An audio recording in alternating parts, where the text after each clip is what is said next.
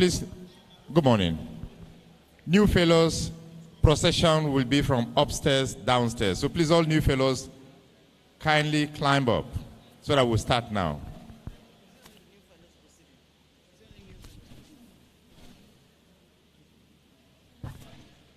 Procession will start from upstairs because of the rains.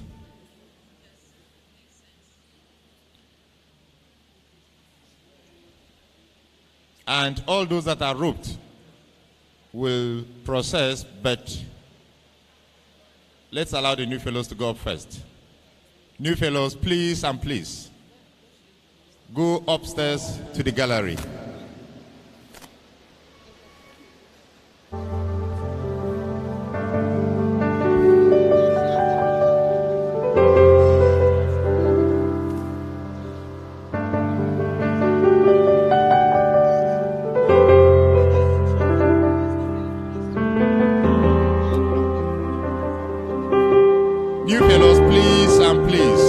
Gallery.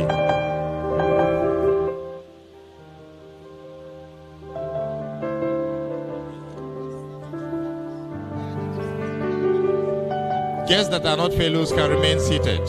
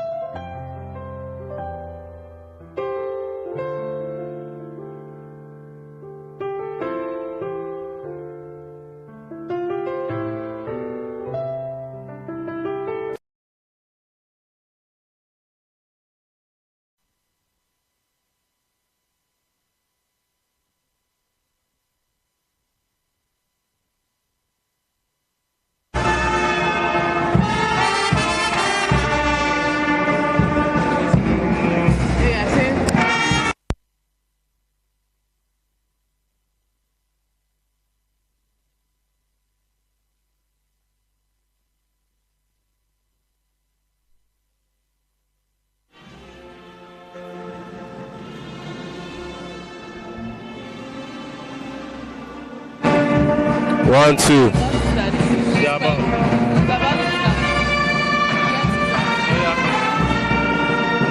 Let's read for first. But this sound is too much.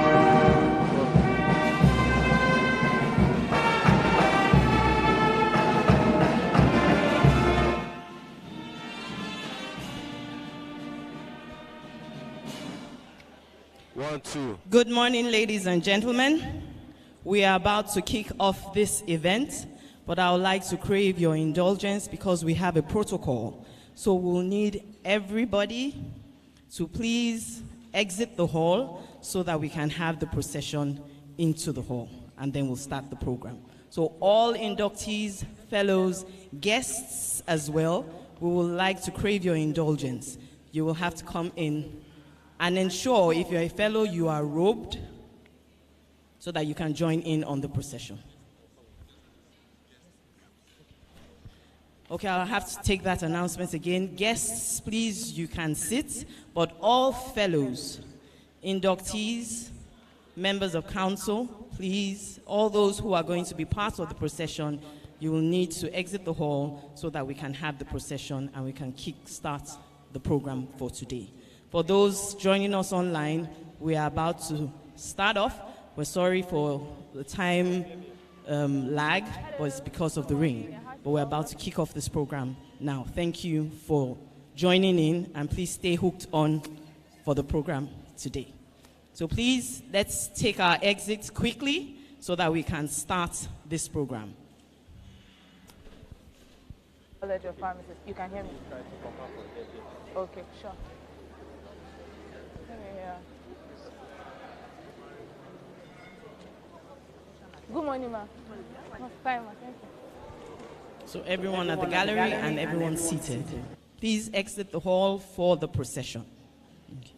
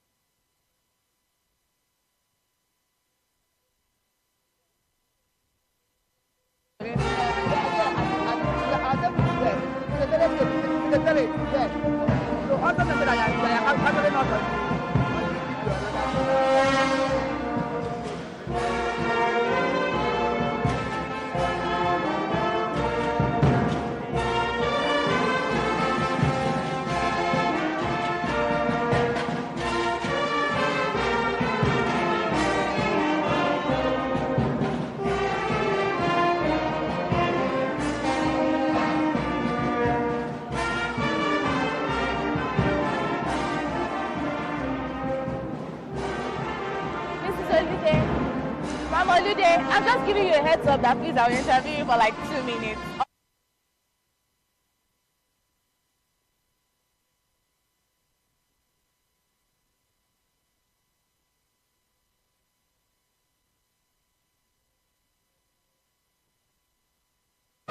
Sorry, good morning, ma'am. I have 2 people. Can you hear me? I found 2 people to interview. I found 2 people to interview. Okay, don't talk. I'm making use of your audio.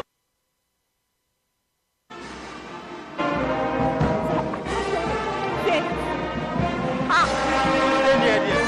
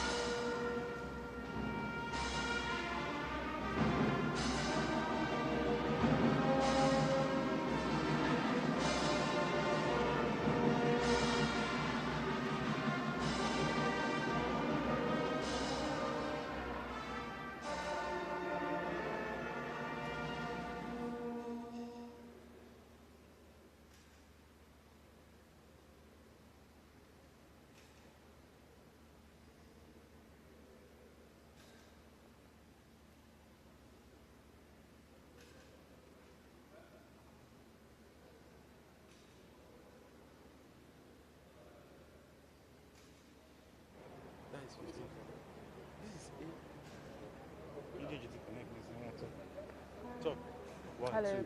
Hello, good morning. Can you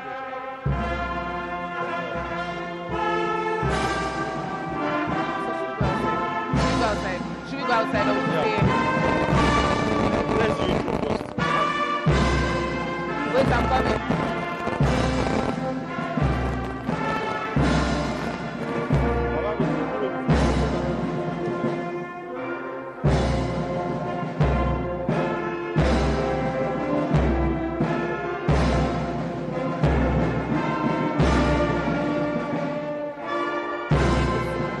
Sorry, let me mix it. So I know how you can take it in yourself. Can you just go to the back of the stage and put this in? So I didn't hear you. Go to the back of the stage and put this thing in. Oh, okay. So that I can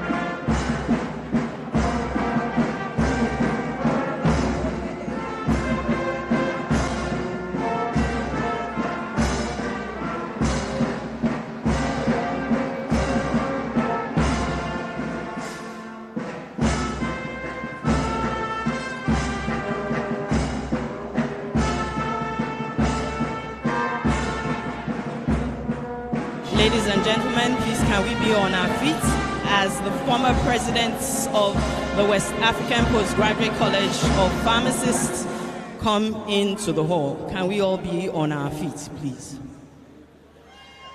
Thank you. We now have the past presidents of the West African Postgraduate College of Pharmacists process into the hall.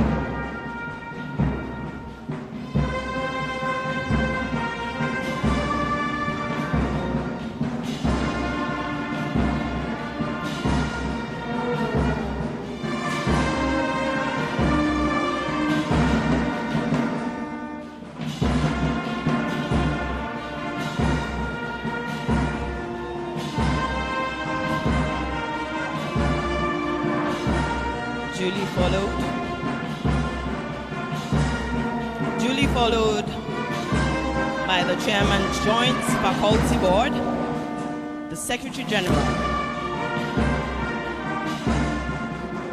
and we also have the President.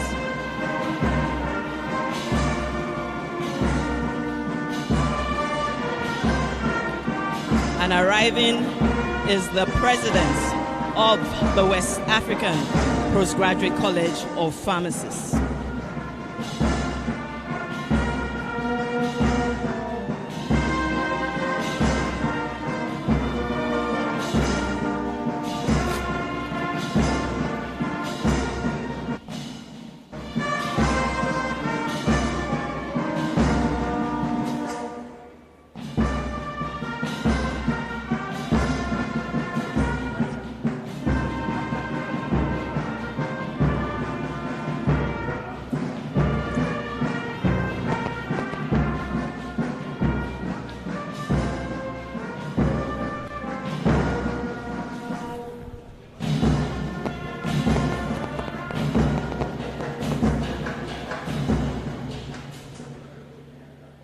We will now take the national anthem of the member bodies, starting from the Gambia.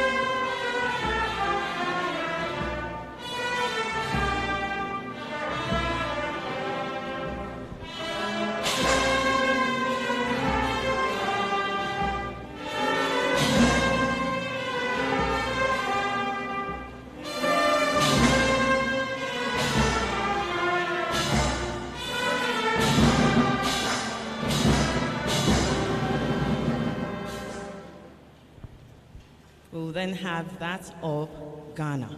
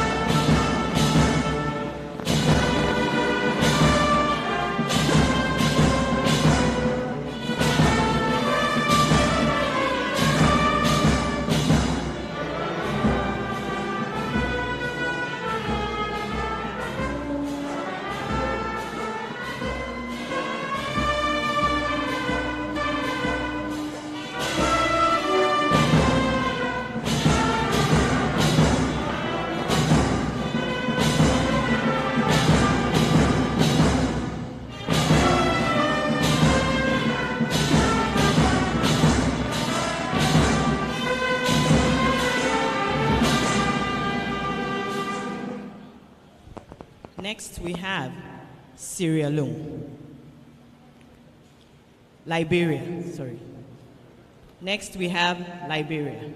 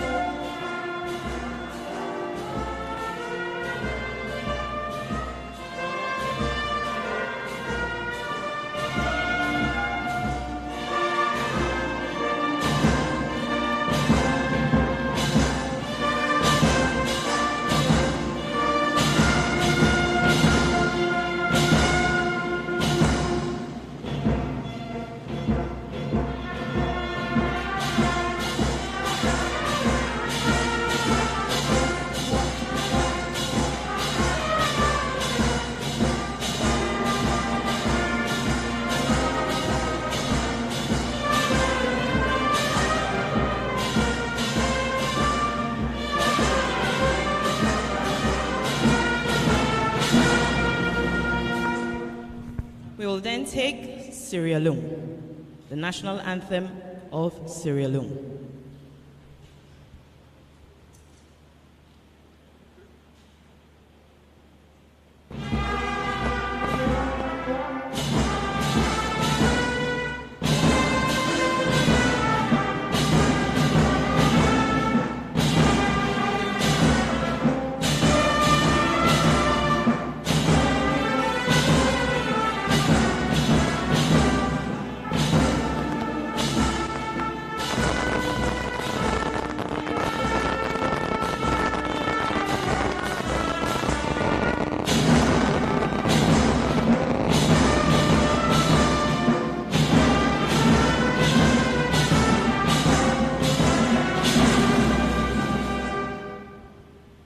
And we will take Nigeria, the host country.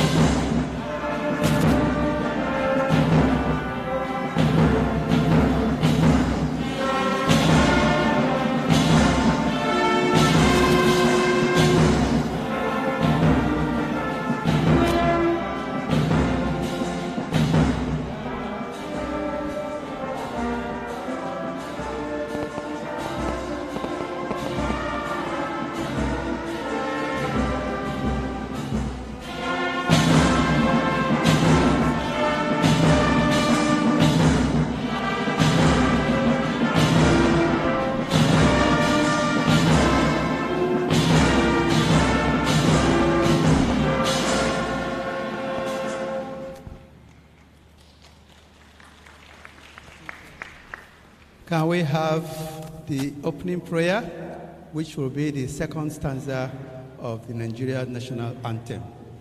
Let's go. O God of creation, direct our noble cause, guide our leaders right, help roots to truth to know, in love and honesty to grow, in trust and truth.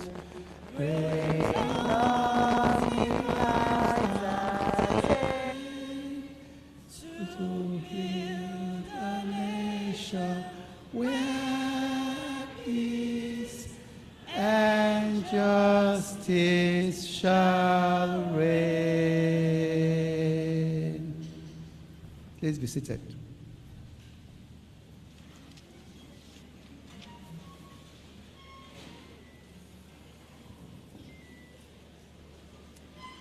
The President, Chairman Joint Faculty Board, Secretary General, past presidents of the West African Postgraduate College of Pharmacists, council members, chairman of faculties, fellows, inductees, members of the West African Postgraduate College, guests, special guests of honor, ladies and gentlemen.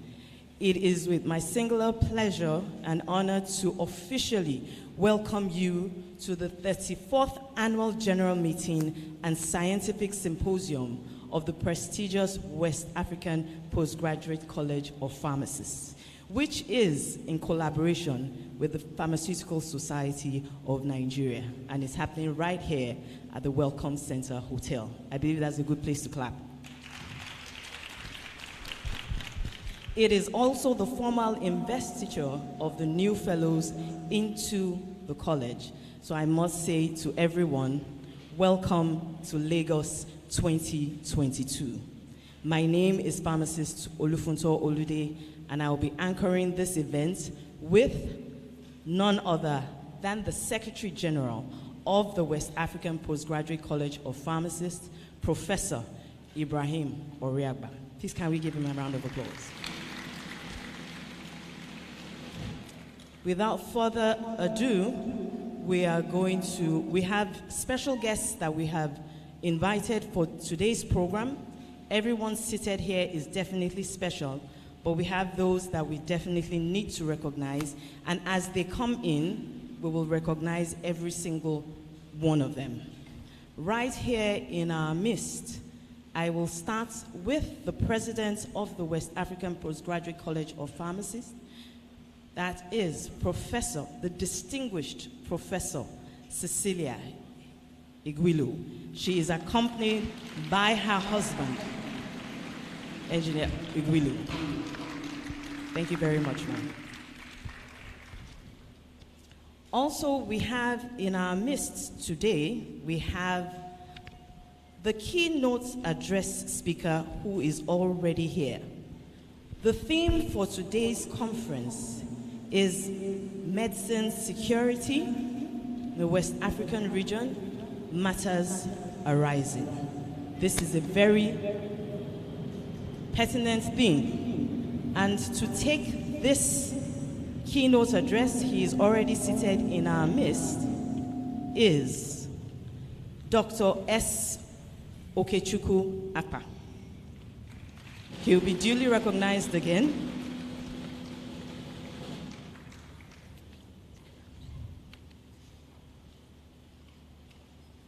Okay.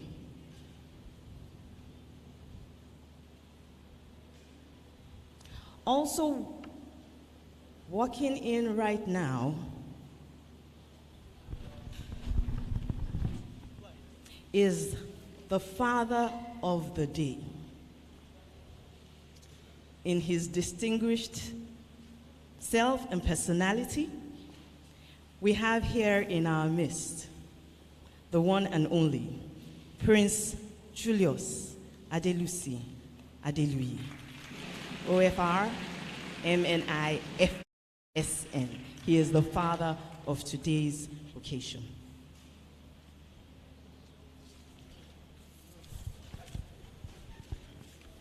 We will take other guests, recognize them duly, so that we can be quick. We also have special guests from NAFDAC. We have in our midst Dr. and Mrs. Monica 𝐓𝐢𝐦𝐞. I hope I got your name right. She's the Director of Registration and Regulation from NAFDAC. Thank you very much, ma'am. We also have Mrs. Ijoma 𝐓𝐢𝐦𝐞, Director, Drug and Evaluation Research Directorate, NAFDAC as well. Thank you very much for coming. We have Mrs. Edosa Ogbede. She's also a director here in Lagos. And we have Dr. Musa Umar, Director of Narcotics, all from NAFDAC. Thank you very much for gracing today's occasion. Also, we have represented the CMD of UCH, Professor Abiodun Otegbayo, who is ably represented by Dr. Adeyinka Ishola.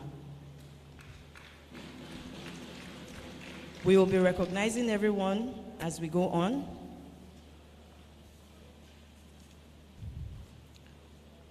And then in our midst as well, aside from our special guests, we have the guests of honor, a very reputable pharmacist, a pharmacist of a distinguished personality, who is the chairman of the Pharmaceutical Council of Nigeria, the PSN Governing Council, Professor Ahmed Tijani Mora. Yes. Thank you very much for gracing this occasion, sir. We will take other recognitions as we go on. I will hand over to the Secretary General. He's going to do the introduction of officers of the college. Thank you very much. Welcome once again to Lagos, Nigeria, the Center of Excellence. Permit me to introduce the officers of the college of the prestigious West African Postgraduate College of Pharmacists. The very first officer of the college, the #1 fellow of the West African Postgraduate College of Pharmacists, is no other than a distinguished fellow of the college, a distinguished professor of pharmaceutics and pharmaceutical technology. She is a mentor of mentors. She is a coach. She She is an excellent personality. Join me in welcoming Professor Mrs. Cecilia Iguilo, President of the West African Postgraduate College of Pharmacists. Then we have the first Vice President of the West African Postgraduate College of Pharmacists, in the person of Mr. Joseph Way, all the way from Liberia. You're welcome, sir. The second Vice President, Dr. Mohamed Sese from Sierra Leone.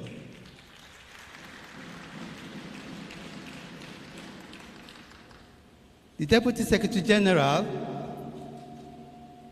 Dr. Daniel Afriye, is not able to come. He sent word that he had an emergency back home. So we acknowledged his absence. The next officer is Dr. Mrs. Fatumata Jasowe, all the way from the Gambia. She is the treasurer of the West African Postgraduate College of Pharmacists. Then we have our editor-in-chief, and it's no other than Dr. Timothy Benga Fajemirokun, Lagos, Nigeria.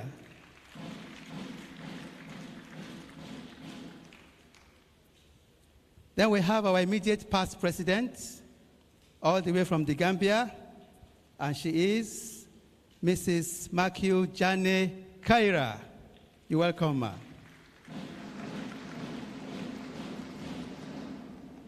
The chairman of the Joint Faculty Board, a distinguished personality of repute from Ghana, Accra, Ghana, Professor Eric Wood. You're welcome, sir.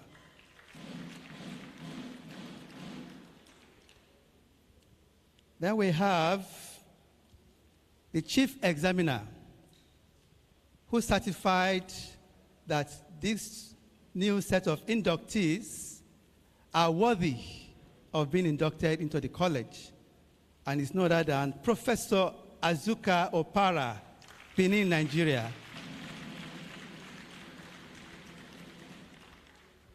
Last but not the least is the Reverend, and he is the chairman of the Finance and General Purpose Committee of the West African Postgraduate College of Pharmacists.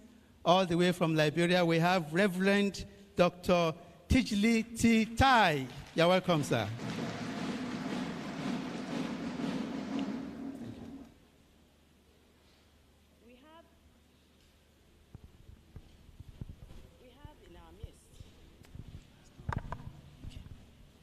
We have in our midst as well presidents from sister bodies right here.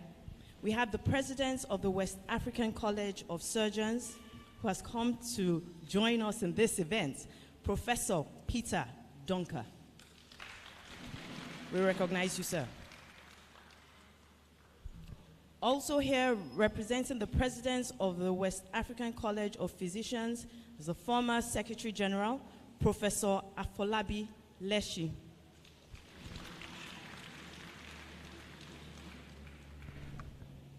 We also have in our midst the chairman, Nigerian chapter. I hope I got that right. The chapter chairman of the West African Postgraduate College of Nurses, Reverend Mrs. Fumi Popola. She is also supported by Mrs. Bemisola Adeyefa, who is also part of the Nigerian chapter. Yes. Okay. Here in our midst, representing the Director General of the Standard Organization of Nigeria, is Engineer Richard Ademini, Director of Marketing. You're welcome, sir. Okay. Now we have our special guest, the Director General of NAFDAC, the Nigerian Agency for Food and Drugs and Control, Administration and Control, Professor Mrs. Mojisola Adeyeye, but she's unavoidably absent this morning. She will be delivering her goodwill message via Zoom, but she is ably represented now, even though I'd recognize her in her own capacity, but she's ably represented now by Dr. Monica 𝐓𝐢𝐦𝐞, Director of Drug Registration and Regulatory Affairs. I recognize you on behalf of the DG of NAFDAC. We also have Mr. Richard Adewumi from the Standard Organization of Nigeria. He's also a director here. And in our midst as well is the CEO and one of the fathers of the profession, the CEO of Pharma News, Pharmacist 𝐓𝐢𝐦𝐞. You're welcome, sir. We also have the Director of Pharmaceutical Services, Health Service Commission, Pharmacist Onokoya, in our midst. We will take the recognitions as we go on. This will be an ongoing affair as everyone comes in. But we will move on quickly to the next item on the program. Yes. So the next item is a sponsored presentation by the Standards Organization of Nigeria. Are you ready? SON. SON. Okay, so we go on to the next item.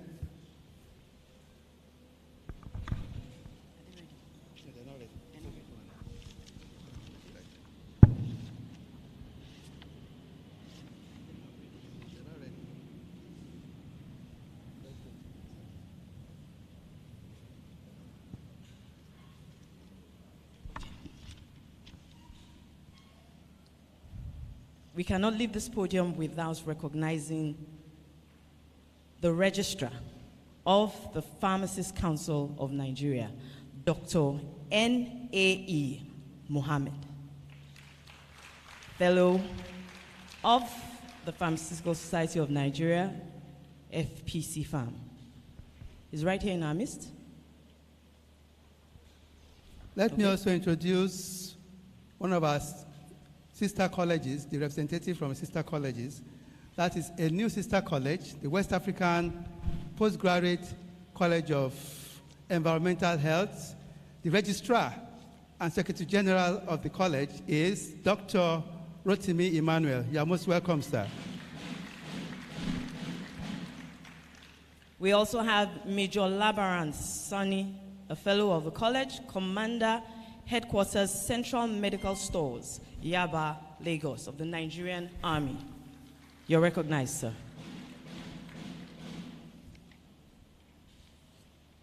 Also, we have Ms. Alero Familusi from the Standard Organization of Nigeria as well. You're recognized. Can you take a bow?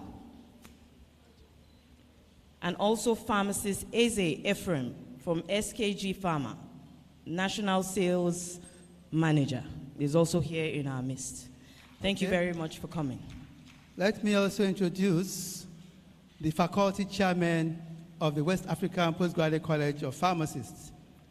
In the college, we have 5 faculties, and each of these faculties has specialties. So the chairman for the Faculty of Clinical Pharmacy is no other than the immediate past Secretary General of the college in the person of Professor Noel Wanang. You're welcome, sir.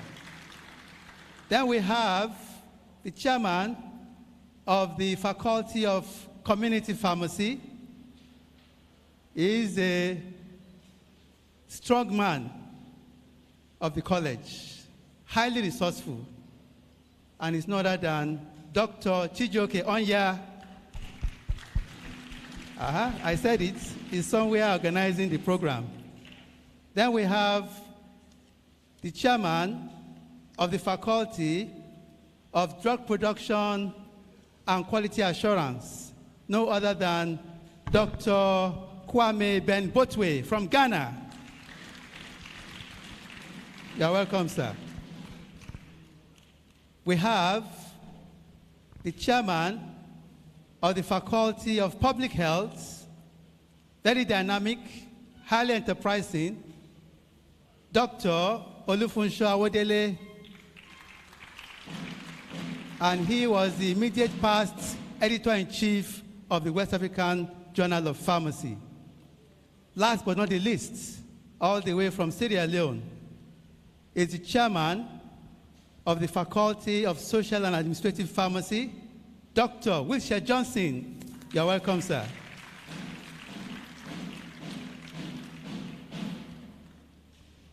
Okay, so Standard Organization of Nigeria, are you ready with your presentation? Are you ready with your presentation?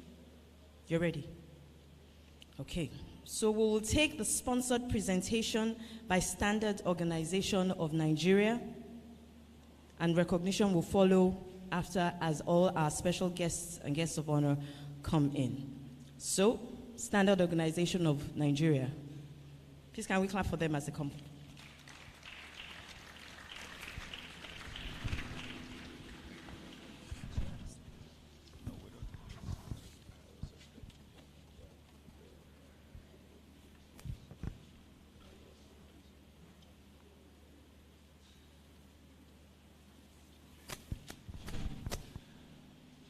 Good morning, distinguished pharmacists in the house, our fathers. If I have to go through the protocol, what I'm seeing here is overwhelming. I see our daddy here, and so many people. Please permit me, because I have very few minutes to spend here. Coming to the midst of great pharmacists here is very exciting. And you are the group that is keeping us going and healthy in this nation. We appreciate your good works, and we thank you so much for keeping Nigeria healthy. My name is Richard Adewumi. I work with the Standards Organization of Nigeria.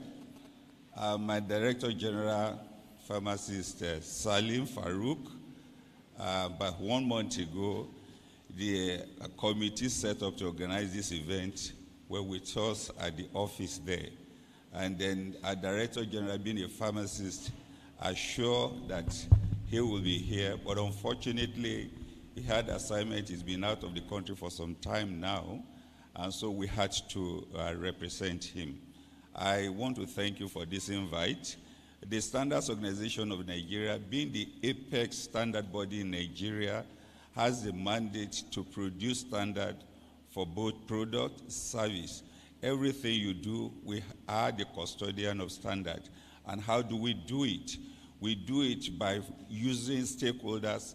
If you have to do any standard in your sector also, we are empowered to do that. We call out the relevant stakeholders in that area, and then we call you to a technical committee meeting where you come up with a draft, produce the draft, and then get the standard council to approve the standard. To date, we have more than 1,000 standards in our custody. We're a member of International Standards Organization. We are also a member of the International Electrotechnical Commission. We are a member of Food Codex Alimentarius. And all of this body, the aim is to produce standards so that we will have a specific way of doing things, measuring performance, and ensure safety, which pharmacy is all about. And then we also, as a standard body, has produced numerous standards that covers management system. That is the ISO standard series that you are aware of, the ISO 9001, 2015 standard, the environmental management standard, ISO 14001. We have the occupational health and safety standard, ISO 45 standard 1. We have the information security standard, ISO 27001. All of these standards are standards that are put in place so that whatever you are doing, if you have a company and you engage this standard and you are certified to this standard, also want you to be aware that before we can go into this, our system certification unit has been accredited to carry out this standard. So any organization that is certified to any of these standards, you are qualified to be recognized worldwide anywhere you present a certificate, and that is what we do. Also, we have standard library that also could be useful for some of our members here. In Ogba, we have over 42 laboratory newly constructed at Ogba complex there. If you want to pay visit to that lab, you can see us. We'll take you around the laboratory, and so that in any area you think we can support what you are doing, we are available for you. We also have the educational standard. This is the latest standard we are introducing to all educational institutions. Currently, the Lagos Business School, they are at advanced stage, will be conducting their audit, and if they are deemed fit, they will be certified to that standard. I strongly recommend that standard to the West African Postgraduate School of Pharmacists. It is an international standard that gives credence to whatever you are doing. And we are open, we are willing to support you and ensure you that this body is also certified to that standard. And so these are some of the things we do, and we hope to continue to partner with as many that also want to partner with us so that we can continue to improve life with a standard.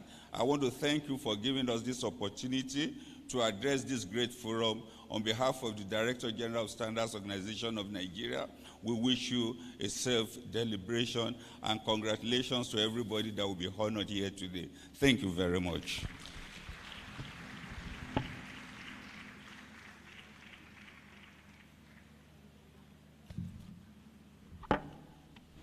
Thank you very much for the presentation by the Standards Organization of Nigeria. While he was making his presentation, our chairman walked in, and I want to take the pleasure of recognizing the chairman of the occasion in the presence of Dr. Mrs. Dere Awoshika, Chairman, Access Bank PLC. You are most welcome, ma'am.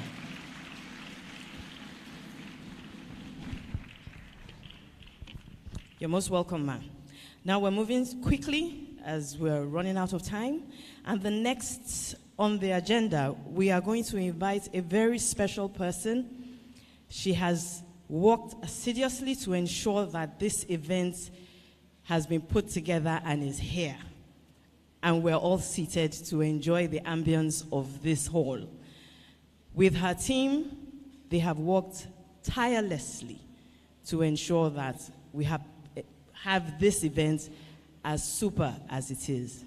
Please put your hands together as I call up stage to give her welcome address the chairman of the Conference Planning Committee for the 34th Annual General Meeting and Scientific Symposium of the West African Postgraduate College of Pharmacists, none other than pharmacist Mrs.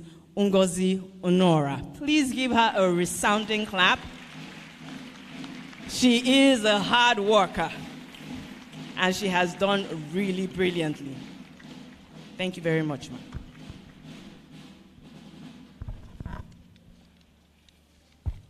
Thank you. Good morning, everyone. Good morning, ladies and gentlemen.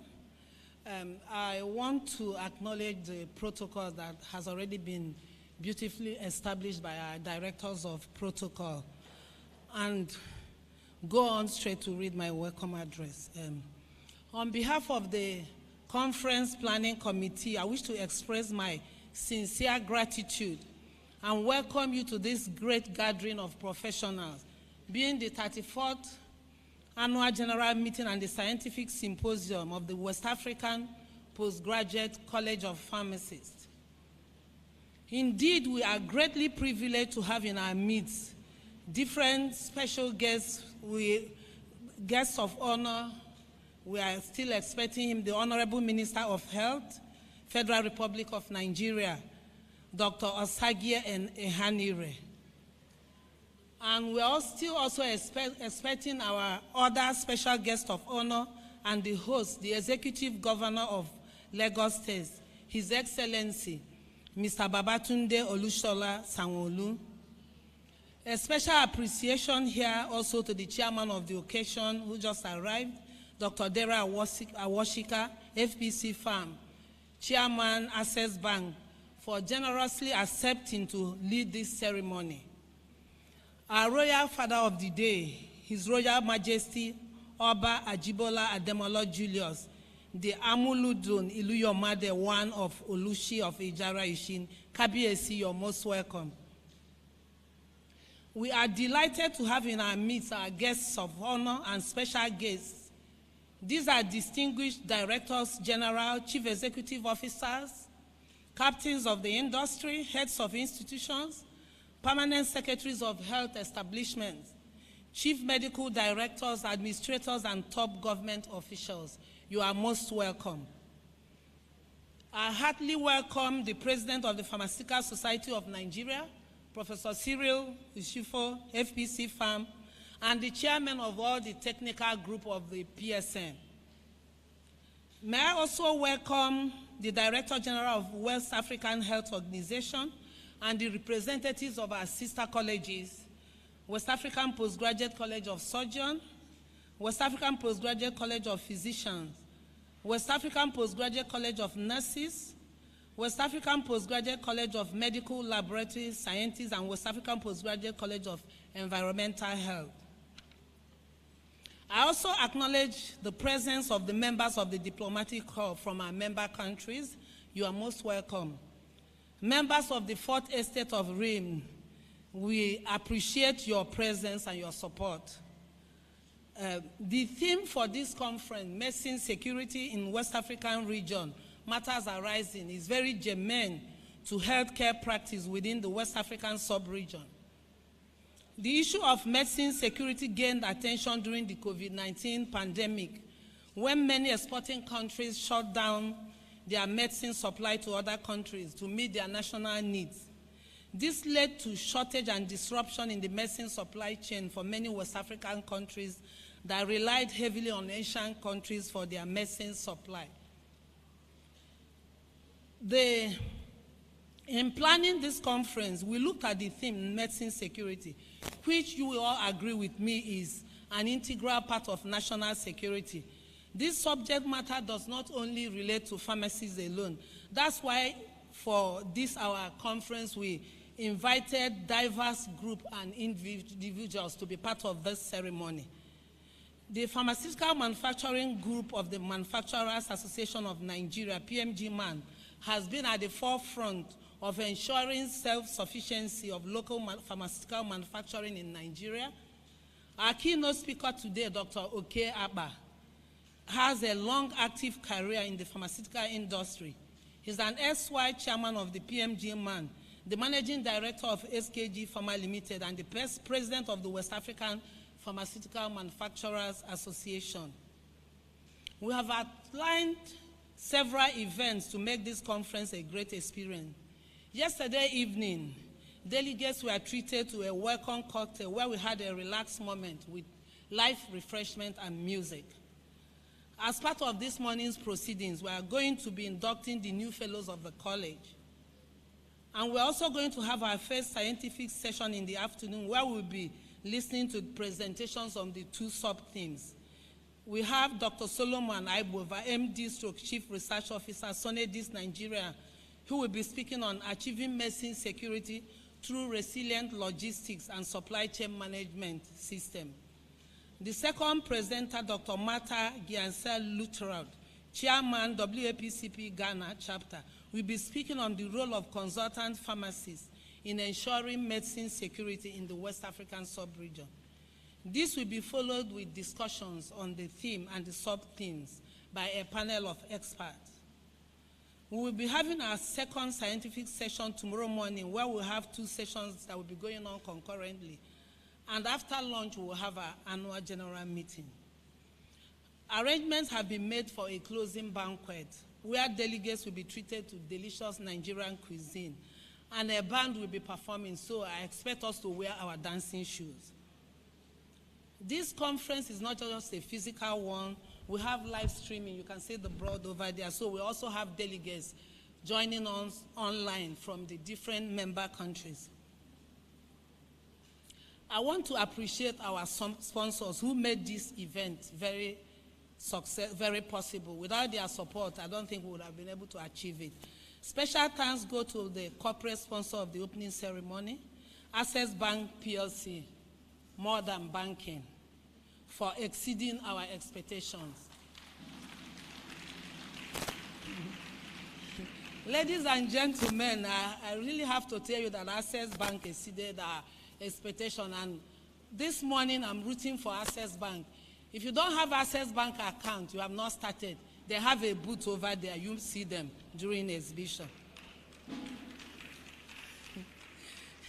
And also deeply appreciate our major sponsors, NAFDAC and SON, for their support. I appreciate the support of the two Director General. When we reached out to them, they supported us even beyond our expectations. Thank you, NAFDAC. Thank you, Standard Organization of Nigeria. And please feel free to visit our exhibition booths, where some of our sponsors will be putting up nice displays after the opening ceremony.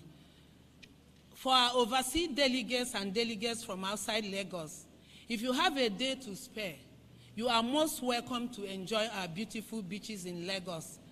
And if you are the shopping kind like yours truly, Lagos Island Market is a place where you shop till you drop. At this point, I want to thank the President. Please, members of the Planning Committee, can you stand up for recognition wherever you are in this hall? Members of the Conference Planning Committee, hardworking members, very supportive members, please stand up for recognition. Great. Great. So at this point, I want to thank the President of WAPCP and the Chairman of the Nigerian chapter for giving my committee members and I this opportunity to serve our profession. Please sit back, relax, and enjoy the conference. Thank you.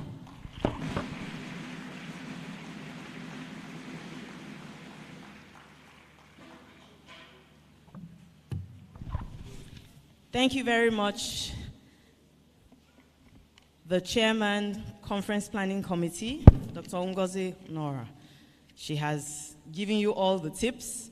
So for those of you who want to shop till you drop, you can go all the way to Lagos Island. Okay, so we still have a few recognitions before we take another welcome address. We have in our midst Dr. Mrs. 𝐓𝐢𝐦𝐞. She is representing the Medical Director of Federal Medical Center, OWO, who is Dr. L.A. Ahmed. So representing Dr. L.A. Ahmed in our midst is Dr. Mrs. 𝐓𝐢𝐦𝐞. We didn't see you, ma. Okay. All right. Thank you very much for coming. Also, here with us is Dr. Dorothy Okwa from the Howard University Global Initiative. She is the country director. We recognize your presence here. Thank you very much for coming. And right here, representing the Honorable Minister of Health of the Federal Republic of Nigeria, Dr. Osage Ehanire, is the Director of Food and Drugs, Pharmacist, Mrs. Bumi Arabian. Thank you very much. Thank you very much. I want to specially recognize the #1 pharmacist in Nigeria. He is Professor Cyril Osifo. You're welcome, sir. PSM President. President of the Pharmaceutical Society of Nigeria. Now, this is a college of West African countries that consists of both Anglophone and Francophone countries. We are so proud and so excited that for the very first time, we are having our Francophone colleagues attending our AGM. A big round of applause for them. Permit me to introduce two of our guests from the Francophone countries. In fact, not only from Francophone, We also have from Lusophone countries. So that is 3 different countries speaking different languages, but working together as a team. So I'll start with our representative from Guinea-Bissau. She is Dr. Zeferina Gomez de la Costa from Guinea-Bissau. You are most welcome, ma. We are so delighted to have you. We also have Dr. Prosper Hayek. He flew in from Paris, and he is representing Cameroon. He is the current president of the African Pharmaceutical Forum. Dr. Hayek Prosper. You are most welcome, sir.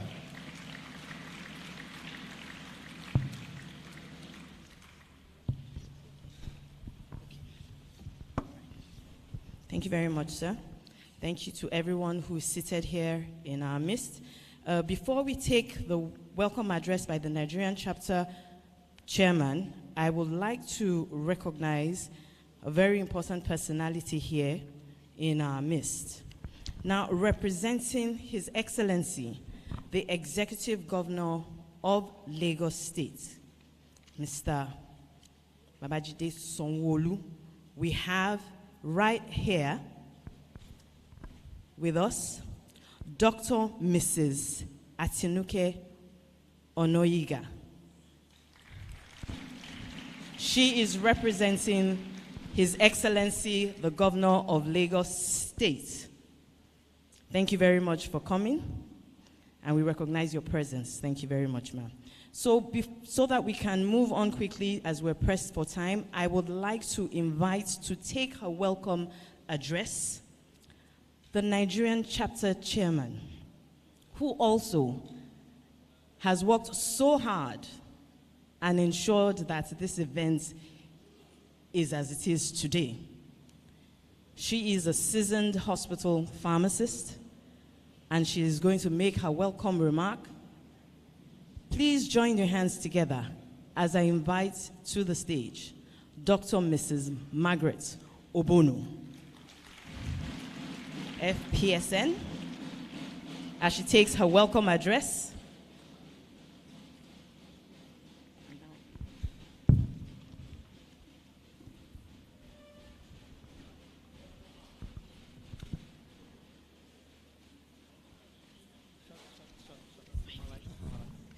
Thank you very much. Good morning, everybody. Welcome to this beautiful location on a beautiful day that the Lord has made. You're welcome to Nigeria. For those of us that are Nigerians, you're welcome from all over the country. And those from outside Nigeria, we welcome you. We want to say sit down and enjoy the beautiful scenes of Lagos and enjoy Nigeria. The COVID-19 that we all experienced, the pandemic, posed a major threat to the global public health. As an unprecedented pandemic, it also threatened the supply of medications to African countries. The reliance on medicine supply from other countries in the past decades posed a serious challenge, but it became more apparent due to the COVID-19 pandemic. Access to medicines, being an integral part of healthcare system, and uninterrupted access being a needed and essential item for well-being of the population was threatened. The theme of this conference, Medicine Security in the West African Region, Matters Arising, is apt at this time, and this will be discussed over the next couple of days. The keynote address speaker is an erudite scholar with vast experience. He's a seasoned manager of human and material resources and someone that has a passion for pharmacy profession and humanity. The sub-themes also and their speakers have been carefully selected to enrich our knowledge and provoke us to doing all we can to have medicine security in this nation and the West African region. A number of scientific papers will be presented during this conference. I will urge all of us to relax, pay attention, and ensure that you take something vital away from this conference. The induction of new fellows into the college is a major highlight of this occasion. We heartily congratulate all the inductees of today. We look forward to their contributions as they come into the college to bring about the progress of the college. On behalf of every member of the Nigerian chapter, I wish to thank all our guests, distinguished guests, special guests of honor, everyone that has come to honor us in spite of their busy schedule. Thank you for coming. Appreciation also to all our sponsors, both individual and corporate bodies. Appreciation to our sister colleges. Appreciation to council members who have come from all other countries. Thank you. I believe we are going to have a good time. Finally, I welcome you all to Lagos and to the 34th AGM and Scientific Symposium.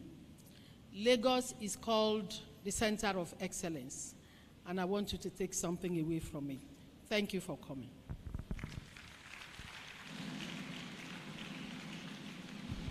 Thank you very much, Dr. Mrs. Margaret Obono, for that welcome address. I will take a few recognitions before we go, and like she said, Lagos is the center of excellence. We have a call and response that is done here in Lagos, and we say, Igbega Ìpínlẹ̀ Èkó, Àjùmọ̀ṣe gbogbo wa ni. How many of us know that?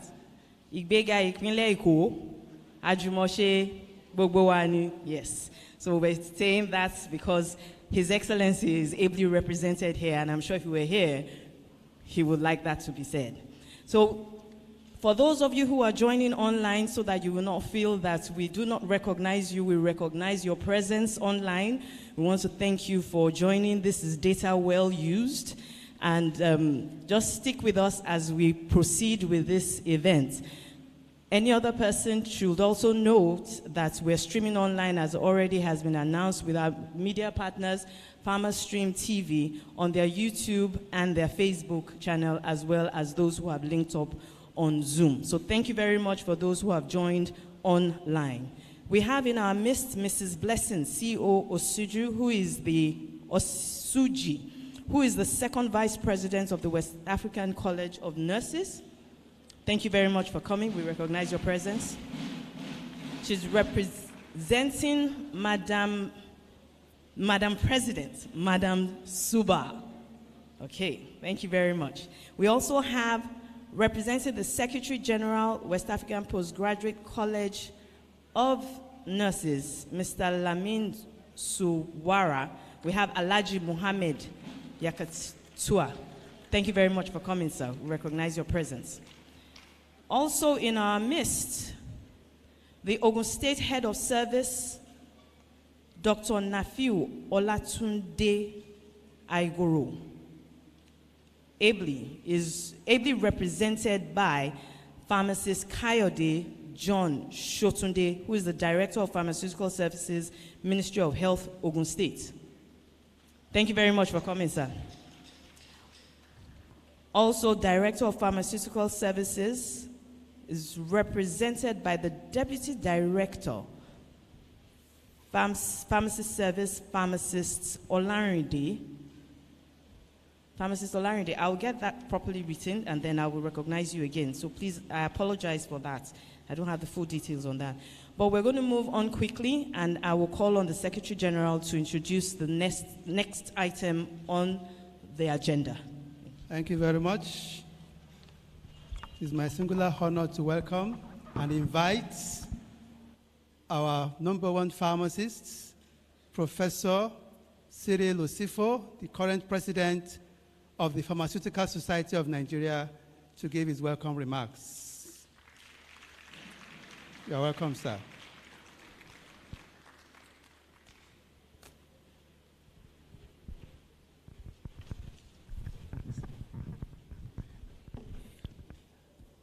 The representative of our minister, and also the representative of the governor of Lagos State,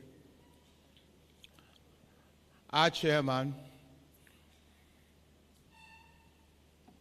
our big sister, who was also the chairman during my inauguration in Abuja. Thank you very much for being present. Our father of the day, evergreen, ever young. And indeed, all those who are on the 8th floor, you will continue to thrive and climb higher. I want to align with the existing protocol so that we can redeem time. But allow me to specially recognize two persons, my father and my mother in academia. I'm 20 years old as a professor, and Professor 𝐓𝐢𝐦𝐞 taught me what I knew in pharmaceutical chemistry. Professor. Also in a special way, she's always young. My academic mother, Professor Mrs. Bank Femi Oyewo.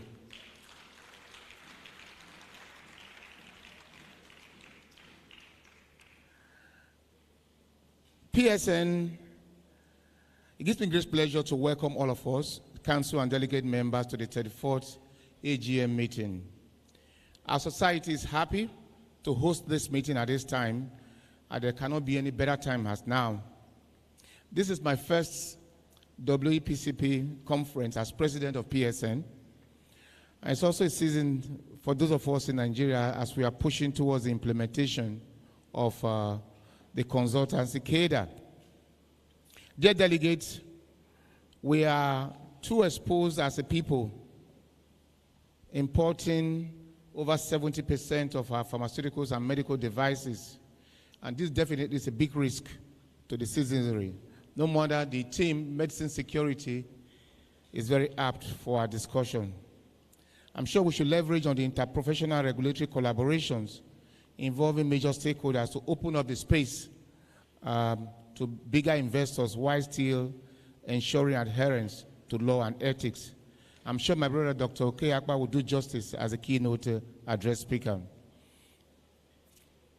NAFDAC is promoting her 5+5 program, which is to encourage local producers production after importation of registered product for 10 years. NAFDAC also recently completed an audit of over 150 pharmaceutical manufacturing sites within the country. This is helping to promote what we will call capacity utilization, ramping up production and encouraging contract manufacturing. PSN is supporting all these efforts targeted to facilitate a rapid transformational development in our healthcare system.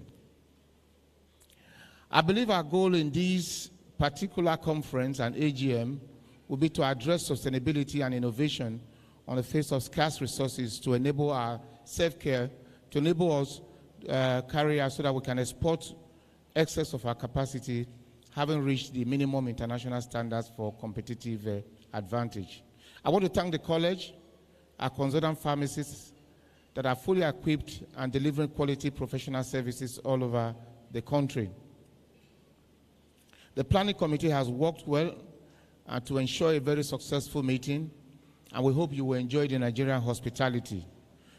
Please, I would want to ask you not to forget to taste our local dishes and enjoy the great evening which Lagos has to offer.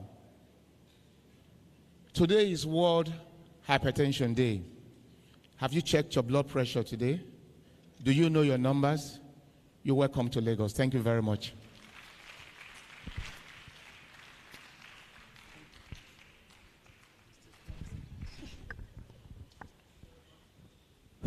Thank you very much, the President of the Pharmaceutical Society of Nigeria.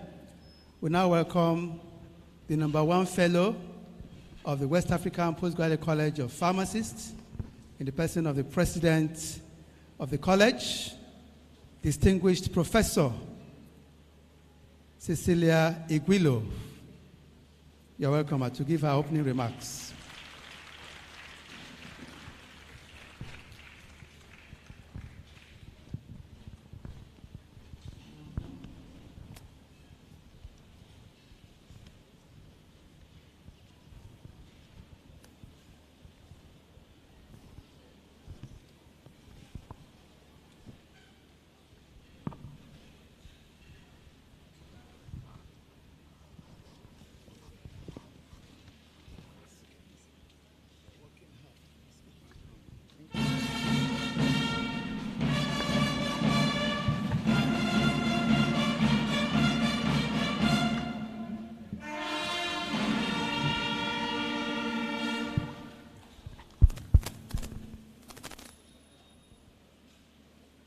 The chairman of the opening ceremony, my sister, Dr. 𝐓𝐢𝐦𝐞, the chairman of Access Bank,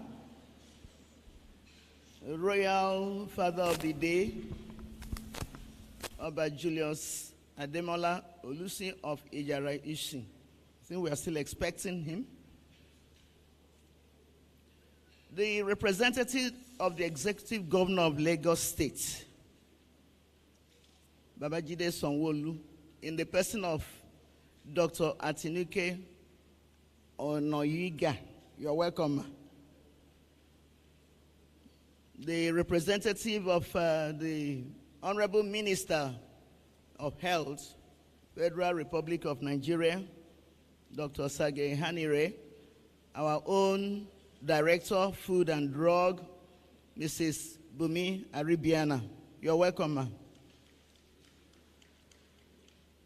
All the health commissioners present here, permanent secretaries present, heads of parastatals, their representatives. I know that the representative of DG NAFDAC, DG SON, DG NIPRID, keynote address speaker, our own Dr. Pharmacist OK Akpa, MD SKG. You're welcome, sir. The father of the day, my mentor, Prince Julius Adelusi Adeluyi, the president of the Nigerian Academy of Pharmacy and former Minister of Health, Nigeria. Presidents of sister colleges, the representative from the West African College of Physicians, our own Professor Folabi Leshi, and then the president of West African College of Surgeons, registrar of the West African College of Environmental Health, representatives from West African College of Nursing, the director, country director, Howard University Global Initiative, Dr. Dorothy Okwo, Chairman, PCN, Pharmacists Council of Nigeria, Professor Ahmed Mora, and my own lecturer, former chairman of PCN, Professor Festus Ogumbono. So you're welcome. I was delighted to see you.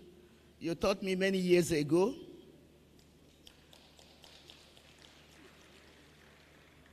I also recognize 𝐓𝐢𝐦𝐞, the Managing Director of Pharma News, our distinguished council members, distinguished fellows of the West African Postgraduate College of Pharmacists, and our dear colleagues from the Francophone and Lusophone countries. We are delighted to really have you here. My lords, spiritual and temporal, my beloved husband, Engineer Dr. 𝐓𝐢𝐦𝐞, whom I got married to 3 times. The first one was December 19, 1980. I got married to him traditionally. The second one was 17 September 1981 in court in Louisiana, Ruston, Louisiana. I got married to him again. And the third one was 22nd of April 1984 in Talladega, Alabama. I got married to him again. And if I'm to marry again, I will marry.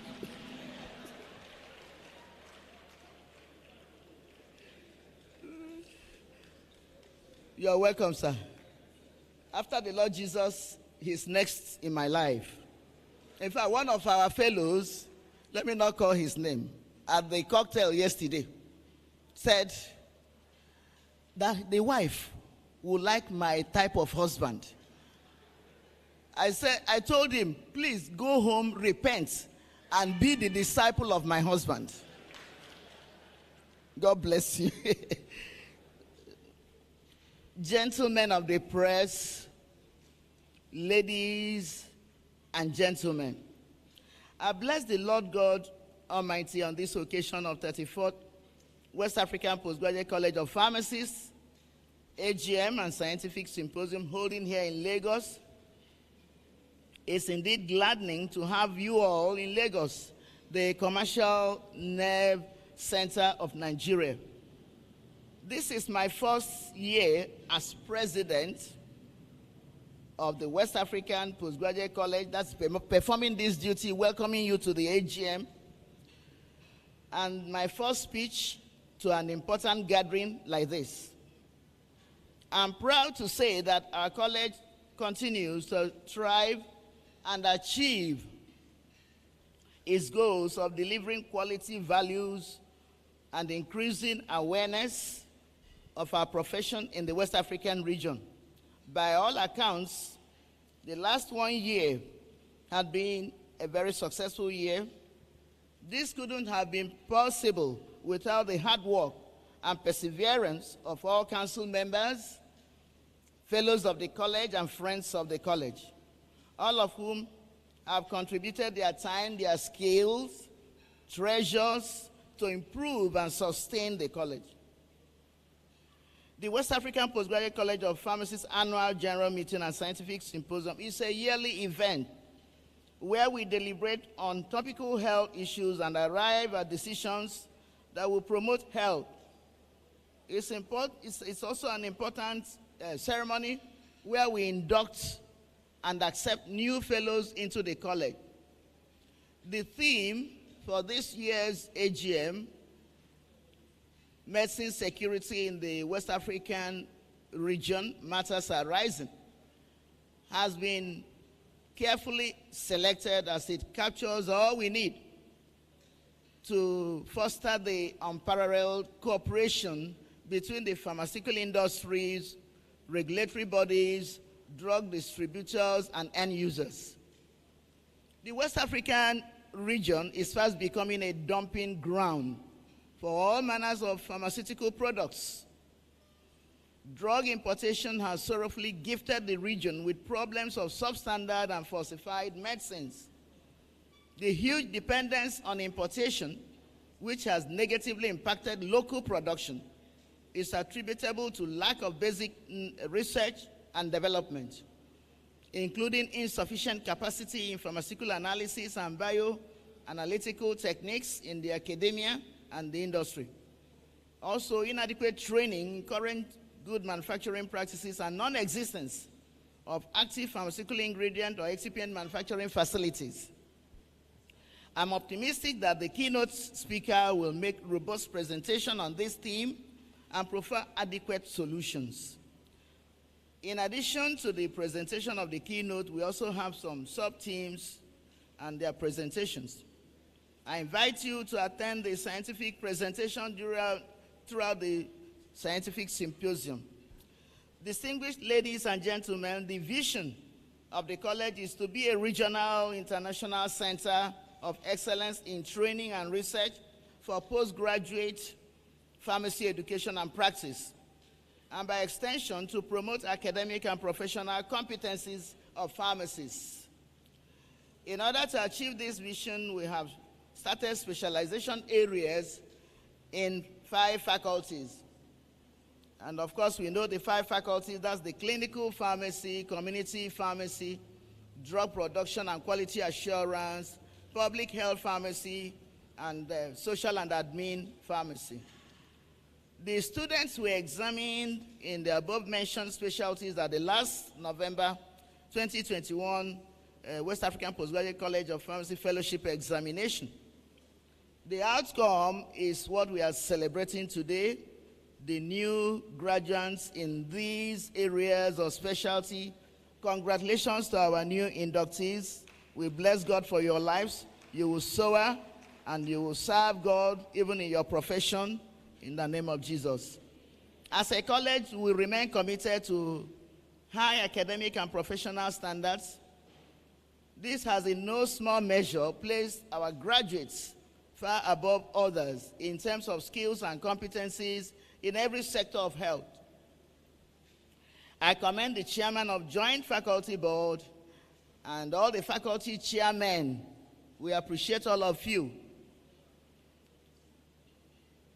for their tremendous efforts. Today, as we confer fellowship to about 126 new fellows, both the chairman of Joint Faculty Board, the examination committee, council, must be credited for this success. It's an important milestone for the college, an important event for the profession, and a great value added to the West African region.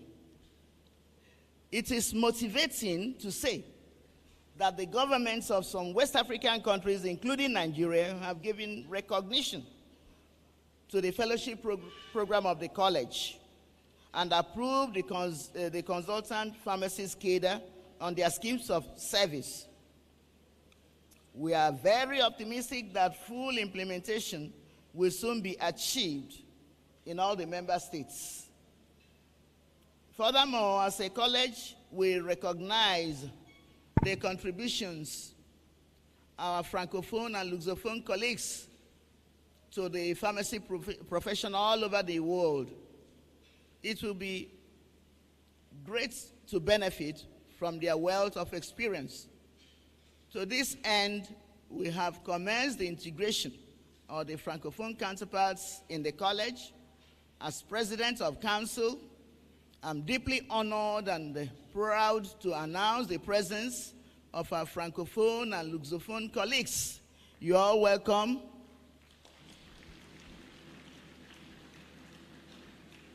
As a college, this collaboration, reunion, and harmonization between Anglophone, Francophone, and Lusophone members will provide stimulating unity and focus on opportunities that will advance the global practice of pharmacy. Everything is ready. The council has made available opportunities for our shared vision. We are on the right path, and as pharmacists, we shall continue to reinforce our expertise to the benefits of the peoples of the West African region, and by extension to the rest of the world. Pharmacists have demonstrated resilience and trust in the healthcare sector and shall continue to support and contribute to this shared vision. Distinguished ladies and gentlemen, I'm delighted to announce to you that we had a landmark event of laying the foundation of our regional building at number 13 Jibowu Street, Yaba, Lagos. That was done yesterday because of go-slow.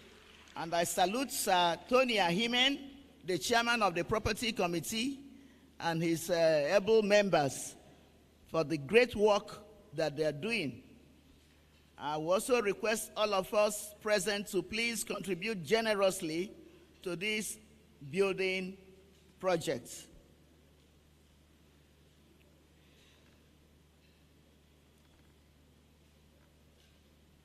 Ladies and gentlemen,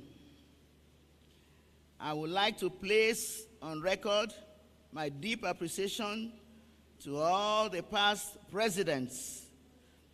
I believe Professor Folatayo, maybe he's still on the way, Dr. 𝐓𝐢𝐦𝐞, Mr. 𝐓𝐢𝐦𝐞, Reverend Titi, and my sister, Mrs. 𝐓𝐢𝐦𝐞, for all your efforts. And of course, the past secretaries generals of the college. From my sister, Professor Femi Oyewo, you're welcome. Mrs. B.C. Bright, I think I saw her somewhere. Professor Azuka Okpara, that's the Secretary General's table over there. Professor Wilson Eru, just in front here. And Professor Noel Wanang. We sincerely appreciate your labor, your sacrifice, and of course, the past and present members of council, and indeed all officers of the college, including the resource persons and examiners. Our hardworking and diligent Secretary General, Professor Ibrahim Uriagba, is an asset to the college. So I most sincerely thank you and your secretariat staff. As I conclude this speech, I wish to mention something about the father of the day, a great mentor and a great guide.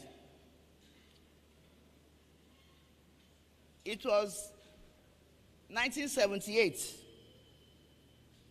as a young graduate, about a year and a half or so after graduation, I was posted to Kwara State, the College of Technology in Ilorin. I was the only pharmacist. They depend on the National Youth Service for their pharmacists. And I was so zealous and carrying all that I've been taught into practice, and of course, making some enemies. And this PSN National Conference for that year, I think 78, was held in Ilorin. I met him. I told him some of my challenges. He took me aside. I said, young lady, you have a bright future. And the guide and the counsel he gave me that day, I will never forget. The Lord had been using it, so I appreciate you. You may not remember, because we are so tiny. We are just internees coming out and becoming youth service and just running helter-skelter. But by the special grace of God, the Lord has helped me in my career. In fact, it's on the platform of the president of West African Postgraduate College of Pharmacists that I was elected Vice President of ECOWAS Regional Council for Health Professionals Education. The Lord has helped me through people like you to achieve my desires in my profession. Thank you so much. And of course, the chairman of today, my sister, Dr. Dera Woshika, had been a sister to me. It was in their hospital, 31st of March, on a Saturday, 1990, that herself, the husband, led me to Christ. In fact, the next day, being 1st of April, 1990, my husband gave his life to Christ. So they are like our parents in the Lord. They are prayer partners, supportive anytime we call upon them. May the Lord bless you and bless our daddy and preserve you and your family. We sincerely appreciate you. Thank you, ma'am.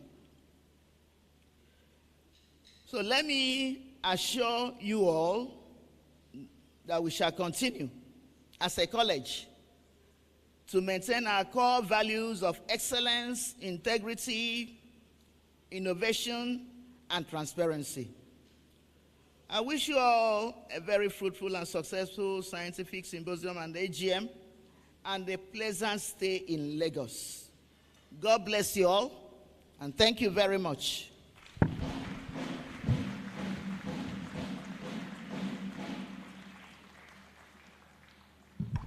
I believe we can do better than that. Thank you, the President, West African Postgraduate College of Pharmacists, Distinguished Professor Cecilia Iguilu. Please, let's clap for her as she goes to her seat. Thank you very much.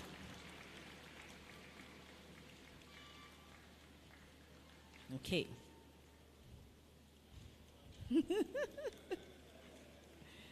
That's marriage made in heaven. Seats, please. Okay, before we move on, there was something she said in her speech about the implementation of the consultancy cadre that we're pressing very hard to ensure institutions implement this. But we have a particular institution that has done this, and that is the University of Osun Teaching Hospital, Osogbo. The consultancy pharmacist cadre has been fully implemented with the status and remuneration. And right here in our midst, we have the Chief Medical Director, who made this, of course, instituted this in his institution, Professor Peter Babatunde Olaiton. I believe we should give him a resounding clap. Thank you very much for gracing this occasion. We're glad to have you here. Okay, I would also like to recognize the presence of the Commissioner for Health, Nasarawa State, Pharmacist Ahmed Yahaya. Okay, I believe he's here. Also, we have representing the National Chairman of Clinical Pharmacists Association of Nigeria, Dr. Joseph Madu. We have Dr. Mrs. Motihat Olulawal, who is also the National Secretary of CPAN, Clinical Pharmacists Association of Nigeria. We recognize your presence. Thank you for being here. We have two other recognitions that we need to do before we take on the chairman's speech. Yeah, thank you very much. Hello. Thank you very much. Yes, we have Dr. Prosper Herg, flying all the way from Paris. He is the current president of the African Pharmaceutical Forum. You're most welcome, sir. We also have the ambassador, that is the representative of the ambassador of Burkina Faso to Nigeria, Mr. 𝐓𝐢𝐦𝐞, represented by Mr. 𝐓𝐢𝐦𝐞 John Hogos Uba, Deputy Consul of Burkina Faso in Lagos. You are most welcome, sir.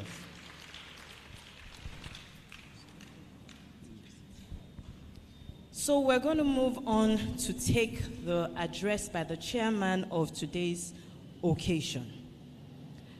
I will please ask that the chairman please stand up. Thank you very much, ma'am.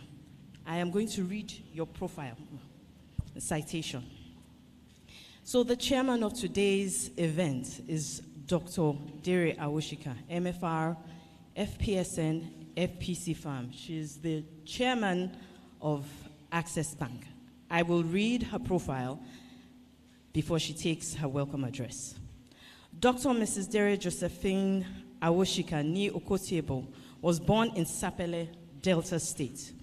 Dr. Mrs. Awoshika is an accomplished administrator with over 3.5 decades of experience in public sector governance. She was the pioneer national coordinator and chief executive of the National Program on Immunization, Director Parastatals in the Office of the Head of Civil Service of the Federation, Director, Department of Community Relations and Youth Development in the Ministry of Niger Delta Affairs, and rose to the level of Permanent Secretary in the Ministries of Interior, Career Management Office, in the Office of the Head of the Civil Service of the Federation, Federal Ministry of Science and Technology, and Federal Ministry of Power.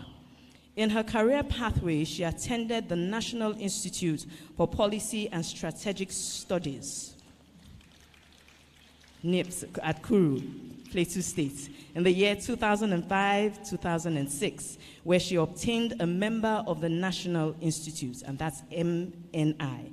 She retired as a Federal Permanent Secretary in January 2013, but obviously she is not tired, okay? Dr. Mrs. 𝐓𝐢𝐸𝐤𝐞 joined the board of Access Bank in April 2013 as an independent non-executive director and has been the chairman and vice chairman of the board Credit and Finance Committee and the board Audit Committee respectively, in addition to membership of other board committees. Dr. Mrs. 𝐓𝐢𝐸𝐞 is a member of the Board of Advisors of Africa Initiative for Governance, Advisory Council to the Olu of Warri, Council of University of Warri, Postgraduate College of Pharmacists. She holds an MPharm in clinical pharmacy, a doctorate degree, PhD in pharmaceutical technology from the University of Bradford, United Kingdom, which she obtained in 1981 and 85 respectively, and also got a postdoctoral certification in clinical pharmacy from the University of Leeds Teaching Hospital, UK. She is currently chairman of Access Bank PLC, CEO, Josephine Consulting Limited, a non-executive director of Capital Express Assurance Limited, and chairman of International Foundation Against Infectious Disease in Nigeria, and also the past chairman of CHAMS PLC. She is the initiator of the Christian Benevolence Foundation, a non-profit organization based in Lagos, whose goals and objective is to cater for the needs of the needy. She is happily married to Dr. Olubayode 𝐓𝐢𝐸𝐸𝐞, whom she always refers to as her greatest strength and support aside God. She is blessed with 3 children and 5 grandchildren. Please make welcome the chairman of today's occasion. Can we be on our feet as we recognize Dr. Dere 𝐓𝐢𝐸𝐞. Thank you very much, ma'am.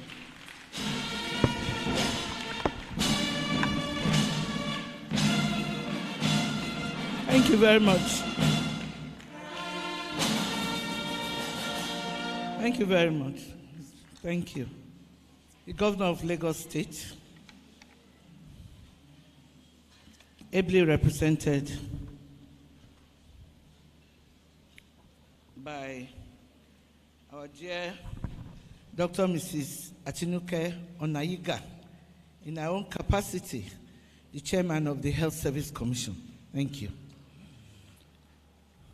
The special guest of honor and one of the great initiators of the West African Pharmaceutical Federation, Prince Julie Adeluyi, the man who was chairman, president of the Pharmaceutical Society. I was honored and privileged to serve under you, sir, as the national secretary at that time.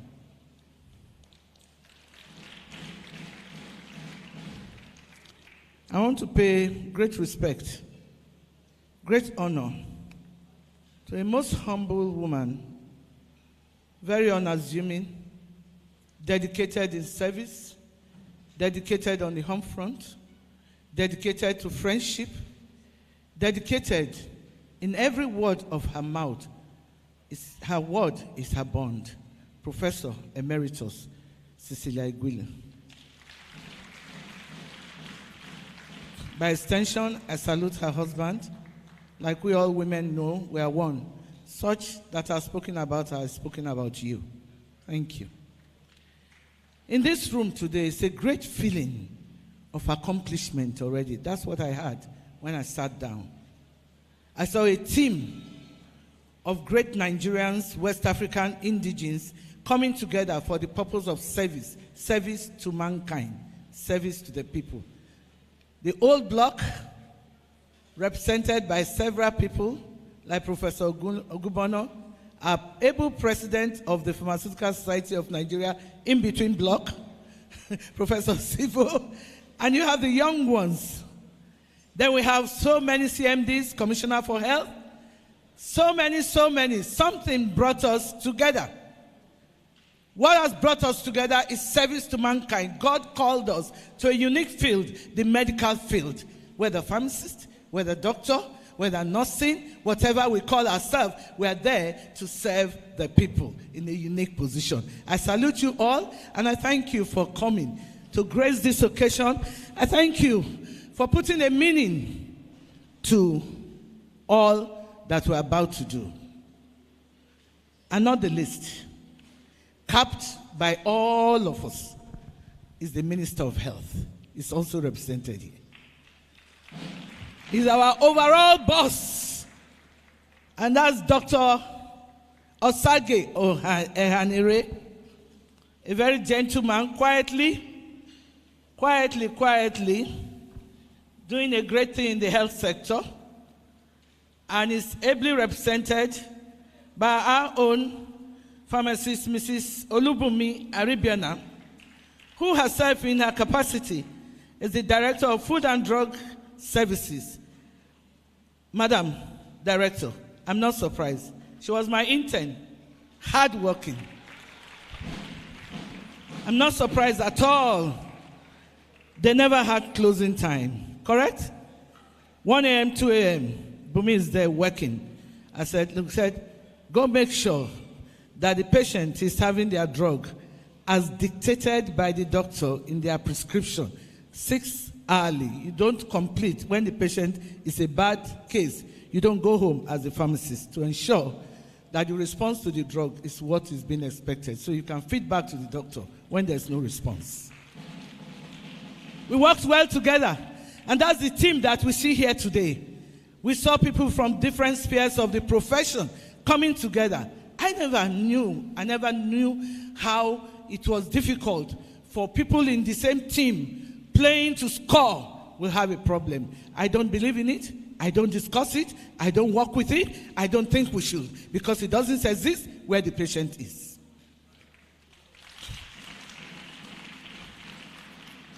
So this is apt, Madam President, Madam. Your topic is well thought of, and I know behind the thought is a passion to better serve the people. Medicine security in West African region. We can't stop Boko Haram because that's not our job. Our job is the security of the patient. And what we use to secure the patient is to diagnose right and give the right drug. So medicine security topic is apt. We need to put our mind to it. We need to come together. We need to support the West African region to see that we build a great support and build laws that will bind us to work together as a region to stand for the health of our people. It's so important. The entire region is not as big as United States of America. Why are we then fretting? Do we have people that can do it? More than people. We have intelligent, well-capacitated people that can do it under the leadership of Professor 𝐕𝐞𝐧𝐮𝐞, and in the medical, under the leadership of the various medical sectors, and in the ministry, under the leadership of the ministers. Both of them are medical doctors. And then you have other directors in the various areas. So, we are in the right direction. I'm happy to be here. And thank you for inviting me. I'm really pleased with the aura in the room. I'm pleased with the focus in the room. I'm pleased with the determination in the room. That when we leave here, it will not be mere words. It will be time for action. And the action is for every one of us. I hope, and I plead, and I beg that we will take a new turn. We're in the century, a new one, 2022, after COVID. We've seen what great role medicines, secured medicines can do to the life of patients. I have seen, I give you an experience. While I was working in the military hospital, Yaba. And we had good rapport, all of us. And from the theater I was called that the ketamine that was being given is not relaxing the patient. I said, definitely it's not ketamine. I ran straight and got where I believe was the right place. And they started, the difference was clear. As soon as they injected what I brought, the patient was relaxed, ready for surgery. That's what it is. Another experience I had, which was very terrible, and made me to focus my mind as a pharmacist. No other but a pharmacist. Proud to be a pharmacist. Always, I want to practice pharmacy. Was when I saw a woman in labor continuously. May the soul of the gynecologist rest in peace. He called me. He was a major general. And he said, the oxytocin is not working. There are no contractions. I ran to Sandox in 𝐕𝐞𝐧𝐮𝐞. And I got the MD, please give me oxytocin from you. I ran back. In a short while, the woman delivered. What are we talking about? We're talking about security of medicines. Imagine that you are that woman. Imagine that you are the one in theater that is using fake ketamine. Imagine that you are that patient. That's what we should be imagining. That's what we should be doing. And we can't do it alone in Nigeria. We need the sub-region to work together. We can do it. We can manufacture. We can work together to produce things as a region. We can ensure that fake drugs are not seen around this region. Not just legislation. We need the legislation. But we all need to cooperate. We need to live here, cooperate, work together with other members of the team in the medical. A team cannot score a goal until we work together. Let's forget about yesterday. If we work together, you always score goals. And I want to beg everyone, all our medical counterparts in the place, let's work together. I have a great example in the military hospital. We worked together and we began to reduce morbidity and mortality right in the hospital as a result of everybody working together. A team can only score a goal. A man cannot score a goal alone on the field and it will be called a goal. Only when he works together and plays together with the team. That's why when you see they score a goal, they hold each other and rejoice. Madam President, I believe with the people you have in the room today and the poise and the focus of this program, of this conference, we're about to score goals in the health sector in the West African sub-region. Thank you. God bless.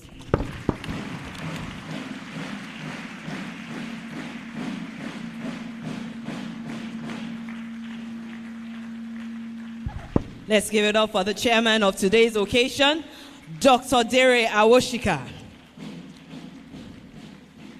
Thank you very much, Ma, for that brilliant presentation. There were a few things that she said that I believe we need to take to heart. She said our job is to secure the patient. We need to support the West African region, and it's not just by mere words, but it's time for action. And remember, a team cannot score a goal except we work together. So are we ready to work together? Are we ready to work together? Amen. Okay, good. Thank you very much. That was a charge to each and every one of us here that we actually have work to do as pharmacists, as people who are guarding the health sector. It is very important that we remember these words today. So in your various places, make sure you stand and take your place to ensure that we secure the lives of our patients. Thank you very much, Ma. So before we go on, I need to make this announcement. There is a car, Toyota Sienna, KSF 627GS. That is if you know your registration number. So Toyota Sienna, KSF 627GS. Please, you need to go and repark. Toyota Sienna, KSF 627GS. I had recognized earlier the Commissioner for Health, Nasarawa, but he wasn't here when I did that, so I need to do that again. I believe he's seated here, Pharmacist Ahmed Baba Yahaya, so that we can see you. Okay. There was someone who was sitting in initially for the DG of Standard Organization of Nigeria, Pharmacist Malam Farouk A. Salim, but now he is ably represented by Dr. Bath Ugu. Dr. Bath Ugu, can we see you, please? Thank you very much for coming. Also, from one of the sister organizations, we have in our midst Dr. 𝐕𝐞𝐧𝐮𝐞 Okara. He is the Registrar, Secretary General, West African Postgraduate College, Medical Laboratory Science. Thank you very much for coming, sir. We're glad to have you here. So I will hand over to the Secretary General of the West African Postgraduate College of Pharmacists. Thank you very much, my co-MC. I want to recognize presidents of our sister countries. I start with Ghana, the president of the Pharmaceutical Society of Ghana, Pharmacist 𝐓𝐢𝐦𝐞, ably represented by Professor Dweja Mahama. You're welcome, sir. Sierra Leone, President 𝐓𝐢𝐦𝐞. You're welcome, sir. Liberia, President Martin Dukuli. You're welcome. And then the Gambia, President 𝐓𝐢𝐦𝐞. You're welcome, sir. Then we also have the chapter chairman of the West African Postgraduate College of Pharmacists. We have from Ghana, Dr. Mrs. Martha 𝐕𝐞𝐧𝐮𝐞. You are most welcome, ma. We have Reverend Tijli Tati, Senior, Liberia. You're welcome, sir. We have the Gambia, 𝐓𝐢𝐦𝐞. And then we have Dr. Michael Doha from Sierra Leone. You are most welcome, sir. Then I would like to quickly recognize the registrar of the Pharmacy Board of Sierra Leone in the person of Dr. Mohammed, ably represented by Dr. Mohammed Sese, who is also the current Vice President 2 of the West African Postgraduate College of Pharmacists. We also have Dr. Dut Bedinwa, Chairman of District Directors of Medical Services, Ghana. You are most welcome. Then I would like to specially recognize our incoming registrar of the Pharmacists Council of Nigeria in the person of pharmacist Babashehu Ibrahim Ahmed. You are most welcome, sir. Thank you. Now we shall take the presentation by the college for the college building. This is a dream that we all have as a college. And we have been advised to keep on dreaming it, to keep on looking at the pictures and the photos of that building, and keep on talking about it. When you do that continuously, then within a very short time, you will see it erected by the special grace of God.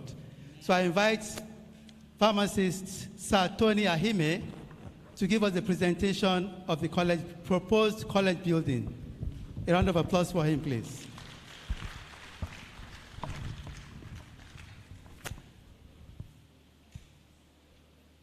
He's the chairman of the Properties Committee of the college. The chairman for this occasion, I've invited guests. Let me stand on the already established protocols because of time. And this is a business session, and we're given a limited time to do this presentation. As I do the introductory,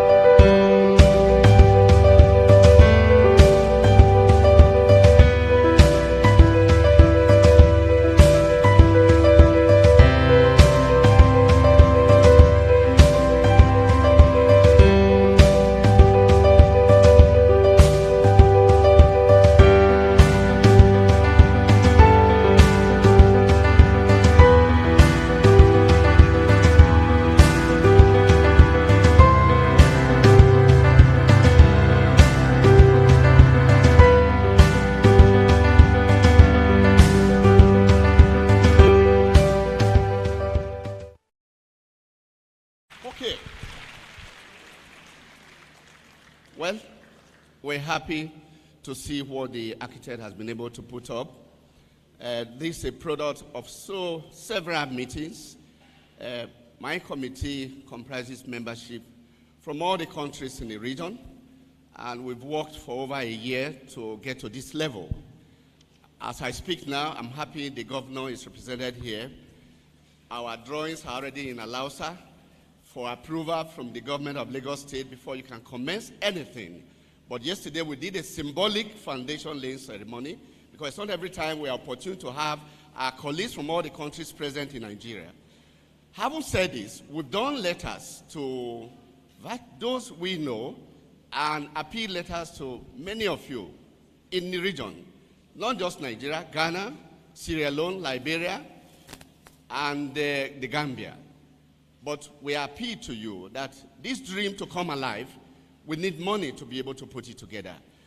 If you go to the headquarters where we have our meetings, the current headquarters for all the colleges, it's not something you like to take home about. The last time we had meetings there, somebody asked me, is this the college secretariat? Dilapidated buildings, when the rain falls, it's something, a sorry state. To the extent that the College of Surgeons have built their building, 7 floors, and they moved in. The College of Physicians have built their place. They moved in, were there when they opened it. And I think pharmacists are not the poorest among the colleges. And I believe that pharmacists can do this kind of thing in a very different way and in a very short possible time. My appeal, my dear colleagues, I invited guests, my friends from Ghana and all the countries. We want you to support us in this project. It is only money that can move this project when we come on board, when we do certain things. Council has recommended certain things we're supposed to do. That's to raise the seed money. We need about 1.5 billion to put this structure in place. And the architect, we came back, we bidded and evolved. Out of 11 of them, he came out the best in terms of structure, in terms of fees, and everything. So we've done our part. But it is for you, my dear colleagues. I invited guests and our well-wishers from all over the world, not just Nigeria, to support this unique project, such that we can also have our secretariat and conference center. The structure is well placed. The first 2 floors are mainly for conferences, meetings, canteens, etc. But the last 2 floors are for boarding, so that you come from Ghana for meetings, you don't need to go to other hotels. You have that for you, and convenience, security, etc. And the building is just about 5 minutes walk from the current secretariat in Yaba. It's along 𝐓𝐢𝐦𝐞 Street. Yesterday we had a symbolic foundation laying ceremony. You can see the picture. And as I said, just about less than 5 minutes walk from the current secretariat to the building. The site is number 13 𝐓𝐢𝐦𝐞 Street. And it's almost about 3 plots of land. And so we're waiting for our colleagues. We're waiting for our invited guests. We're waiting for our well-wishers to help us to put this building in place, as being demonstrated here in pictorial views. And I believe, by God's grace, when you do that for us, this building, in another 1 year, we should be able to commission the building. Our target is that within 24 months, everything should be in place, if you give us the support. I want to thank Madam President of the West African Postgraduate College of Pharmacists, who has encouraged us so far. It's not been easy. We do virtual meetings, and you know what it is. But I also want to thank my colleagues from other countries for their perseverance. Sometimes the network is poor, and they still connect to put in what they want. So we have evolved with what you want for the college. It's for you to demonstrate your support. And I want to thank the chairman of today's occasion and all our well-wishers here, and Your Excellency, the Governor of Lagos State, to please fast-track. Our plans are already within the government sector for approval. Thank you, my dear colleagues. Thank you, our invited guests. Thank you, everybody. Please support this project such that it will be there in the shortest possible time. God bless you all. Thank you. Thank you very much, sir. Sir Anthony Ahime, thank you so much. I believe that that video was pretty scintillating. In fact, I was ready to just jump in and either go and have lunch or dinner or take a bed. Okay, so we're moving on quickly. I think we're good with time as much as we can. As the president of the Pharmaceutical Society of Nigeria was making his speech, she reminded us that today is World Hypertension Day. and he asked whether we knew our numbers. So you have an opportunity. If you have not checked your blood pressure in a while, you will be able to do that today. So, and that will be at the New Heights pharmaceutical stand right behind, and also rapid check as well, right behind. So please do not leave. That will be after the opening ceremony when you go for the exhibition, go through the exhibition stand. So you will be able to check your BP and know your numbers before you leave this place. So we're going to take the goodwill messages. I will hand over to the Secretary General so that he can handle a part of that session, and we'll be as quick as possible. Thank you. Thank you very much. So we shall start the first goodwill message by the Director General of the West African Health Organization, the DG WAHO. Any representative from the DG WAHO? Okay. While we're waiting for the DG WAHO, we'll take the first sister college, West African College of Surgeons. Please, can we clap? Thank you very much. They're identifying with us today.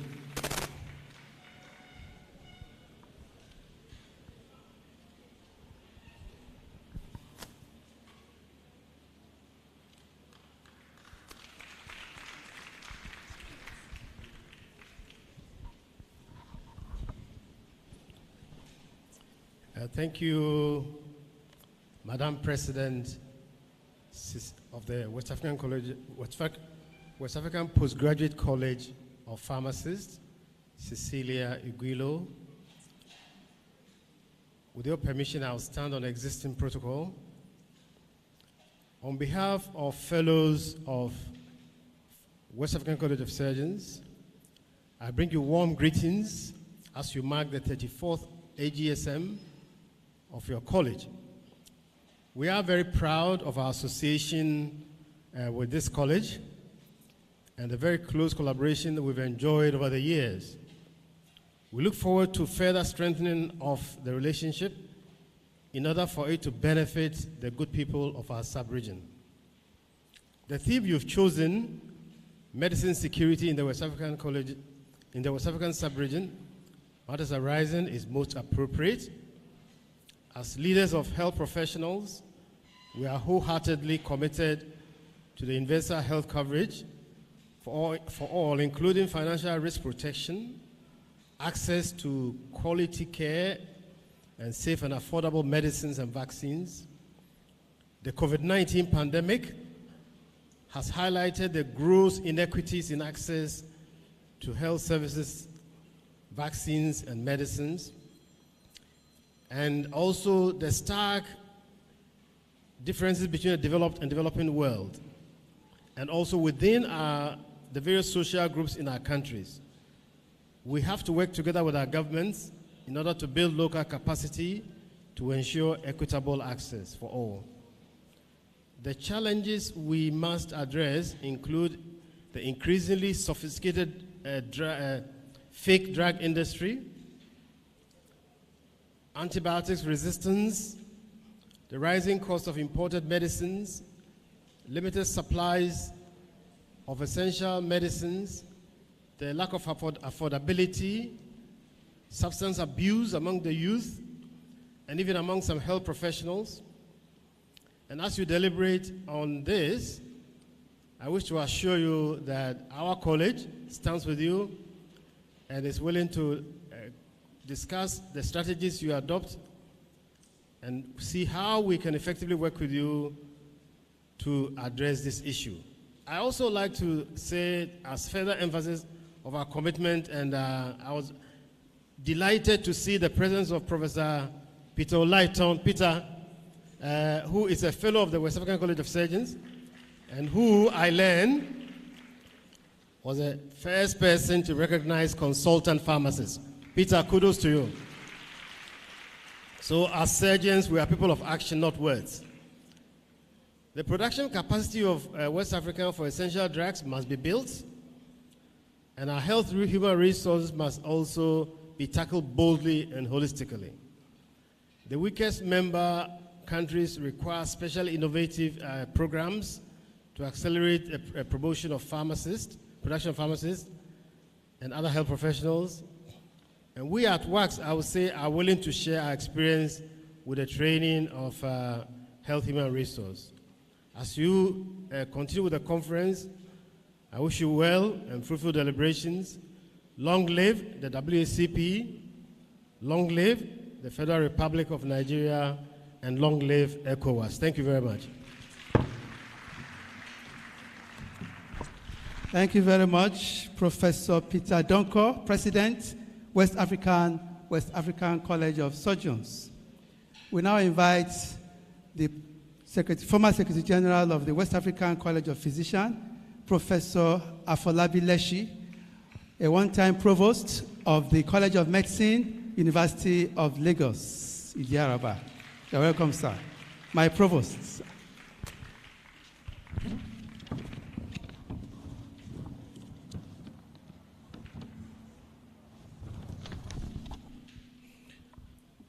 Distinguished colleagues, permit me to stand on the well-laid protocol. I bring you greetings from the President of the West African College of Physicians, Dr. Durudami Lisk of Sierra Leone, and the Council of WAPCP. We congratulate you for having an in-person meeting since the COVID pandemic, and hopefully, I believe we're turning the corner despite the looming threats of new waves. We must remain vigilant. High import duty, value-added taxes on drugs, on availability and proliferation of high-tech counterfeit medicines have contributed to the spiraling costs of essential medicines, and we dare say are increasing the burden of diseases and resistant infections. Your theme and the sub-themes of achieving medicine security cannot come at a better time than now.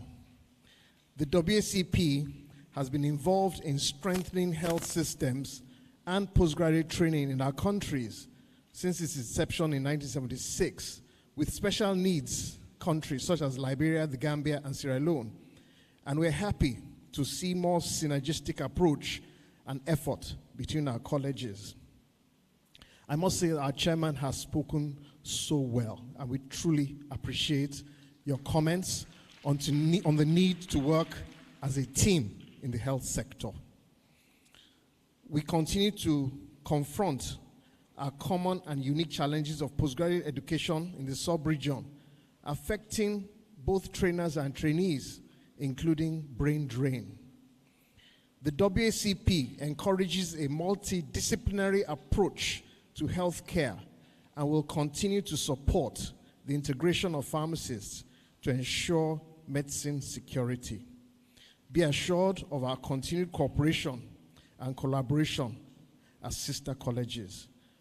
I wish you fruitful deliberations and a successful scientific conference as we invite you all to Accra for our 47th AGSM from the 1st to the 3rd of November in 2022. Long live the West African Postgraduate College of Pharmacy and the West Africa sub-region. I thank you for your attention. Thank you very much, sir.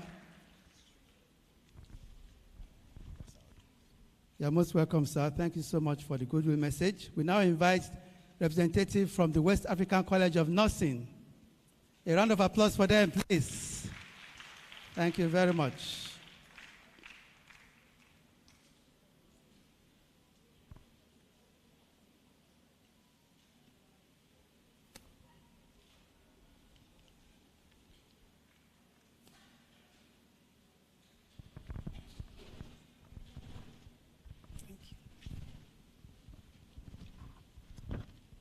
Distinguished guests, standing on the existing protocol, I, Mrs. Blessing Osuji, I'm representing the president of West African Postgraduate College of Nurses and Midwives. I'm all the way from Delta State. It will interest you to know that I'm from Nigerian Post Authority, the organization from where our keynote speaker today, the wife retired as GM. Welcome, sir. This is a goodwill message of West African College of Nursing at the 34th Annual General Meeting of and Scientific Symposium of the West African Postgraduate College of Pharmacists. The President of West African Postgraduate College of Pharmacists, Council members, members of the high table, special guests, ladies and gentlemen, I thank you for your invitation to the 34th Annual General Meeting and Scientific Symposium. Let me use this opportunity to congratulate and commend you for being able to organize this conference during this difficult time. West African College of Nursing held her own 16th biennial general meeting and 25th scientific session on the 2nd to 9th September 2021 in Cotonou, Benin Republic. Again, the theme of this conference, the medicine security in West African region, matters arising, is very apt for the periods we find ourselves as a result of global climate change and COVID-19, with its new normal way of life and all restrictions to movement and gatherings and its attendant consequences on global economy, makes the theme very relevant. It's my hope that there will be a deepened, continuous relationship with and collaboration between the West African College of Nursing and West African Postgraduate College of Pharmacists. I wish all of us a fruitful deliberation. Thank you. This is from Dr. Mariam K. Zuba, the President, West African Postgraduate College of Nursing, Nurses and Midwives. Long live WAHU. Long live WAPCP, long live 𝐓𝐢𝐦𝐞. Before I go, I want to say hi. Wafi, una dey here? I'm from Wari. Wari no dey carry last. Mona no lose guard o. I dey greet Auntie Okotie for here. Mona no lose guard for security, for medicine o. Make we no keep person o. Thank you very much. Thank you. Thank you very much, West African College of Nursing. Thank you very much. We now invite the representative from the West African Postgraduate College of Medical Laboratory Science, Dr. 𝐕𝐞𝐧𝐮𝐞. A round of applause for him. You're most welcome, sir. He is the current Secretary General and Registrar of the college.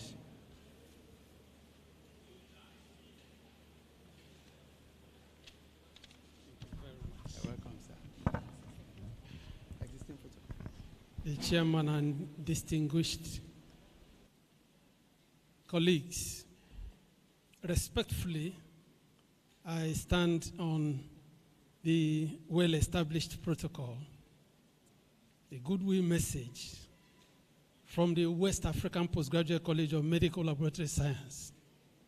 It is with immense pleasure I bring you the felicitations, solidarity, and good wishes of the President, Professor 𝐓𝐢𝐦𝐞 from Ghana, and fellows of the West African Postgraduate College of Medical Laboratory Science on this auspicious occasion of the 34th Annual General Meeting and Scientific Symposium of your college. We commend and congratulate you most heartily on your continued record of successes in the arduous task of training and delivering the high caliber professional pharmacists to meet the dire need and challenges of pharmaceutical intervention and robust care in the healthcare sector of our region. The theme of this 34th AGM and Symposium, Medicine Security in the West African Region, Matters Arising, is indeed very appropriate and timely. Our region has faced the peculiar challenge of having a greater proportion of her medicine requirements coming from outside the region, with the attendant effect of fake, substandard, and adulterated products in our society and health sector. Your college, as a flagship pharmaceutical institution, is no doubt endowed with men and women with the desired robust intellectual acumen and expertise to provide advice and leadership to help the nations in our region surmount this malady. It is our expectation that the conference will come up with far-reaching resolutions and outcomes that will proffer the necessary solutions to these matters arising for medicine security in the entire West African region. The West African Postgraduate College of Medical Laboratory Science pledges her collaborative partnership with the West African Postgraduate College of Pharmacists in the search for a better healthcare sector in our region. Together we stand stronger and better. Thank you very much. Merci beaucoup. Muito obrigado. Thank you so much, and God bless you.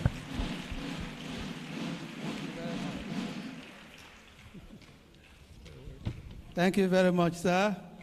From the West African Postgraduate College of Medical Laboratory Science, we now welcome, last but not the least, in the line of the sister colleges, the Registrar, Secretary General of the West African Postgraduate College of Environmental Health, Dr. Rotimi Emmanuel. Let's welcome him.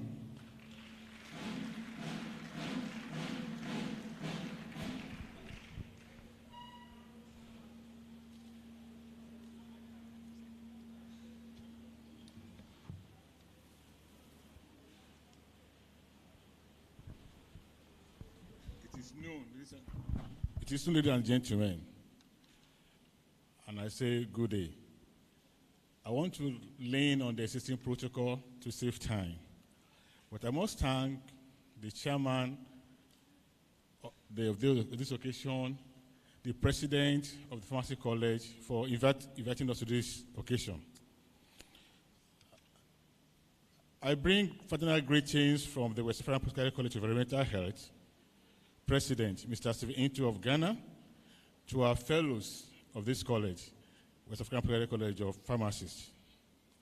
We appreciate the invitation to development to foster intercollegial relationship. WAPCP, that's West African Postgraduate College of Environmental Health, is a fairly young college in 𝐓𝐢𝐦𝐞. It is an examination to improve human services through research in the environmental field, and to partner with other sister colleges in West Africa to reduce the burden of infectious diseases spread, and to tame the environment so that they no longer constitute danger to human life. WAPCP will continue to collaborate and support sister colleges in all activities, especially the Pharmacists College. WAPCP President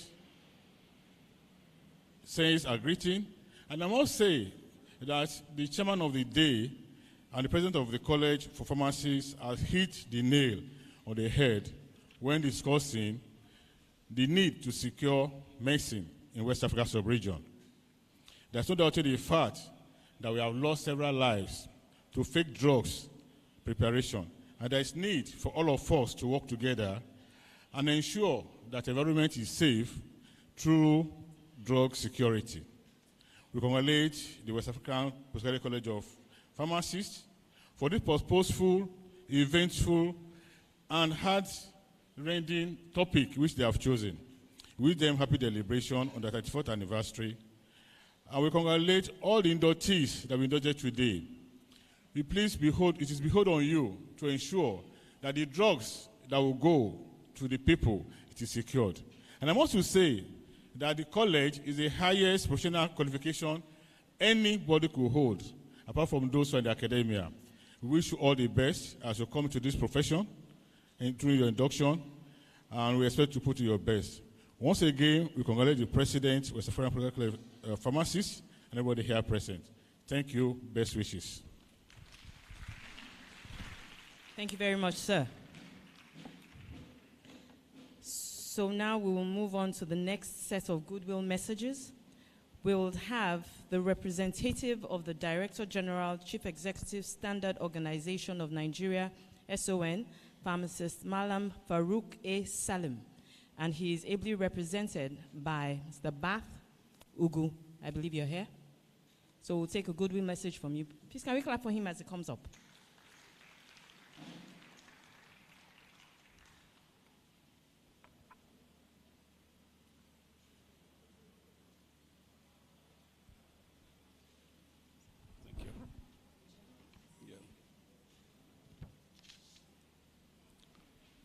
The chairman of this great occasion, every delegate, every member here, permit me to stand on the existing standard protocol. The Director General, Chief Executive Standards Organization of Nigeria, Malam 𝐓𝐢𝐦𝐞, would have been here in person. As you all know, or might know, he's even a fellow of this institute. But due to the exigency of work, he's even out of the country presently. So he has asked me to represent the organization and to represent him in this important event. And so when I read, what I'm going to read, should be taken that is Malam 𝐓𝐢𝐸𝐶 that is actually speaking. I start by saying that he said, I am delighted to be in the midst of my colleagues as a pharmacist to deliberate on the theme carefully selected by the organizers, whom I describe as passionate to the current worrisome practices in the West African region. A glance at the theme speaks to the mind that there's no better time than now, as the region is struggling to cope with the deadly menace of pandemic, cholera, meningitis, Ebola, amongst others. Medicine security essentially refers to the situation whereby everyone has access to reliable medicines. And in Standards Organization of Nigeria, that word reliable is synonymous to quality, which is our watchword. Quality, as defined in one of the ISO definitions, is fitness for purpose. Perhaps while we've been talking about issues of failures in drugs in terms of quality is as a result of not being fit for the purpose. The question then that comes to the mind really is whether all medicines in the region are fit for purpose.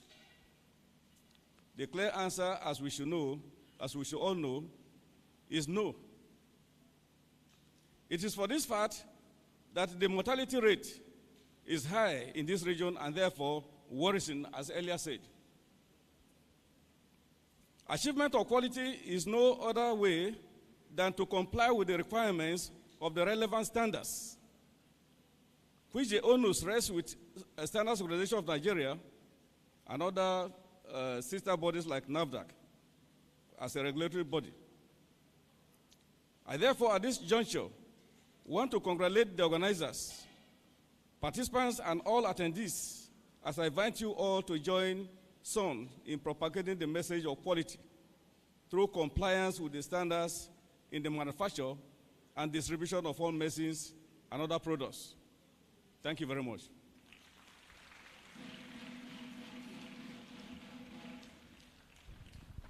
Thank you very much, Representative from the Standard Organization of Nigeria.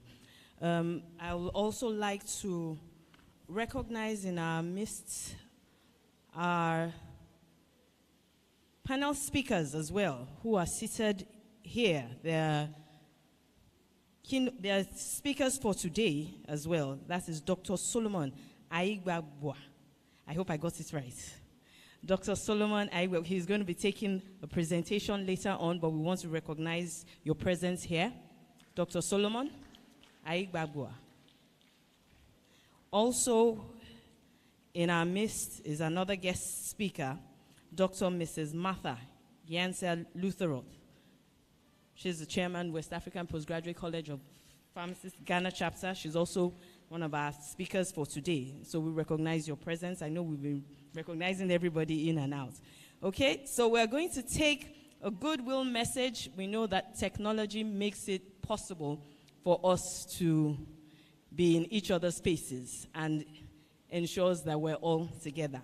So the next goodwill message will be taken from the Director General, National Agency for Food and Drugs Administration and Control, NAFDAC, Professor Mrs. Mojisola Christiana Adeyeye.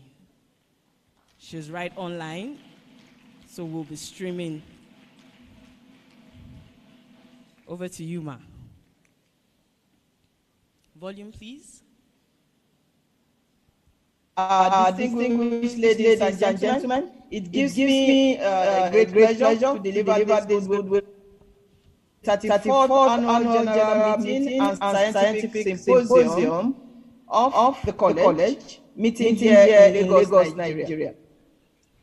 The West African Postgraduate College of Pharmacists has come a very long way from the formative years when the West African region realized the need to come together to harmonize and develop pharmacy education, laws, and practice to improve the quality of healthcare and the life of the people of the region. Since then, the WAPCP has made a steady progress, training pharmacist professionals who continue to contribute their quota to healthcare delivery across the West African sub-region. I remember about a decade or many decades ago, actually, possibly about 15 years, I joined the WACP in Sierra Leone for their meeting. Then I was in the US. The theme of this year's conference, Medicine Security in the West African Region, Matters Arising, is one that is very clear and dear to our agency. The mandate of NAFDAC is to regulate and control the importation, exportation, manufacture, distribution, sale, and use of 7 regulated products, including drugs, vaccines, medical devices, and so on. The most important mandate of any regulatory body is to safeguard the health of the citizenry through medicines security. Medicine security entails measures that are put in place to ensure that quality, safe, and efficacious medicines are produced by facilities that meet international standards, and that the integrity of such medicines are not compromised during distribution along the supply chain from the manufacturers down to the end user. To achieve medicine security, communities need medicine accessibility, availability, affordability, and acceptability. Communities without any of these 4 components are said to be medicine insecure. As the world discovered recently during the COVID-19 pandemic, that medicine security is especially important to us in Africa, and communities may be at risk of becoming insecure. We felt it. Emergencies can disrupt medicine security and supply chain, damaging pharmacies, disrupting supply chains, like I mentioned, and forcing health seekers to resort to self-help. The theme of this conference also aligns with the United Nations Sustainability Development Goal, SDG goal number 3, which speaks to good health and well-being, with one of its targets being access to quality, essential healthcare services and access to safe, effective, quality, and affordable essential medicines and vaccines for all.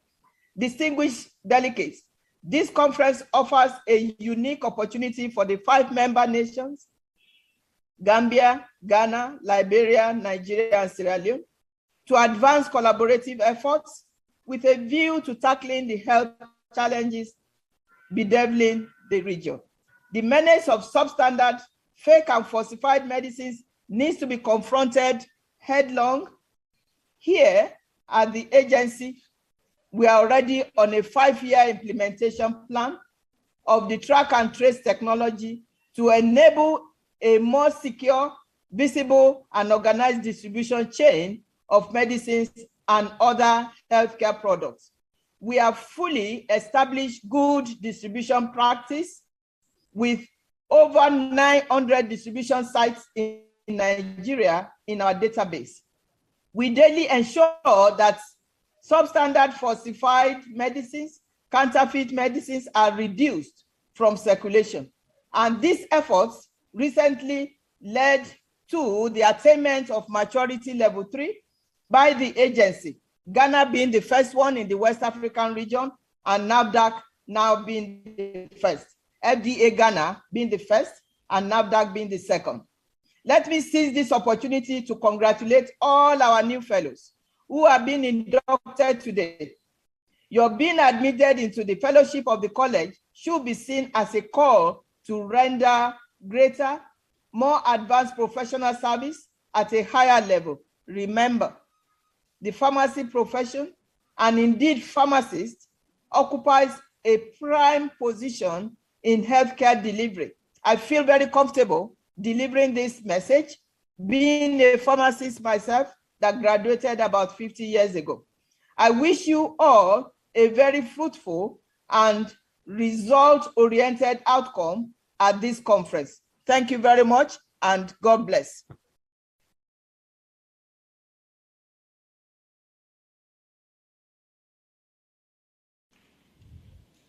Okay, we want to speak to those who are online. Please do not feel neglected. We know that you are there, and we want to feel your goodwill messages, so you can also drop that in the chat box as, yes, so these are the faces. We have some, or names, we have some inductees as well from other countries that are joining online, and even from here, from Nigeria as well. So we recognize each and every one of you, fellows. In due time, I may pick a few names just to call you so that you know that we know that you are there. Pharmacist Ibrahim Abbas, Pharmacist Juwon Otelaja. Okay. Pharmacist Boma Jack, Pharmacist 𝐓𝐢𝐦𝐞. Just a few of you, they're quite a number. Pharmacist Nabam Hegai, Pharmacist Olayinka Rukayat. So we thank you very much for joining, and understand that we feel you and we know that you're there. So we're going to recognize a few people before we take another goodwill message. We have in our midst the MD, CEO, May and Baker, one of our sponsors for today's event, Pharmacist Patrick Aja, here in our midst. Thank you. We also have the Permanent Secretary, Parastatal Monitoring Office, Lagos State, Pharmacist Zainab Oluwatoyin Oke Osonyi Tolu. I don't think we saw you, ma. Okay, thank you very much for coming. Then we have representing the Permanent Secretary Establishment, Training and Pension for the Lagos State, Mrs. Anne Kushimo. She is also the Director of Industrial Relations. Am I correct? Yes, thank you very much for coming. And also we have a director from NAFDAC, Pharmacist Edosa Ogbede. I think I recognized you earlier. Yes. Okay, thank you very much. I will hand over to the Secretary General for the next goodwill message. Thank you very much. The next goodwill message will be delivered by the Chairman, Governing Council of the Pharmacists Council of Nigeria, Professor Ahmed T. Mora. You're welcome, sir.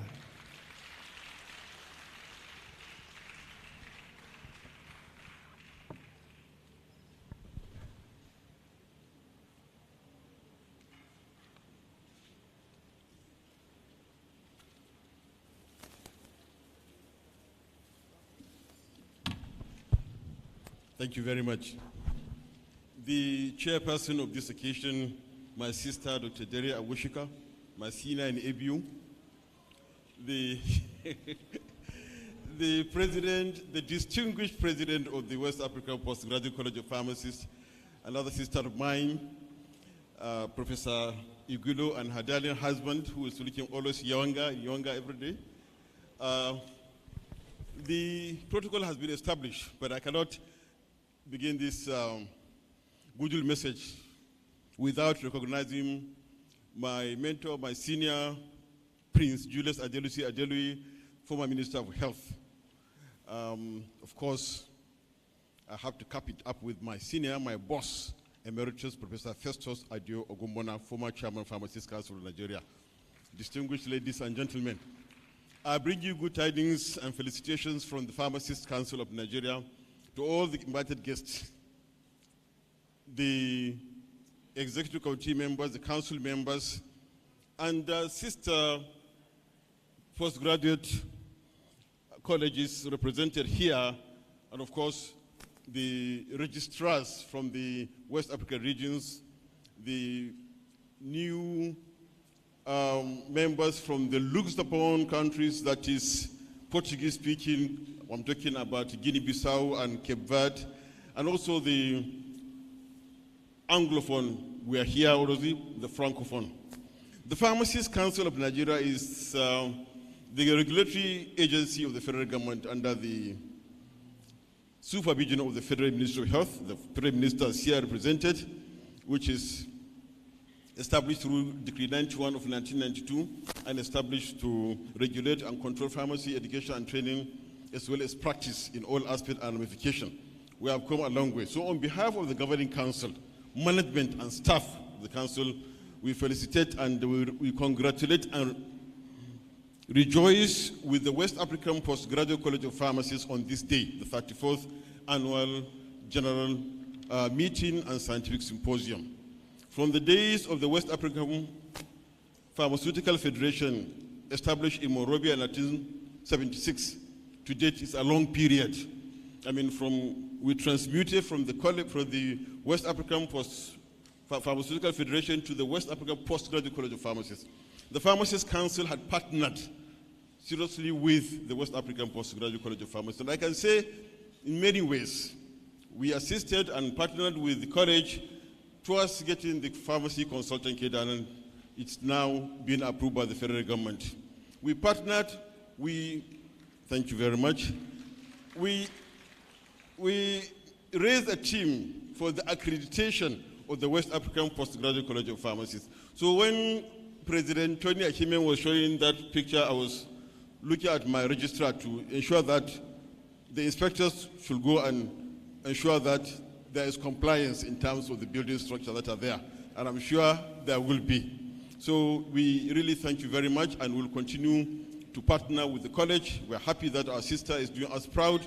Professor 𝐕𝐞𝐧𝐮𝐞, as ever, a first class, the first female professor in Nigeria. We are always proud of you. We thank you very much, and we'll continue to partner with you. Thank you, and God bless. Thank you. Thank you very much, sir. Professor Mora. Okay, so I am going to invite up now to give his goodwill message, the father of today, a seasoned pharmacist, a lawyer, the founder and chairman, Julie Pharmacy, the first indigenously promoted company to be quoted on the Nigerian Stock Exchange, a former minister of health in the Federal Republic of Nigeria. Please put your hands together as I call upstage the quintessential Prince, Pharmacist Prince Julius Adelui Adelusi, OFR, MNI. Please don't stop clapping. Thank you very much. This is an opportunity for you to stand, stretch your legs, because I know we'll be seated for a while. So those of you who are seated, please, you can stand just to move your limbs a bit.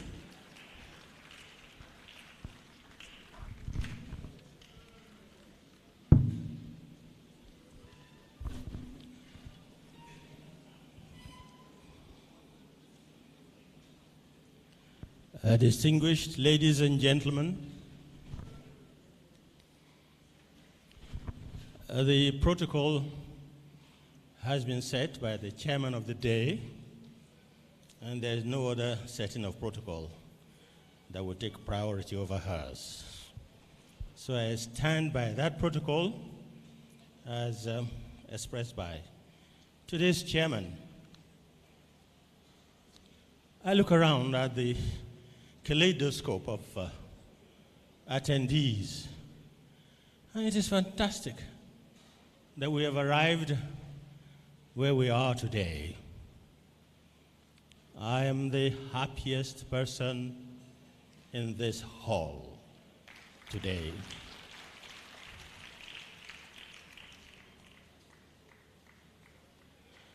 Several years ago, I had been privileged to attend conferences of the FIP, and for 8 consecutive years, I was the only black face in the sea of white faces.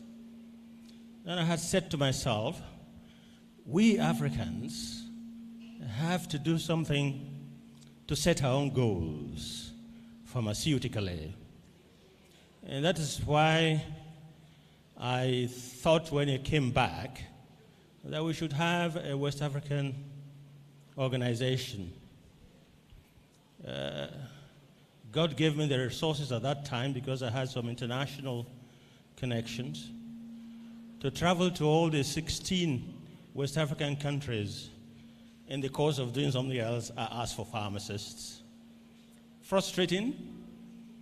But then God solves problems in a very wonderful way. And on one occasion, the then Minister of Information, Chief T.O.S. Benson, for those who are old enough to know, had invited me to a lunch in his home. His wife, of course, you know, is a Liberian. And who was supposed to be there? Some stranger that was introduced to me, Clavenda Bright Parker, who introduced herself to me as a pharmacist. So, of course, I sold this idea, and it was over lunch, so I didn't take it seriously. But thanks be to God. Thanks be to God. 17 months after I had been going up and down, this meeting with Oprah Benson and her friend, Clavenda, made all the difference. And that's why we had this thing in 1976, set in Liberia, in her own nation.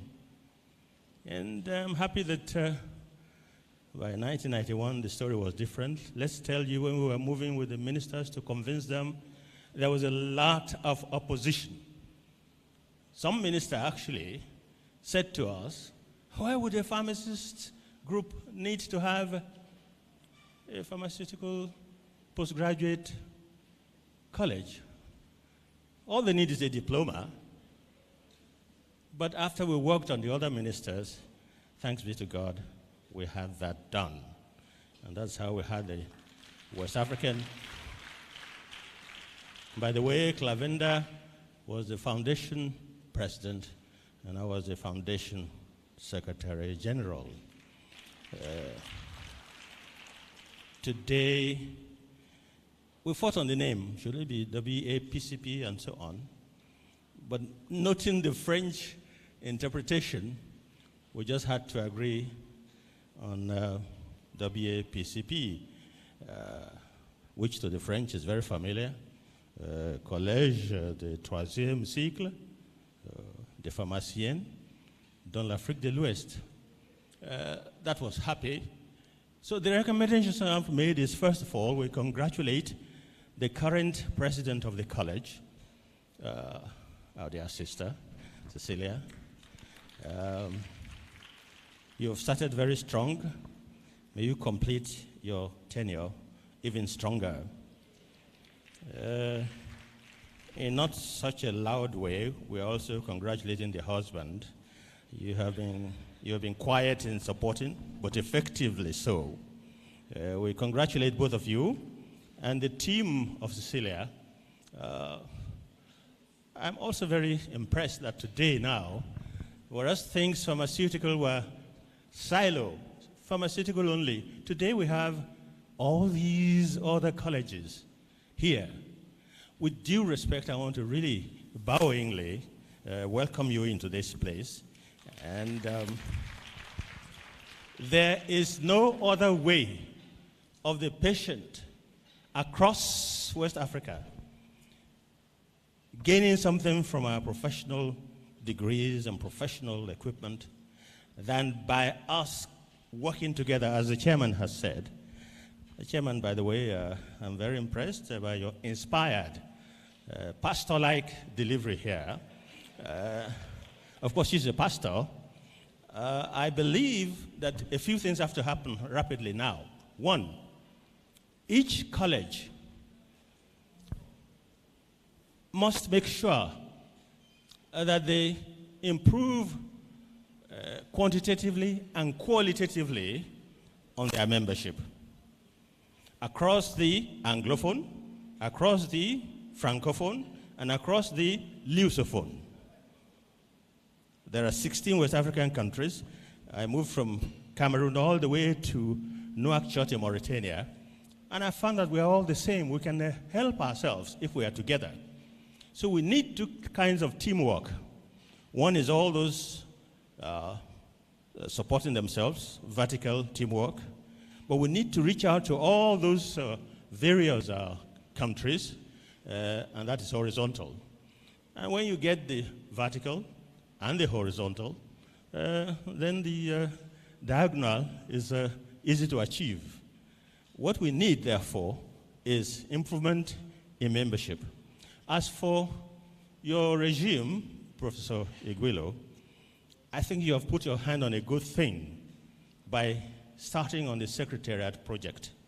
We need it for this profession and for this postgraduate, and everybody must be able to individually and corporately have a footprint on that project. I also believe that it's good for us to say we have fellowship cadre. The fellowship cadre is teaching all kinds of things, but it is important for the products of the college, having had some certificates, to have an attitude of being fit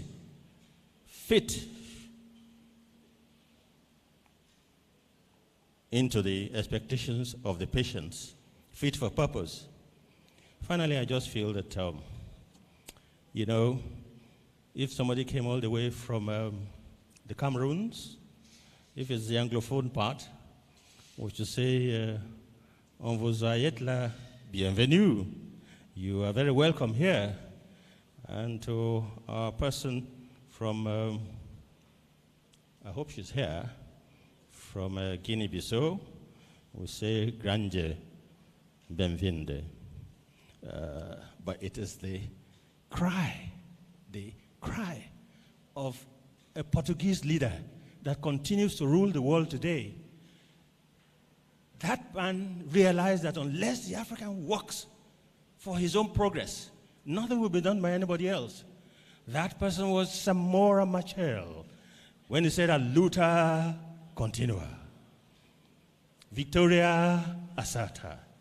Vincer remus." In other words, the struggle continues for us to prove a point that the pharmacists and the pharmaceutical groups can so run pharmacy that the optics of the profession, the ecosystem of the profession would be something we can be proud of, so that we can have a pharmaceutical service that's available, that's affordable, that is in fact able to meet the needs of the of patients, and that is always sustainable.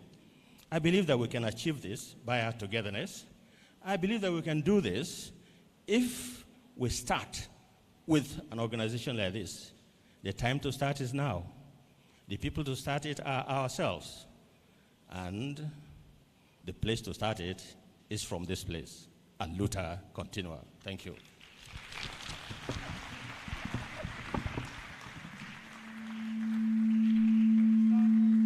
Round of applause for our father of the day, Prince Julius Adeluyi Adelusi. Highly inspirational. Thank you so much for the goodwill message. Now, I would like to quickly properly recognize a teacher of generations, somebody who has taught several generations, including my generation, and the generations before mine. And he is no other than the former governing chairman of the Governing Council of the Pharmacists Council of Nigeria, one-time Deputy Vice Chancellor of the Obafemi Awolowo University, Professor Festus Ogunbono. You're most welcome, sir. Thank you so much, sir. You're most welcome. Now, we want to invite our Francophone brothers and sisters. I'll start with the Lusophone. I met Zeferina Gomez da Costa in Lomé, Togo, and we had a wonderful time together. So I would like to invite her to give her goodwill message. And after she has spoken, the interpreter will come and summarize briefly what she has said. Dr. Severina Gomez da Costa, please come to the high table. Come to the podium, please.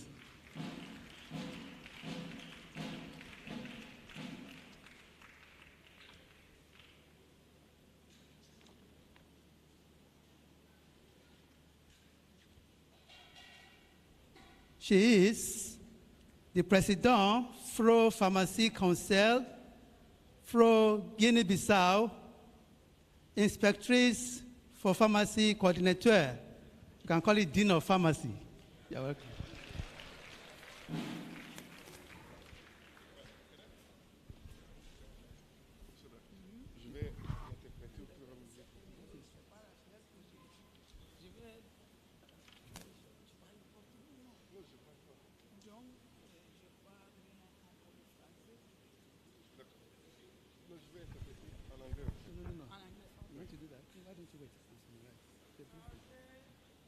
Okay, whatever you want to do. Okay. Bon dia, bonjour, tout le monde. Okay, je m'appelle Dr. Zeferina. My name is Dr. Zeferina Gomez da Costa. Pharmacien. I'm a pharmacist. À l'Inspection nationale de la santé en Guinée-Bissau. I'm from the national body in Guinea-Bissau. Chers collègues et participants dans la salle, ladies and gentlemen, dear participants, j'ai plaisir et la félicitation à des organisateurs et son staff. I would like to thank the organizing committee and everyone who participated in making this possible. Et remercier aussi I also would like to thank de m'inviter thank you for inviting me pour être ici to be among you today dans la 34e section Symposium at the 34th AGM and the scientific symposium. Symposium scientifique. La symposium scientifique. OK. Et pour partager un peu d'expérience to share knowledge with each one of you par rapport au collège des techniciens de pharmacie en Guinée-Bissau. On n'a pas on n'a pas le cours supérieur. On a un cours middle de la pharmacie au niveau de la Guinée-Bissau. We don't have a doctoral program. We have just a first and a master's degree now in the country. qui s'était commencé en 2010 We started in 2010 grâce à l'initiative thanks to the effort des femmes directrices d'une école nationale de la santé de la Guinée-Bissau women in the National Health School in Guinea-Bissau. de joindre avec des pharmaciens We worked with pharmacists pour créer un cours so that we can have a program, a training program de techniciens en pharmacie for pharmacists que au début, en futur, so that in the future on peut avoir we are, un cours supérieur ou licence en pharmacie we can have à master's venir. degree and a doctoral degree. Now we just have a technical training for pharmacists in the country. Pendant 12 ans, For 12 years, c'était formé 65 personnes we were able to train 65 people qui sont déjà au niveau du marché du travail who are currently on the market doing their job dans les différentes structures, établissements de la pharmacie, de l'hôpital, in different air sanitaire, health etc., center, etc. pharmacy. Et le cours continue jusqu'à ce moment. And the training is still ongoing up to today. En juin de cette année, ça va sortir 40 personnes. At the end of the year, we would graduate about 40 students. Et continuons avec 3 salles We have 3 classrooms. qui vont finir cet étudiant dans 3 ans. And it's a 3 years program. Le cours est pour 3 ans. It's a Le 3 cours years- technicien en pharmacie, c'est pour 3 It's a ans. 3 years program in Guinea-Bissau. Qu'est-ce que la Guinée-Bissau voulait dans l'avenir What we'd like to do in the future pour avoir la coopération is to have a better collaboration entre les pays de l'ECOWAS among ECOWAS countries et des autres pays aussi and other countries pour to make sure that initier le cours supérieur we can have a more advanced degrees in our adaptant country au contexte de CAMES, that is more suitable to our Conseil own, africain country. Madagascar d'enseignement supérieur. That's more stable to francophone advanced degrees, CAMES, called CAMES. Ok. C'est un petit mot que j'avais parlé avec vous. What I'd like Et, to share with you, avec tous les organisateurs, les pays qui sont déjà en avancée and I would like to learn from other more advanced countries in dans this cette area. activité Yeah, those who are more advanced in this field. pour soutenir la Guinée-Bissau, Support Guinea-Bissau pour avoir so that we can have le cours supérieur de la pharmacie, more advanced training pour program. Pardon? So that pour pouvoir être ensemble so that we are at the same level et accompagnant ensemble. and we can together move forward. Et il y a un mot, dernier mot que And nous my disons, last word, que le thème d'aujourd'hui that the theme of discussion for today, et l'objectif de nos rencontres ici, and the objective of our meeting here, ça veut dire qu'on doit protéger nos populations is that we need to work towards a better protection for du our people, médicament sûr, to make sure that they have safe medicine, efficace efficient, et de qualité effective, and of high quality pour tout le monde. for everyone within the region, Que l'Afrique so that Africa avoir can move forward, can have leur population et communauté their people, its people, en bonne santé. in good health.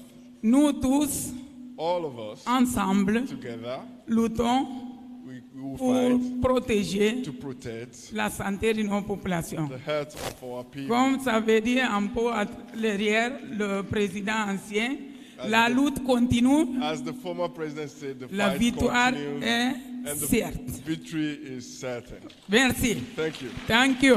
Thank you. Obrigado. Merci beaucoup. Merci beaucoup.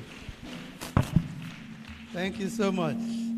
Merci beaucoup, Dr. 𝐓𝐢𝐦𝐞 da Costa, all the way from Guinea-Bissau. Thank you very much.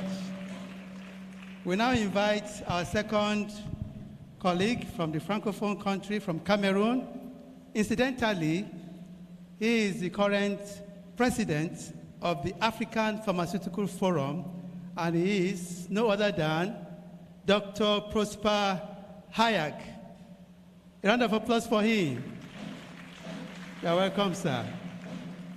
I don't think he will need an interpreter this time around. I think he also understands English language. You're most welcome. Thank you very much, Ibrahim. Dear colleagues, dear friends, all protocol respected, I'm delighted to be here with you. I'm very happy to be here in Lagos today after a trip in Geneva and in Greece to speak about pharmacy in Africa. In Greece, it was about internet, using internet in pharmacy. In Geneva, we're talking about one word: medical doctors, pharmacists, veterinary, working together for One Health.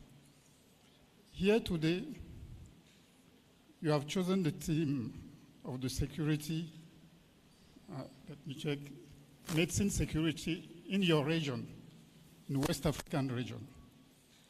West African region is a very, very important region in Africa, but it's also a source of fake medicine, falsified medicine, and counterfeit drugs. You have chosen a very good theme, which is also addressed by FIP.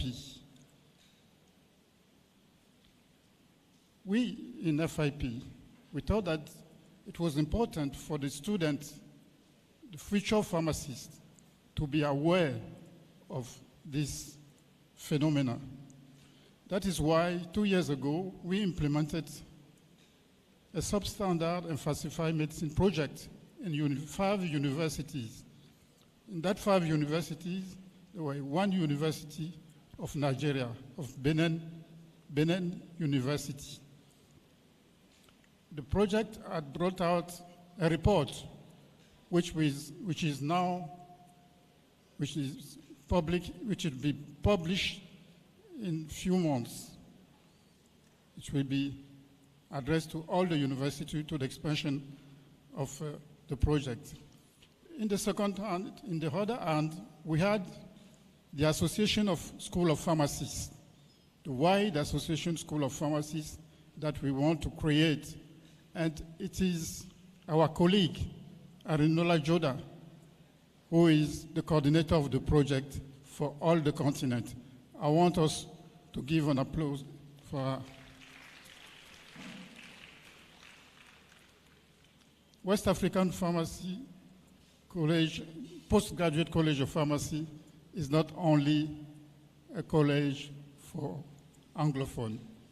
It's a college for Francophone, for Portuguese, for Spanish.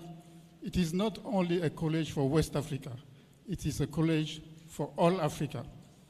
I want, and we are working on it, to have more and more students coming from all over the continent to study, to be part of this important college you are ruling here in Nigeria.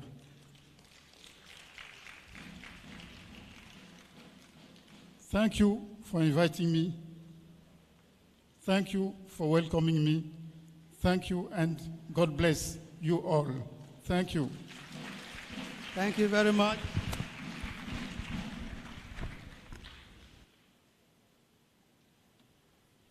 Thank you very much, Dr. Prosper Hayek. We are indeed very happy to welcome you and Dr. Zeferina to this very important occasion. Now we are gradually moving to the crux of the matter, and that is the induction. But before that, let me quickly recognize all new members of the West African Postgraduate College of Pharmacists. please remain standing for recognition. All new members of the West African Postgraduate College of Pharmacists, please stand up for recognition. A round of applause for them.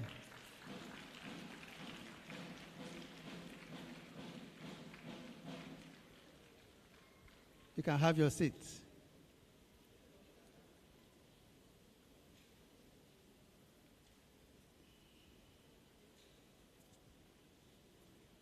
Now, before the induction of new fellows, we would like to take a presentation from Access Bank PLC. Are you ready? Please come over, Access Bank PLC, for a brief presentation. Our sponsors, or one of our major sponsors of this occasion.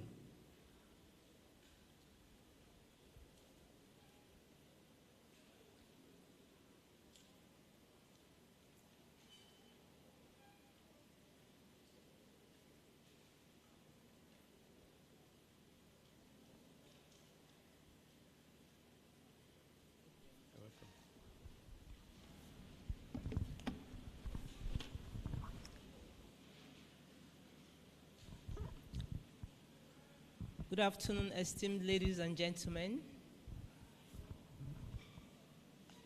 I also want to use this opportunity to thank the Chairman Planning Committee, Mrs. 𝐓𝐢𝐦𝐞.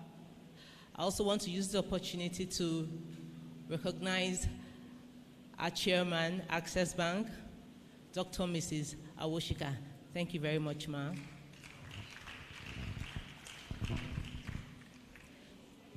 We as Access Bank want to use this opportunity to thank the West African Postgraduate College of Pharmacists for this opportunity that has been given to us to just say a bit or discuss some of our products that would benefit some of the members or all the members of this organization.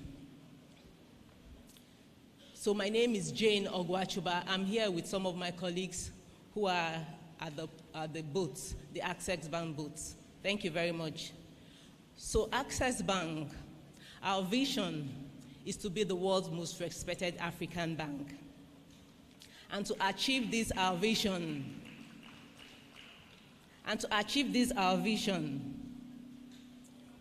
we have promised to do more. We have also promised to bring in more services that would enrich our customers. We have also promised to bring in more ideas to innovate our industry. We also promise to create more prosperity for Nigeria. That's why we promise to be more than banking. So this morning, without taking so much of your time, we actually have a lot of products. So I'm a bit relaxed now because I'm going to talk about our products. We actually have a lot of products and services that Access Bank can offer you. But we're not going to discuss all of it today. What we intend to do is just give you a little introduction of them, and then we will be at the booth where you can come so that we'll discuss more about it. But one of the basic products that we want to discuss today is the Diamond Business Account. So this account is basically for the micro, small, and medium business. That's the SME. It's called the Diamond Business Advantage. So this Diamond Business Advantage has varieties and with different features. So we don't say, oh, because my business is not a small business, you cannot do this product. So the product accepts both the small, the medium, and the microfinance business. And then we also have a very interesting product which will facilitate the women. It's called the W Power. It's actually a very fantastic product. is very fantastic, and this product is a product that was designed to ensure that the female gender succeeds in business. So in this product, the women stand to enjoy everything that the normal, let me put the normal banking customer, both the male and the male wouldn't enjoy, even to the interest rate. And we currently have a product that is going on where the women can buy and own their own cars, pre-owned and new cars, at a very minimal interest rate. Very minimal interest. You can own a brand new car, and we can spread it as much as you want to spread it for the number of months or years that you want to spread it. It's actually very interesting. So you can own your car in your own name, a brand new car or a pre-owned vehicle. So please come to our booth and we'll explain to you more about that. And please, we also have a lot of investment. Some of us know about the investment. It's called the HIDA. We have some fixed deposits that are very promising. The rates are very promising. So we also urge you to come to the booth where we can also discuss all those products with you. And we trust, like we said, Access Bank, more than banking. We're sure we would serve you better. Thank you very much.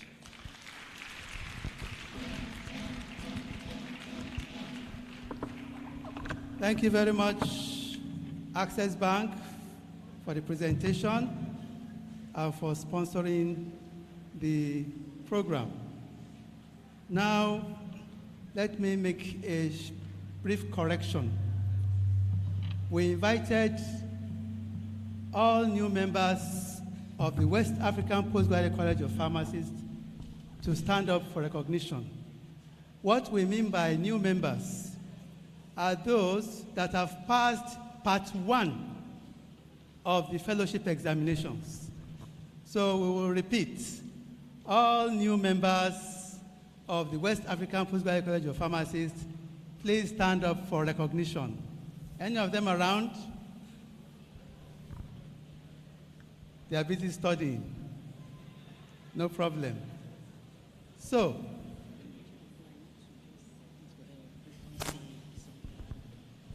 okay, so before we go to the induction, we sincerely want to thank everyone that is seated here again. And we want to specially thank His Excellency, Mr. Babajide Olusola Sanwo-Olu, who is ably represented by Dr. Mrs. Onoyega, for allowing us to hold this event here in Lagos, which is the Center of Excellence. We are sincerely grateful for his ambience, his help, his hand of extension to the pharmacists here in Lagos State. Can we give the governor a round of applause? There will be an address from the governor through his representative, but we want everybody to know that this is Lagos, this is 𝐕𝐞𝐬𝐸, this is the Center of Excellence, where everything that you see, of course, is with impeccable quality. If you go to any of the health institutions here, you will definitely know that we have an action governor who has made access to healthcare one of the cardinal points of his administration. And we sincerely say a big thank you to His Excellency, Mr. Babajide Olusola Sanwo-Olu. Can we give him a round of applause? And then we'll go over now to the induction ceremony. Thank you very much. Thank you very much. I would like to invite the chairman of the Joint Faculty Board to declare the induction ceremony open. Professor Eric Wood from Accra, Ghana, will declare the induction ceremony open.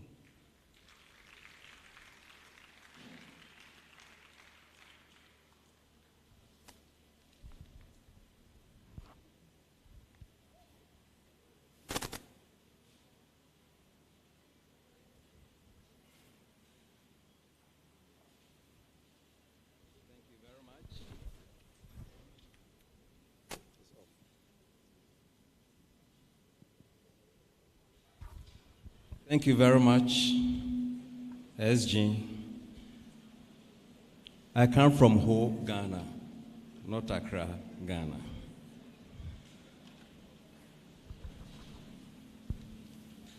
What I'm going to say next applies to our new inductees, and I want to say that the West African Postgraduate College congratulates all of you on this occasion of your induction to the college as fellows in the various specialties. What we are going to do next is to be presented by your various faculties. Then you collect the certificates. Yeah. But, you see, this is a very big function. I want us to invite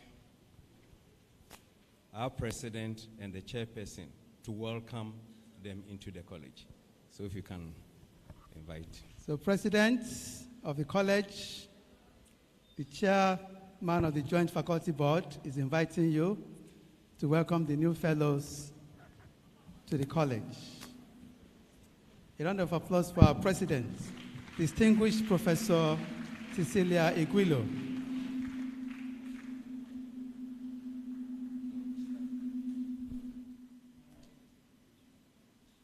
So this is a three-stage event, the induction ceremony. The first stage is the presentation of the fellows by the faculty chairman to the GFB chair.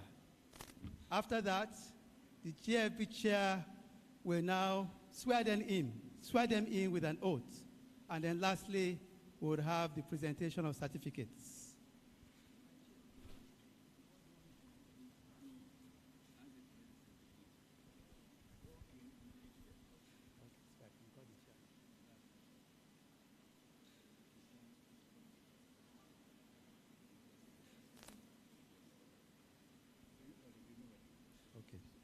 So I would now invite the chairman of faculties, starting with the chairman of the Faculty of Clinical Pharmacy, Professor 𝐕𝐞𝐧𝐮𝐞.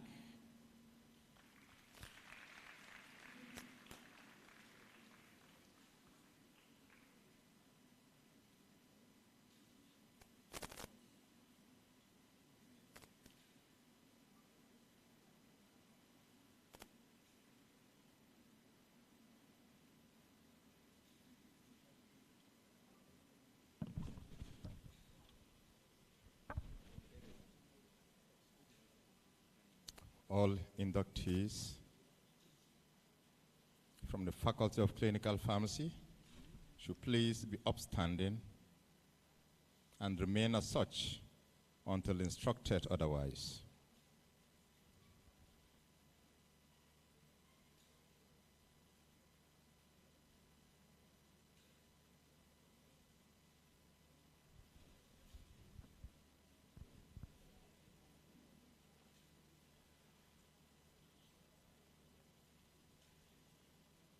The chairman of JFB,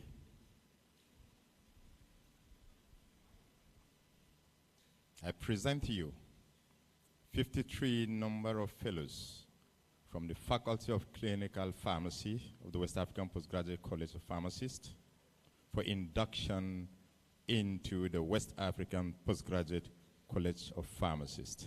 Thank you.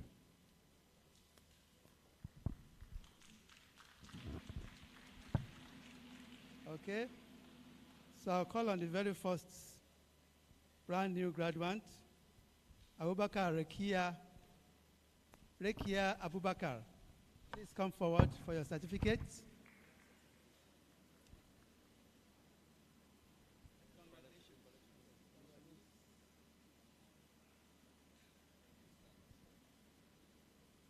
Ayeni Olabisi Toluwalokpe.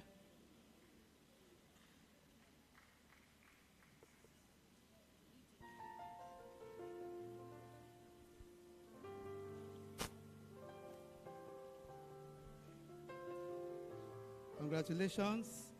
𝐓𝐢𝐦𝐞 Akachi.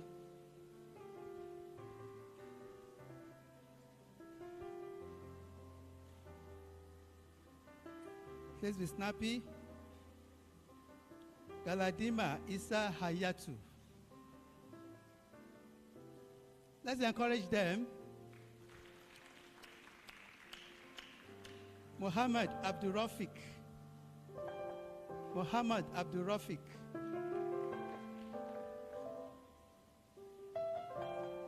Okafo Victoria Umbanugo. Please look at the camera so they can take you. Okeji Lasisi Momo Jimo. Okeji Lasisi Momo Jimo. Congratulations. Look at the camera. Okoye Chidinma Favor.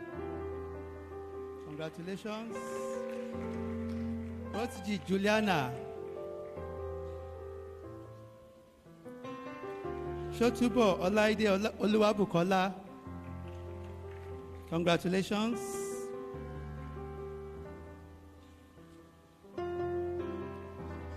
So these are the generalist pharmacists. For the specialist pharmacists, we have Abali Kenneth Ede.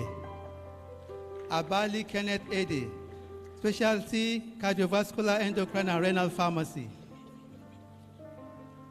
Ajiboye Fadeke Moronike. Anugo Ifenyiwa Amarachuku.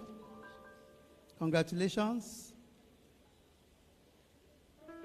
Anyogo Raymond Doyum. Congratulations. Look at the camera. Chukura Uju Onyemechi. Congratulations. Elechi Igwe Chisonum. Congratulations. Ezenweli Chinasa Joan. Faizin Vivian Okunjo. Congratulations. Jimo Omolara Florence. Congratulations. Motayo Oluwatoyi Omoumi. Nechi Joan.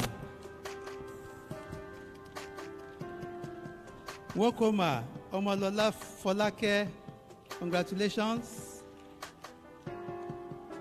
Ogundipe Mary Taiwo. Congratulations. Owunchekwa Princess. Congratulations. Talba Fatima Baba. Congratulations. Odeozo Afam Kanayo. Congratulations. We now go on to drug production. Okay. Congratulations.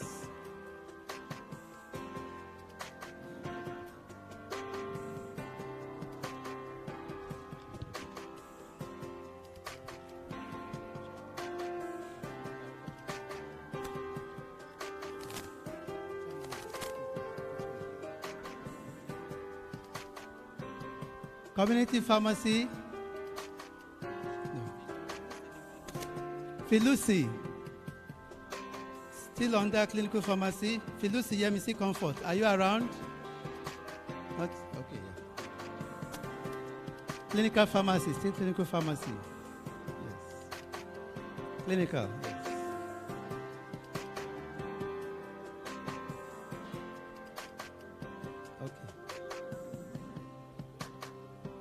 So we don't have any graduate for community pharmacy. So we go on to the Faculty of Drug Production and Quality Assurance. I'll call on the chairman, Faculty of Drug Production and Quality Assurance, Dr. Ben Botwe. So the graduates, graduates of the Clinical Pharmacy Faculty, both the generalists and the specialists, you can have your seats. Thank you very much.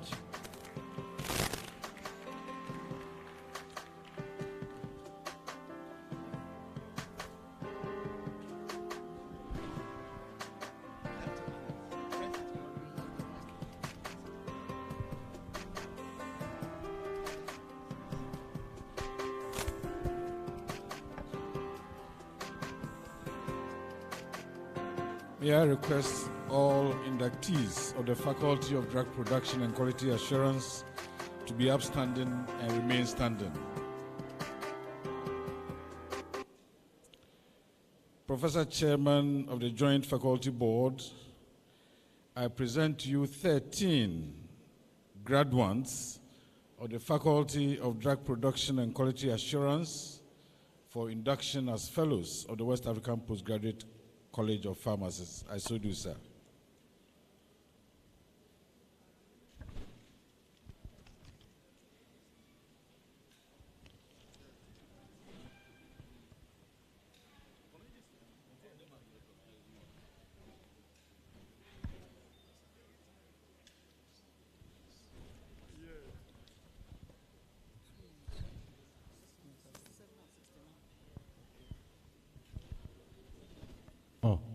New inductees of the Faculty of Drug Production and Quality Assurance, please remain standing. I now invite you to come and collect your certificates. We have 𝐓𝐢𝐦𝐞 for the generalist cadre. Congratulations.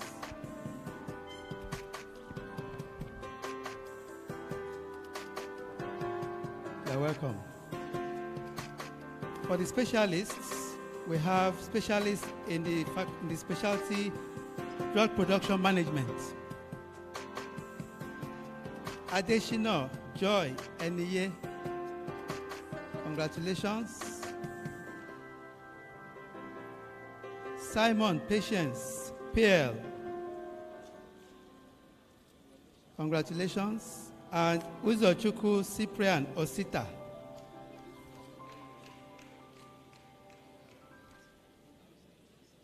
Congratulations. In the specialty of pharmaceutical quality systems, we have just one inductee, Iyamu Osareti Abianwese.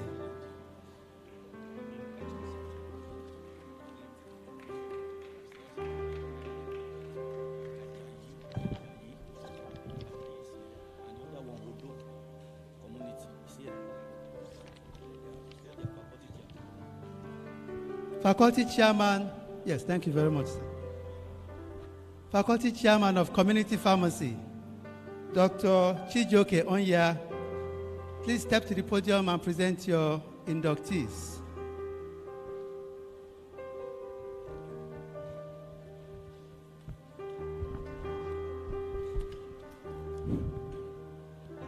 The Chairman, Joint Faculty Board, West African Postgraduate College of Pharmacists.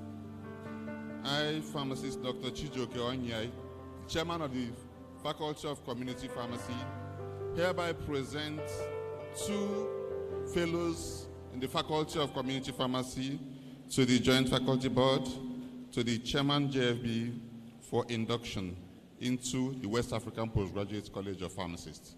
Thank you very much. Thank you very much. Please remain standing. We have Ajayi Tolulope Olugbadebo. Congratulations. And we also have Odo Emmanuel Honoriode, specialist in the cardiovascular, endocrine, and renal pharmacy. Congratulations.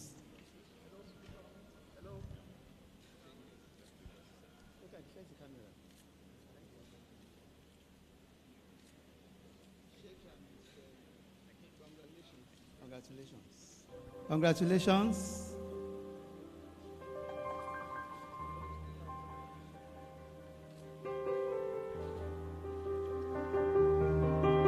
Congratulations. I will now invite the Chairman, Faculty of Public Health, Pharmacy, to present his new inductees.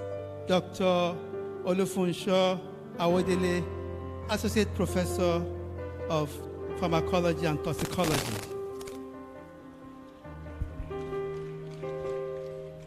May I invite all the inductees of the Faculty of Public Health Pharmacy to be upstanding and remain standing.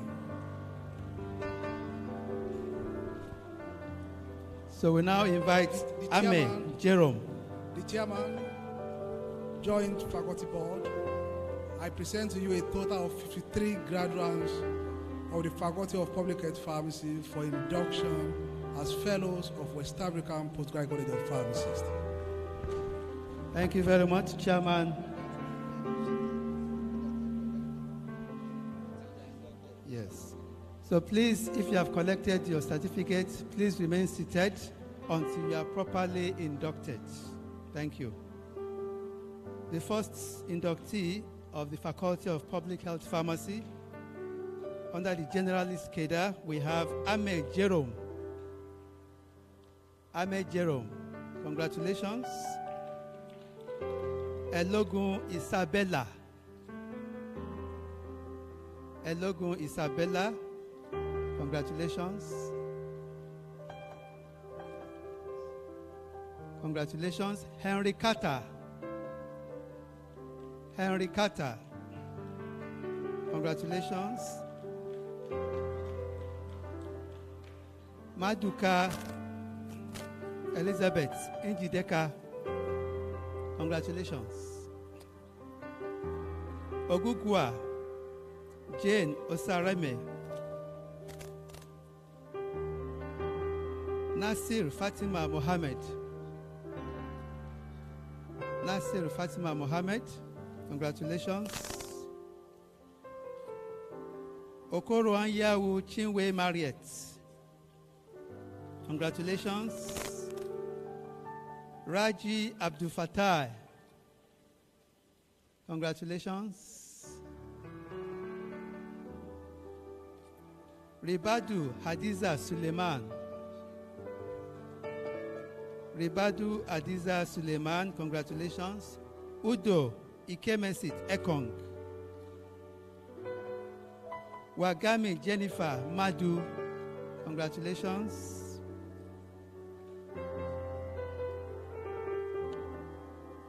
So these are the generalists for public health. For the specialists in immunization and supply chain management, we have Ahmed Mariam Dauda. Ahmed Mariam Dauda, congratulations. Amechi Christiana Chimere Uche. These are specialists in immunization and supply chain management. Congratulations. Wankwo Ogechukwu Lucy. Congratulations. Otesonya Oluwafeola Aderonke. Congratulations. Pam Jonathan. Congratulations. Under the specialty pharmacoepidemiology and pharmacovigilance, we have 𝐓𝐢𝐦𝐬𝐞. Congratulations. Congratulations. Iwara Ogechi Efa. Congratulations. Negedu Grace Rekia. Congratulations. And under the specialty antimicrobial stewardship and infection control, we have Hamisu Adamu Harira. Hamisu Adamu Harira, congratulations. Olori Egbe Hafsat Onijimo and Rumokun Oluwakemi Bukola, congratulations.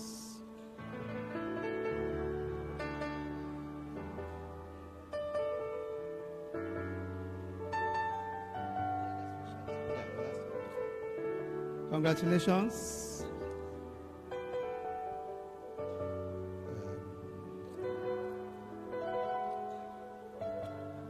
We now invite the chairman of the Faculty of Social and Administrative Pharmacy, Dr. 𝐓𝐢𝐦𝐞, to present his fellows, his inductees for induction.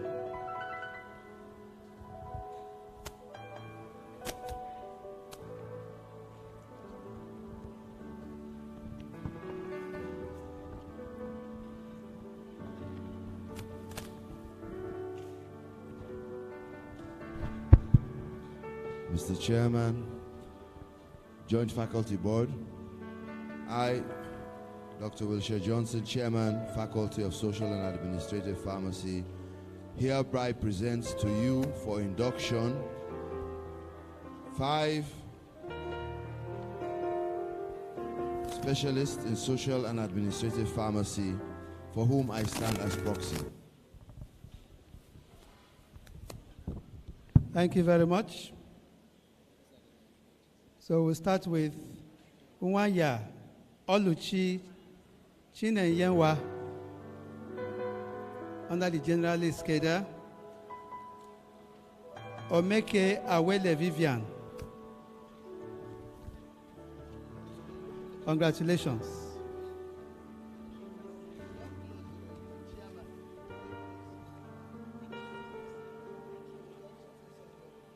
Congratulations.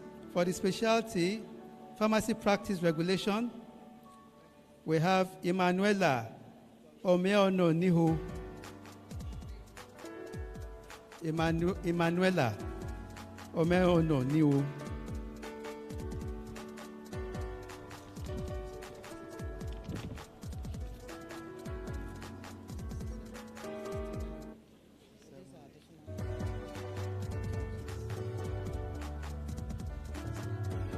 We are done with social and administrative pharmacy. We skipped some names under the Faculty of Clinical Pharmacy. So let me invite the faculty chair, Professor Noel Wanang, to present their certificates. Number 1, Dauda Abdul Maruf. Dauda Abdul Maruf, specialty cardiovascular, endocrine, and renal pharmacy. And Asishana Bosede Elizabeth. And we also have Charles Ronari. Charles Ronari.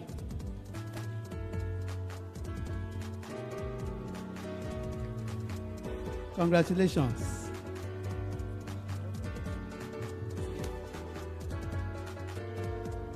Thank you very much, Chairman. We invite the Chairman of Drug Production and Quality Assurance, her name was skipped, to come and present to Okoye Viola. Okoye Viola, Drug Production and Quality Assurance.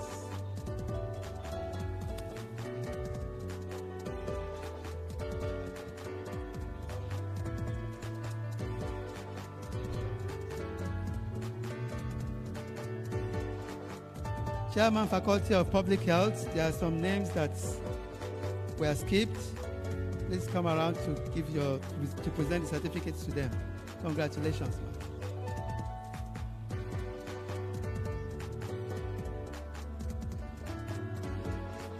Tella Onyidamola, Andrew Olalekan, Nwankwo Chisom, Ezekoye Ebele Agnes, and Tolani Olufumilayo, all from Faculty of Public Health, Pharmacy.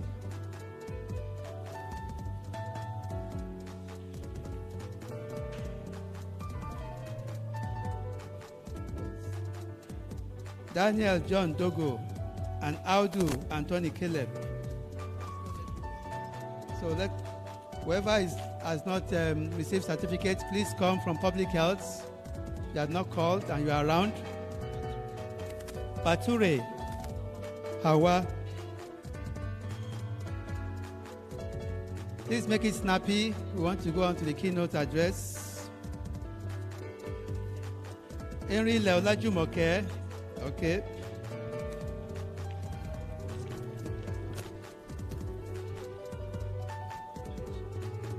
Ifediba Chinyere, clinical. Oriade Shabi Olabisi, just come around and pick your certificates.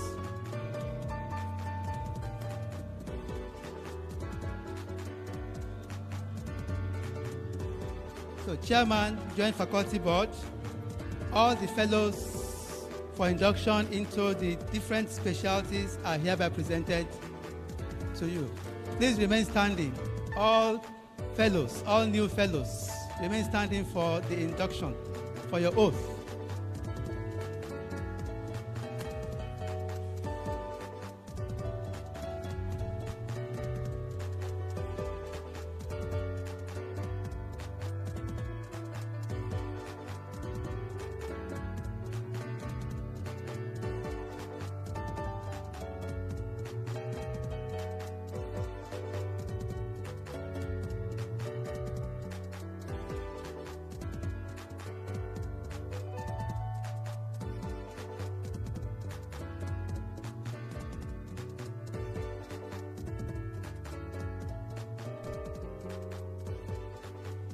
Hello.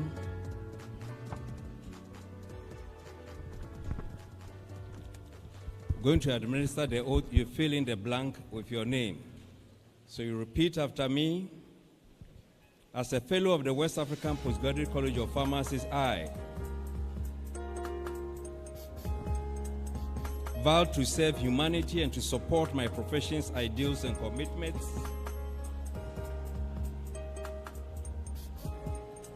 I shall be guided in all dimensions of my life by the highest standards of human conduct.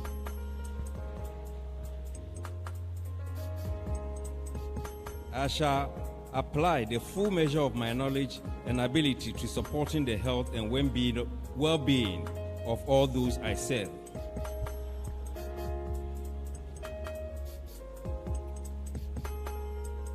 I shall always place the needs of all those I serve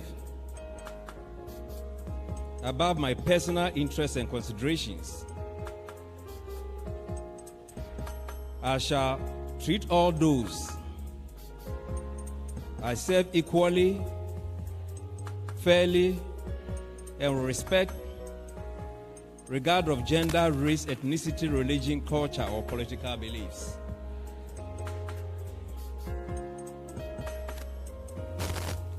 I shall protect confidentiality of personal and health information.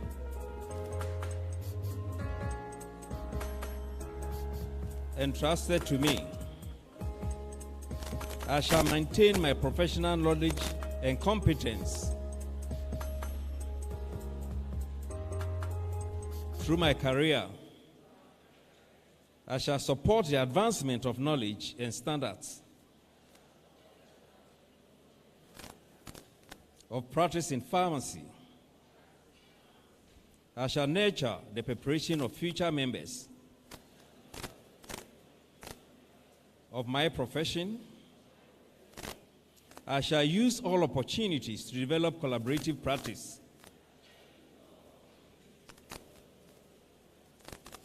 with all healthcare professionals in my environment. In taking this solemn pledge, I honor those who have supported my development as pharmacist and commit myself never to act in a manner that is contrary to these vows. I do solemnly and sincerely declare that I observe the laws, rules, and regulations of the West African Postgraduate College of Pharmacists. I hereby pledge to faithfully defend the rights and maintain the reputation, honor, and dignity of the West African Postgraduate College of Pharmacists.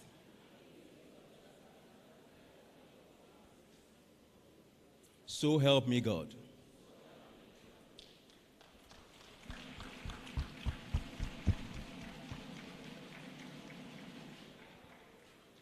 Now, by the powers conferred on me by the Council of the West African Postgraduate College of Pharmacists, I congratulate you one and all on this day and glad to confer to you, fellow of the West African Postgraduate College of Pharmacists, FPC Pharm. Congratulations, and once again, Thank you. God bless. Okay, so you can now turn your hearts from right to left. Congratulations once again. And I invite my co-MC to introduce the keynote address speaker. Congratulations to the new fellows of the West African Postgraduate College of Pharmacists. I can see smiley faces here. Can you give yourselves a round of applause? All right. So we're moving on quickly. We're sorry we're a little behind time, but I am going to invite to take the keynote address for today, our keynote address speaker. Please, Dr. 𝐓𝐢𝐦𝐞 Akpa. Thank you very much, sir. So our keynote address speaker, Dr. 𝐓𝐢𝐻𝐿𝐴, is known, Akpa, trained as a pharmacist in the University of Nigeria, Nsukka, Nigeria, obtained an MBA from IESE Barcelona, Lagos Business School, and a PhD from ISM Paris. He has a long, active, and interesting career in the pharmaceutical industry spanning over decades, with huge interest in pharma production, pharma markets, industry development policies, and the role of pharma industry in public health in developing countries. Dr. Akpa is presently the MD CEO of SKG Pharma Limited, a Nigerian-based pharmaceutical manufacturing company, which was Welcome Nigeria Limited, the Nigerian operation of Welcome United Kingdom. He has a very rich understanding of the issues involved in the pharma industry across Nigeria, West Africa, Africa, and beyond, having served as the chairman of Pharmaceutical Manufacturers Group of Manufacturers Association of Nigeria, PMG-MAN, and presently serves as the president of West African Pharmaceutical Manufacturers Association, WAPCP, and as a board member of Federation of African Pharmaceutical Manufacturers Association, FAPMA. He serves, I think we can clap at that point.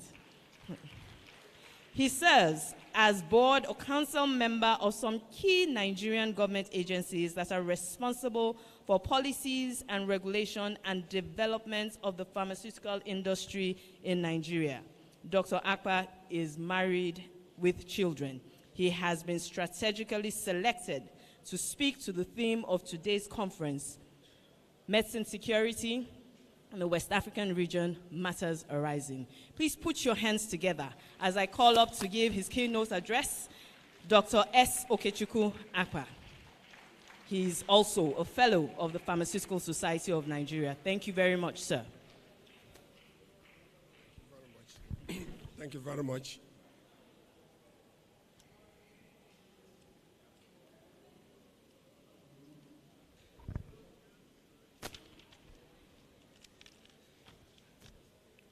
Distinguished participants,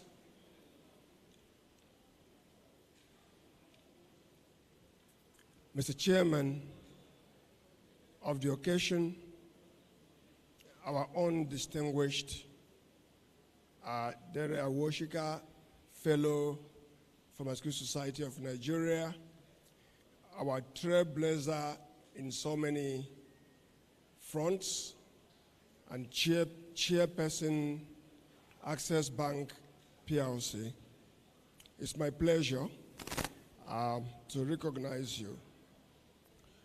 Ordinarily, I would like to stand on established protocol, but when you have this kind of gathering and there are so many people in the hall who have done so much, not just for pharmacy, but for our country and our region, you would permit me, therefore, to give some respects. And so I would say, Your Excellency, the Governor of Lagos State, ably represented, and Your Excellency, the Honorable Minister of Health, ably represented as well. I recognize you. Our own distinguished personality, if not the most distinguished personality. I will tell a little story here. In 1989, in faraway Daula Kano, I was a young rep, and there was a pharmacy conference going on. And I have read so much and heard so much about Prince Julie Adeluyi. When I sighted him, I moved before everybody to take his bag. I said, today I'm going to touch him. And I carried his bag, took him to his seat, and that started a little mentorship, and he has remained my focus. And today, sir, I recognize you. You may not at all know all you represent, but one thing you do represent is that you represent what I call possibilities. When we look at you, we know that everything can be done by the grace of God. As a one-time minister, I recognize you. I want to recognize the chairman, the president of our college, Professor Mrs. 𝐕𝐞𝐧𝐮𝐞, my elder sister. It's a pleasure. President of PSN, Professor Cyril Sifo. My own chairman, Ahmed Mora, Professor Ahmed Mora, chairman PCN, I recognize you. Professor Wood, chairman of Joint Faculty, I recognize you. My sister, Meg Obono. Meg is somebody you can't say no to. And when she approached me, I just knew I was in trouble, because you can't say no to Meg. I want to thank you for the honor done to me. NAFDAC DG has spoken, but I want to recognize her. And in recognizing the NAFDAC DG, permit me to recognize the team from NAFDAC, the directors from NAFDAC that are over there, from Dr. Monica to Ijoma to Edosa, to all of you that are there. You mean so much to us in the industry, because without NAFDAC, we won't talk about industry. But again, without the industry, I don't know how NAFDAC will be defined. So it is quite an important relationship. I want to thank those of us who are here, the very senior people, Sir 𝐓𝐢𝐦𝐞 in the house, and all the delegates joining from all over the region and across the world. I want to thank all of you. And finally, in my brief recognition, is someone who made sure that I prepared this paper. And that person was actually one of the early members of this college and was actually a lecturer. And her name is Mrs. Christy Akpa, the spice in my life.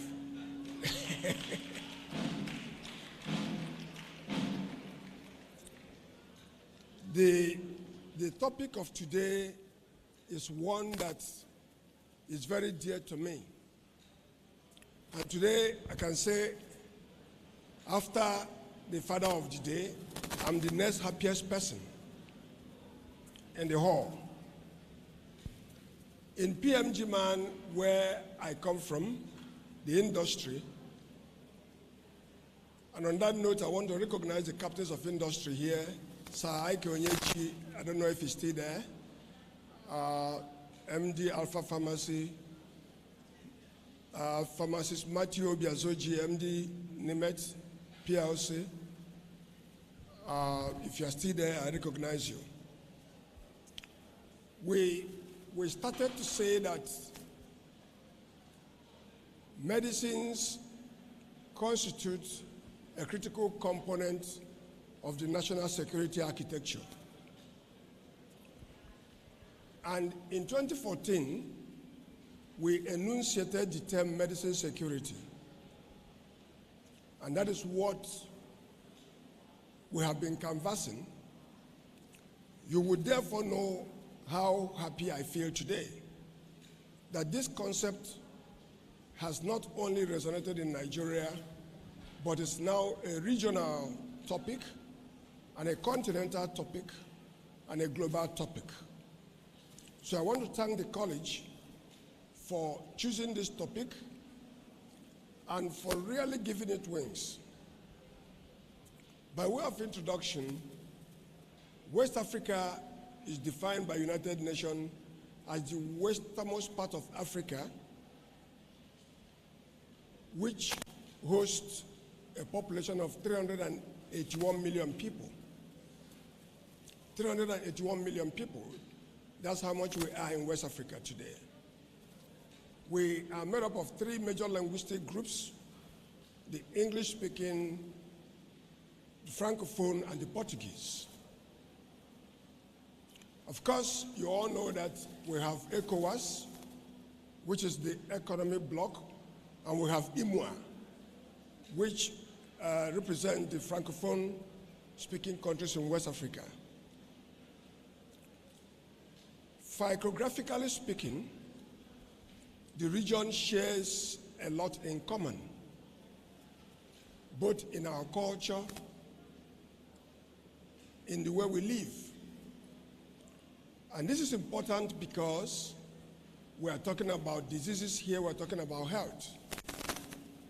And the first thing to know, the reason why we must act as a region, is that diseases when they come, pandemics when they come, do not respect national boundaries. It took one guy to land in Murtala Mohammed Airport, and we were at risk with Ebola as a country. Whilst we are still discussing COVID, another fellow landed at the airport, and Nigeria again was at risk. So the topic today is so important beyond national boundaries. And like the chairman said, we cannot but act together, both as professionals and as countries. When we say medicine security concept, what are we referring to? The concept of medicine security is similar to food security. The United Nations Sustainable Development Goal has as a key component the need for countries to own their developmental agenda. And in SDG 3, it is fully captured that at the center of the SDG 3 is to ensure healthy lives and promote well-being for all ages. Arising from this concept, therefore, is the fact that health is a fundamental right. Very fundamental. And so everybody is entitled to right. We cannot achieve good health without medicines. And the WHO key pillars for good health therefore relies on access to medicines that must meet the following conditions: effective, safe, affordable, and of good quality. These are the key pillars that we must capture before we start to talk about medicines and whether they are qualified or not. But each time we discuss this, there is a component that is missing, and that is, for there to be a sustainable health, the access to effective, safe, affordable, and good quality medicines must be sustainable. If it is not sustainable and predictable, it cannot meet the criteria of ensuring health. 2018, 𝐕𝐤𝐻𝐸 and Adigwe had argued in a paper that unless a people, a country, or a region are in a position to exert sufficient control on how, what, when, and the conditions they have to meet to have access to medicine, such country, such region is vulnerable.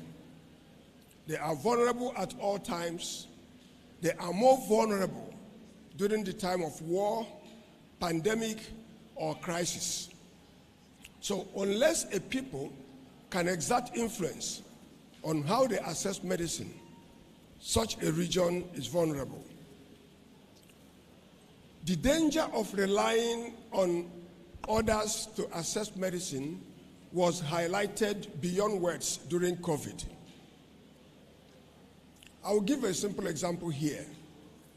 In the industry, the first shock we had was when the letters of credit we had opened, money remitted, we couldn't get raw material. Why?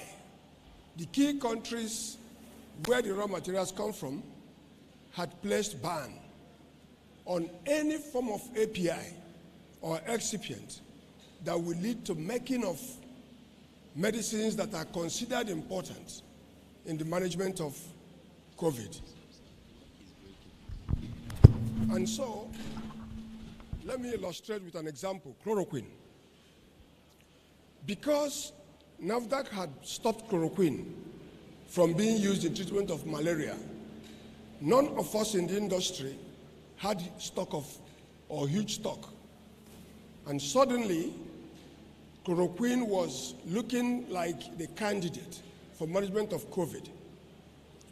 Chloroquine powder, chloroquine phosphate powder, went from something like 12,000 naira per kilo to 24,000 naira per kilo to 45,000 naira per kilo to 60,000 naira per kilo. And that was because the few people that had stock were circulating it. As we were looking for this, our friends in Ghana were looking for it. Our friends in Ethiopia were looking for it. Everywhere in Africa was crisis. Everybody was looking for chloroquine. Now, imagine what would happen, or what would have happened, if chloroquine had gone ahead to be the mainstream of management of COVID, and none of us had chloroquine phosphate. That paints the picture of the risk that we face as a country and as a region. And I'm very happy to speak as a region here, as the president of West African Pharmaceutical Association. Our headquarters is in Ghana. I just came back from Accra on Friday. Because when we speak, whatever happens to us here happens to us everywhere. So it is not even a case of I am bigger than you. It does not happen. In other words, medicine security is saying that every region must make every effort it can to achieve self-sufficiency in at least essential medicines. You can't achieve in all medicines, but you must achieve in essential medicines. Medicine supply in West Africa, what is the picture? Supply of medicines in West Africa is highly import dependent. We hear of figures like only 30% of medicines used in West Africa are produced in West Africa. In some countries like Nigeria, Ghana, Cote d'Ivoire, and Senegal, that figure may have shifted to something towards 40%, 45% if you look at different categories of therapeutic class. But in all, let us use the figure 30-70, meaning 30% locally produced, 70% imported. And that is unsustainable. That picture is simply frightening. Why has this persisted? Nigeria, Ghana, Cote d'Ivoire, Senegal, I am aware, all have drug policies. Nigerian National Drug Policy 2005, as amended, Director of Food and Drug is here, had as far back as 2005 prescribed that the goal of that document is for Nigeria to achieve 70% of all locally consumed products and the excess to be exported. I so much cram it that it's somewhere in page 15 of that document. But the question is, why is it that so many decades after, we are still debating that figure. If you look at the document from Ghana, it doesn't say something different. It also speaks about Ghana being self-sufficient in essential medicines. And if you look at the 𝐓𝐢𝐦𝐞 protocol, it also says the same. But there have always been this argument, this calls for action. And we then ask, what are the options available to us? There are 3 options. 1, importation. 2, donation. 3, local production. And I will take very briefly these 3 options. Importation. No single country can meet all its drug needs, 100%. And therefore, medicine security is not saying that medicines will never be imported from another country. No single country can meet 100%, because medicines are highly regulated and controlled. If there is a molecule that is still under patency, you cannot produce it if you don't have the IP license and if it's not approved by your regulatory agency. So medicines will be imported. But the question we need to ask is, what should we import? To what level should we import? And how does importation, therefore, guarantee us in time of crisis? As members of the highly esteemed college, while you're thinking about this, let's look at the issue of donation. This paper appreciates the role played by donations and development agencies. We do not underestimate the fact that donations have been very important in our meeting our need. But the time has come for us to ask the question, can medicine donation be handled differently from the way it's being handled now? When we say that we have 381 million markets, that is the first and biggest advantage we have as a region. Because that population guarantees that industries will be viable when they are established in the region. But when you also take a dominant part of this market through donation, you are also saying that you're making this market unattractive for local production.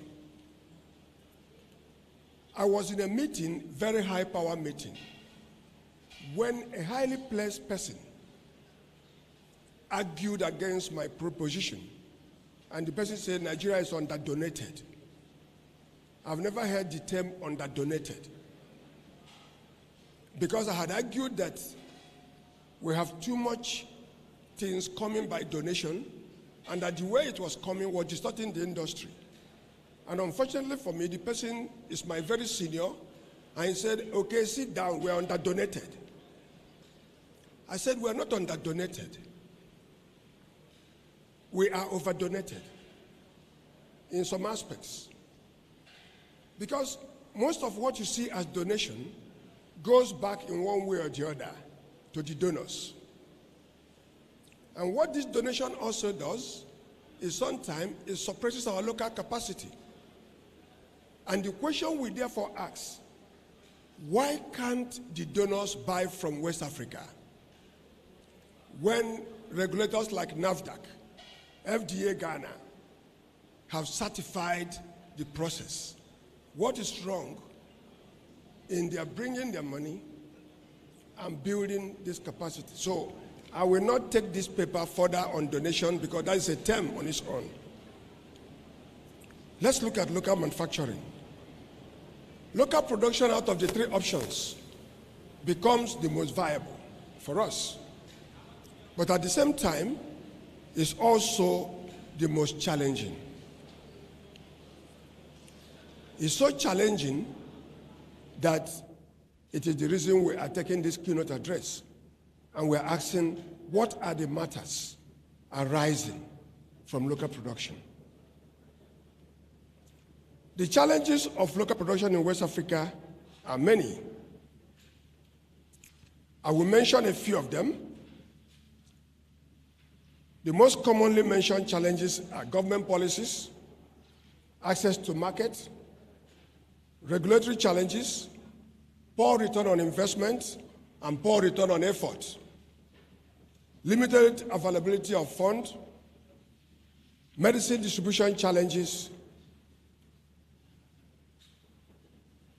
lack of research and development, over-dependent on importation of active raw materials, weak healthcare system, poor infrastructure, lack of finance, high cost of finance, lack of government incentives, etc., etc. I came across a paper in McKinsey, and that paper had a caption, "Can medicines be made in Africa?" And every time I go to conference, there is an argument that Africa cannot make medicines. And we've always challenged it to say, no, medicines can be made in Africa. Medicines had been made in Africa. Why do I say so?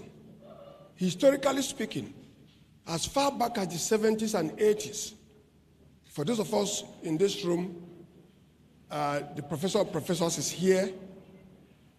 In Nigeria, for instance, nearly all the non-multinationals had facilities in this country. And I'll give you some few names from Pfizer, 𝐕𝐞𝐧𝐮𝐞, Welcome, which is the company I manage today as SKG, Hest, Ciba-Geigy, Roche, Stalin, Bicham, Park Davis in Senegal, all had factories here in Nigeria.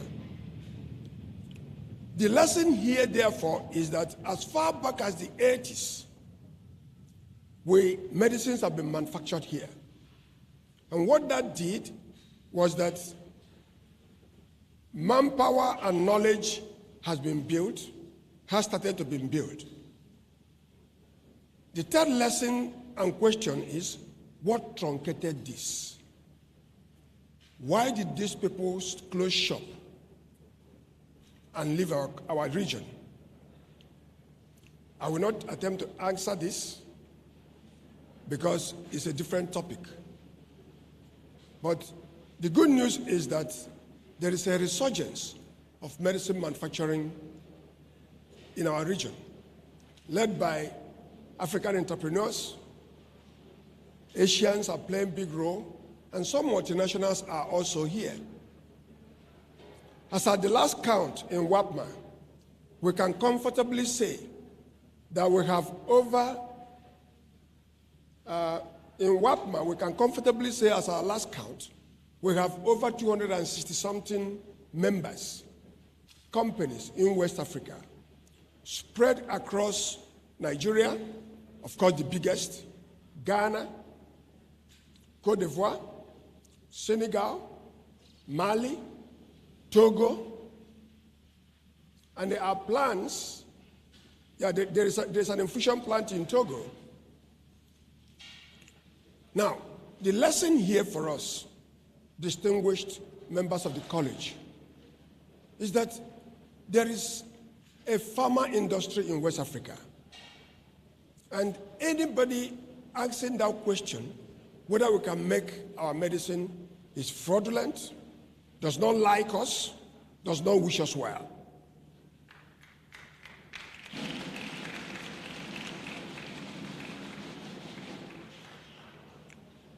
Of course, I forgot to mention that there's also a factory in Cape Verde.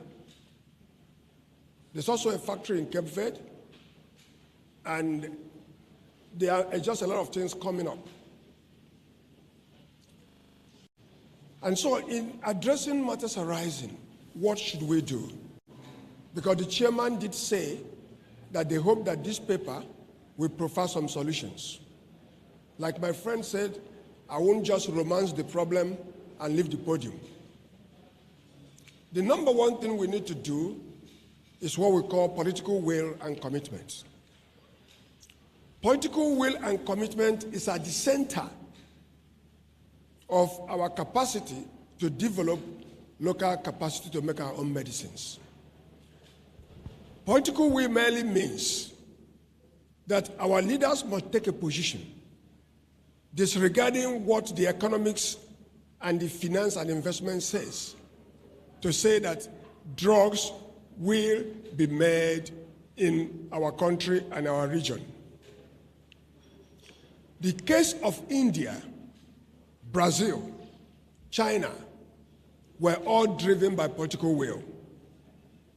And recently, we have cases like Malaysia, Indonesia, and most recently Bangladesh, that has now moved from a medicine importing country to a medicine exporting country. Today, Bangladesh exports medicines to America. That is what can be done by political will. And if there is no political will, every other thing we say will be subjected to argument that will defeat it. So government of West Africa must take a position and say that we can make our medicines, at least essential medicines, in West Africa. Access to markets. The West African market is 380 million people, and we constitute 35% of the African population of 1.1 billion people. This market alone can sustain ×2 the capacity of what we are doing today in local manufacturing. But unfortunately for us, demographic alone does not make the market. What makes the market is your access to the demographic. So the West African farmer market is fragmented to the extent that the man in Nigeria, sitting with over 200 factories, cannot easily take his product to Liberia. The man in Ghana, with nearly 40 or 40-something factories, cannot easily take his or her product to Togo. That is a drive away. So this is where the college, like your own college, that is made of intellectuals and practitioners, come in. We must begin to break the barrier and link the West African market to become a common market. It is only then that we have a market that is rich in numbers, rich in consumption power, and rich in demand. And that will be attractive to the industry. Regulation. The other reason they've always cited why medicines cannot be made in our region, and they tell you, oh, there's no regulation. Regulation is weak. Again, this paper argues that regulation in West Africa and in Africa has grown in leaps and bounds. If you doubt me, anywhere you are in the world, say that you are coming from Nigeria and say that you have the approval of NAFDAC, they will know that there is NAFDAC. 3 out of the 4 regulatory agencies in Africa that have attained maturity level 3 are in West Africa, and that is FDA Ghana and NAFDAC Nigeria.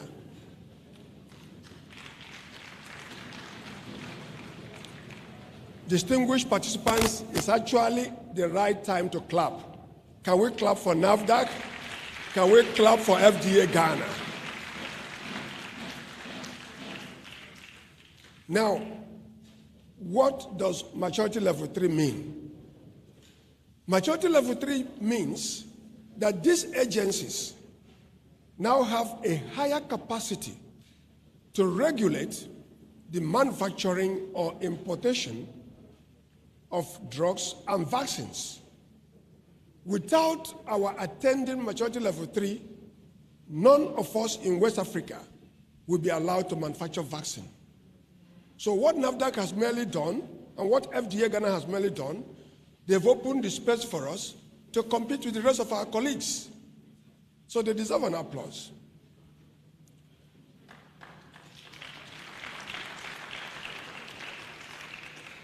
The regulatory environment has also grown.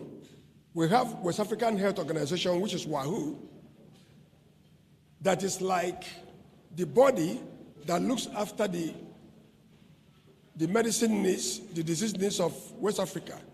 There is also the West African Medicine Regulation Harmonization, and there is the African Union or African Medicine Regulation Harmonization. What this means in effect is that the regulators in West Africa are working seriously to make it easy for any medicine you register in one country to be easy to be admitted in another country. So again, the argument we hear that we cannot make our medicines because we don't have regulators is wrong, it's false. By the way, many countries from where we import our drugs from, their regulators have not even reached maturity level 3 as we speak. But we have regulators that have reached maturity level 3. So when people argue against this, I say you are false. You are making this argument because you don't like us. You want me to depend on you. You want to control me. That is why you're making this argument. Drug distribution. The chairman of PCN is here. NAFDAC is here. Minister of Health is here. Very often they put in our front and they describe our medicine regulation with very negative words, from chaotic to mad to unorganized to anything you can bring. And I am not here to defend that. But the point is that a lot of progress is also being made in this area. Nigeria, for instance, is rolling out a new drug distribution guideline. Ghana, I know, because a lot of my colleagues are there and playing, are rolling out new distribution guideline. And today in Nigeria, there are outfits where you can walk in and you feel like you are in Boots in England, and you are everywhere. So a lot of progress is being made.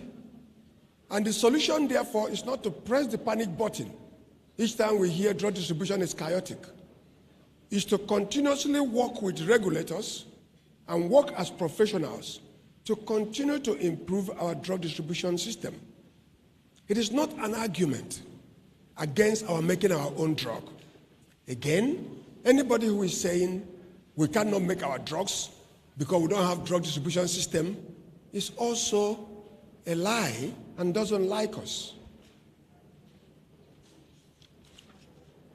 Research and development gap. Research and development gap is huge. Here, I will call for action. We must support all our research and development agencies like NIPRID, like the research agency in Ghana. But beyond that, our universities can do a lot. We need to bridge the gap between the industry and the universities. We need to bridge the gap between research institutions and manufacturers. I am happy that I'm talking to members of the West African College. In the industry, we want to see more collaboration. There is nothing that stops exchange program between the industry and the academia or the research. We would like to see somebody coming from University of Ife or Bafemi Awolowo University or UNN or anywhere to say, I want to spend 3 weeks or 3 months in your factory.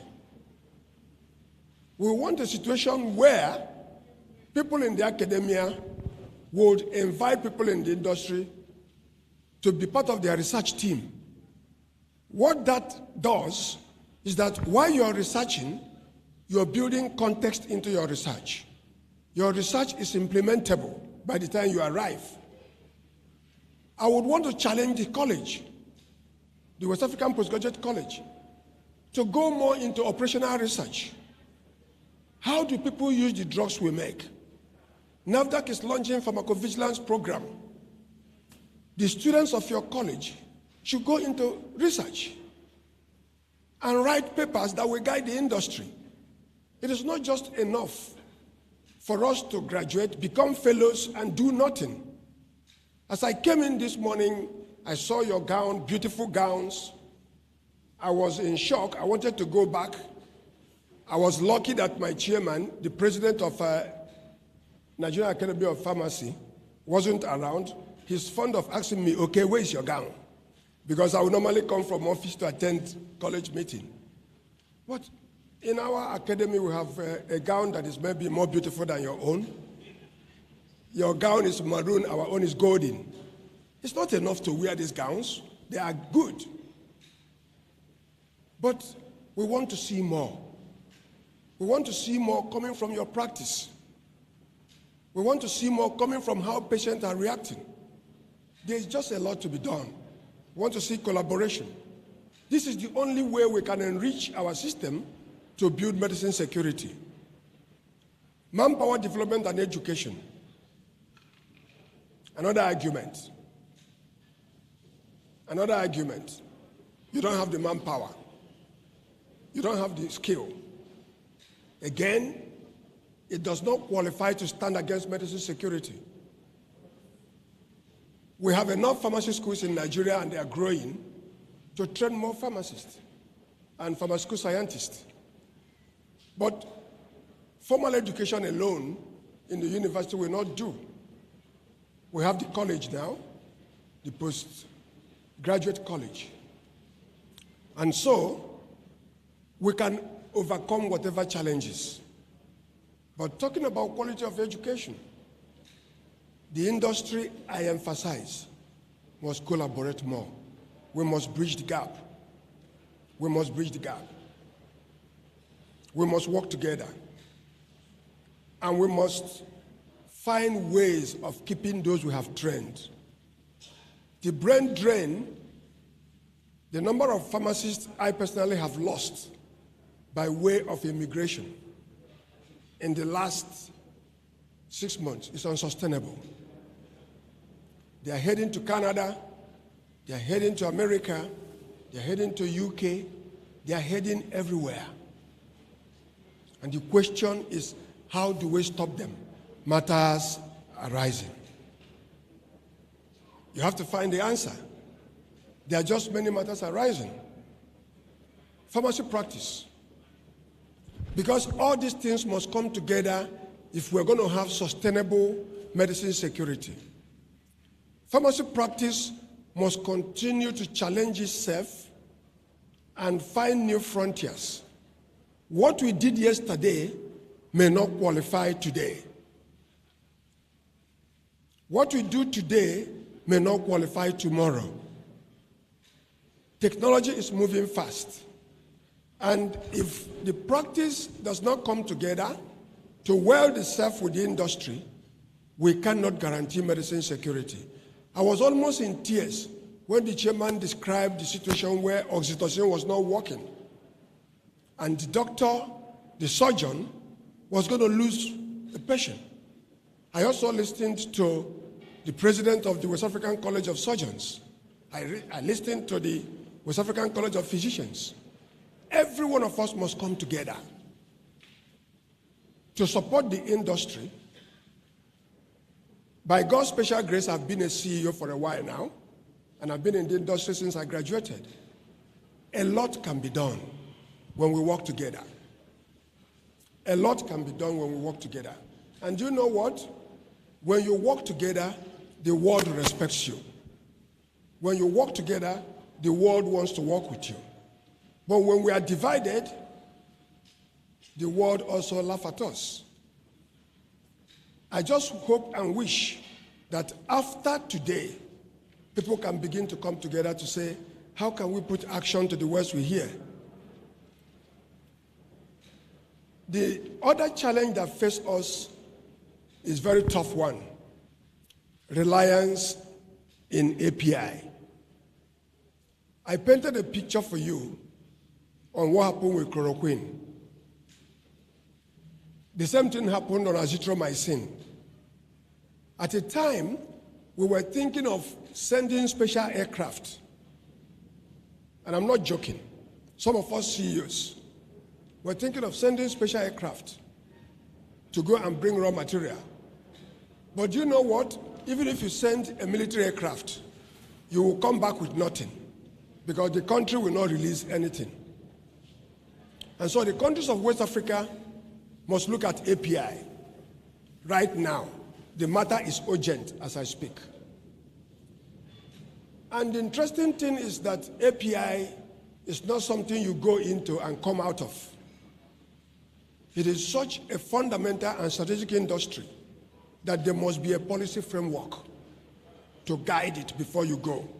Because you're going to be competing against China. You're going to be competing against India. You're going to be competing against Europe. So if there is no policy framework that underpins that investment, nobody is going to make that investment. By the time you produce paracetamol and you are not competitive, your uncompetitiveness will make sure that that factory dies.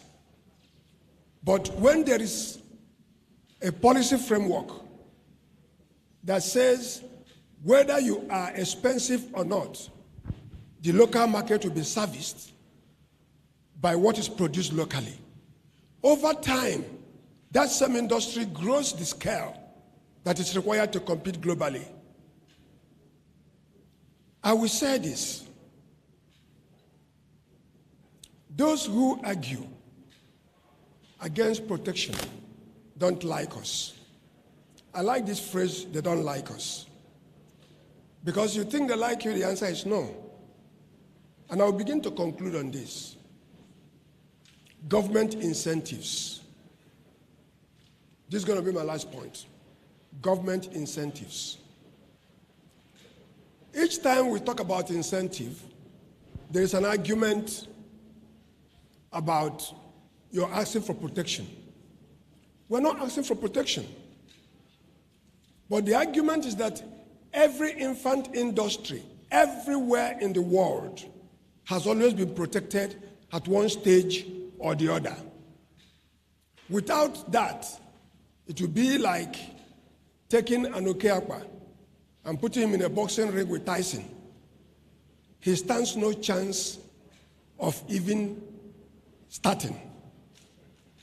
And if you doubt that industries are protected, please, I recommend you read a book written by 𝐓𝐢𝐦𝐞, a Cambridge professor. That book is called The Bad Samaritans. The Bad Samaritans is all about argument, how Europe, America, and the rest of the countries use tariff protection to grow their economy. And they tell the rest of us, you cannot do the same thing. The same man has written a second book to that called Kicking the Ladder. These two books, everybody in policy must read. When you read it, you will understand that what we are advocating in pharma industry is not protection, but is what we call positive protection. Positive protection means to selectively take the things you can make and put a disincentive to ease being imported. It is done everywhere. It is done everywhere. Otherwise, try to export paracetamol to America today. You will not see any law that is against that, but you will meet a system that will make it impossible. That is protection. And that is what is called smart protection. And that is what is called positive protection. In PMG man, everybody in this room, if I ask you what is PPP? What is PPP? Private partner. Well, in PMG man, our own PPP says, protect us, patronize us, and pay us.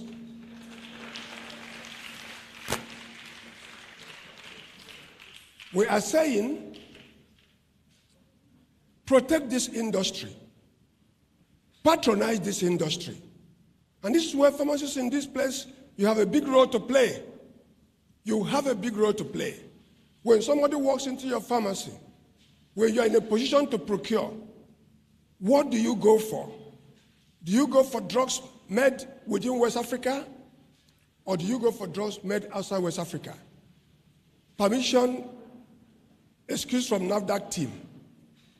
NAFDAC team will tell you that it is easier for them to regulate those of us that they are seeing, they can feel, than to regulate those that are outside their reach.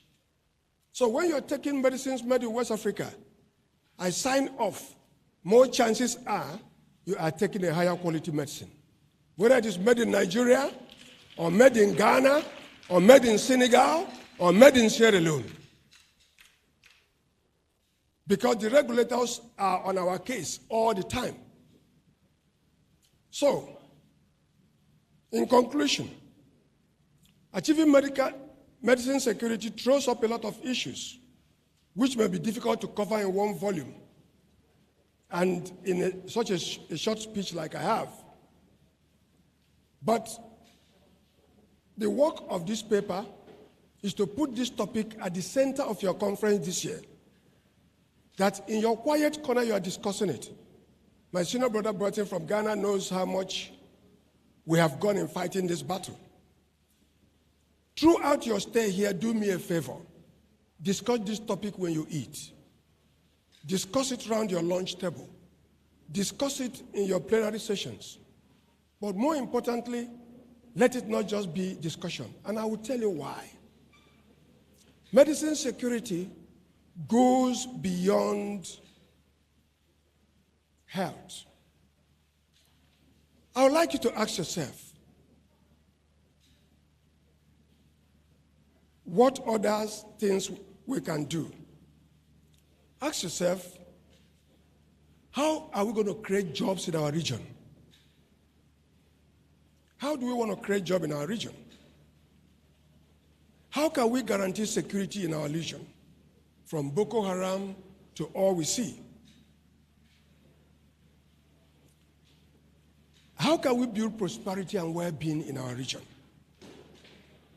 For every medicine that is brought in here is a job exported somewhere. For every dollar you spend to bring what we can make here is an investment denied in the region. As we discuss this, please note that there is a nexus between the well-being of a country and the level of industrialization and job they create.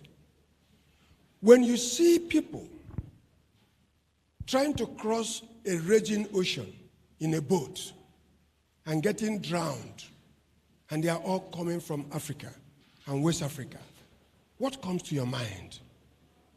Does it occur to you that if these people have means of living at home, they will not take the risk of swimming across the ocean? Mr. Chairman, my mentor, Your Excellency, Honorable Minister, I feel passionate when I talk about this, because there is a nexus that connects medicine security to all we are doing. Why? Medicine security drives health security. Health security drives economic security. Economic security drives national security. And therefore, in this sense, medicine security must be treated as a key component of our national security architecture. And we are going nowhere until we solve it.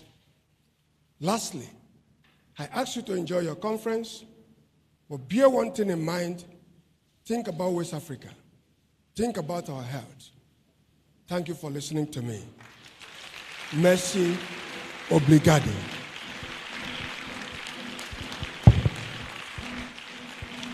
Our keynote address speaker, Dr. 𝐓𝐢𝐦𝐞. He has done a brilliant, brilliant job. Please keep clapping. He has spoken not just from his books, but you will know that he has spoken from his heart. We can have our seats. And I will want us to remember these words. When you want to procure your medication, remember, you must protect, patronize, and also pay the manufacturers. Okay. Thank you very much for that brilliant presentation. That was a fantastic one, and we are very glad that you were able to do that within a space of time. So we are going to move quickly.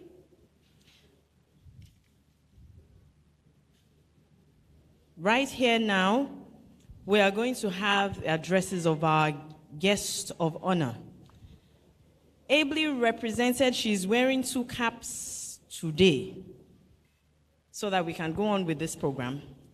We have in our midst the Honorable Commissioner for Health, Lagos State, Professor 𝐓𝐢𝐦𝐞, who is ably represented by the Chairman, Health Service Commission, Dr. 𝐬𝐤𝐤𝐤𝐤𝐤𝐤𝐤𝐤𝐤𝐤𝐤𝐤𝐤𝐤.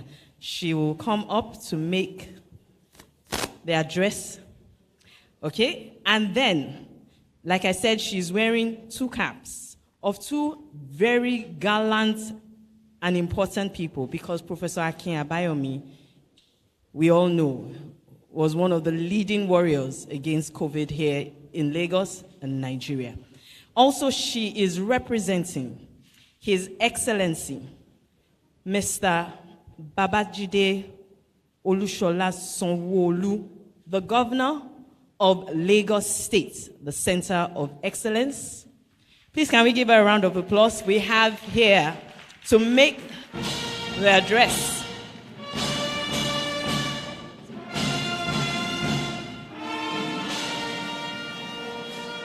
Dr. 𝐻𝐤𝐤𝐤𝐤𝐤𝐤𝐤𝐤𝐤𝐤. Thank you very much. Thank you very much. Yes.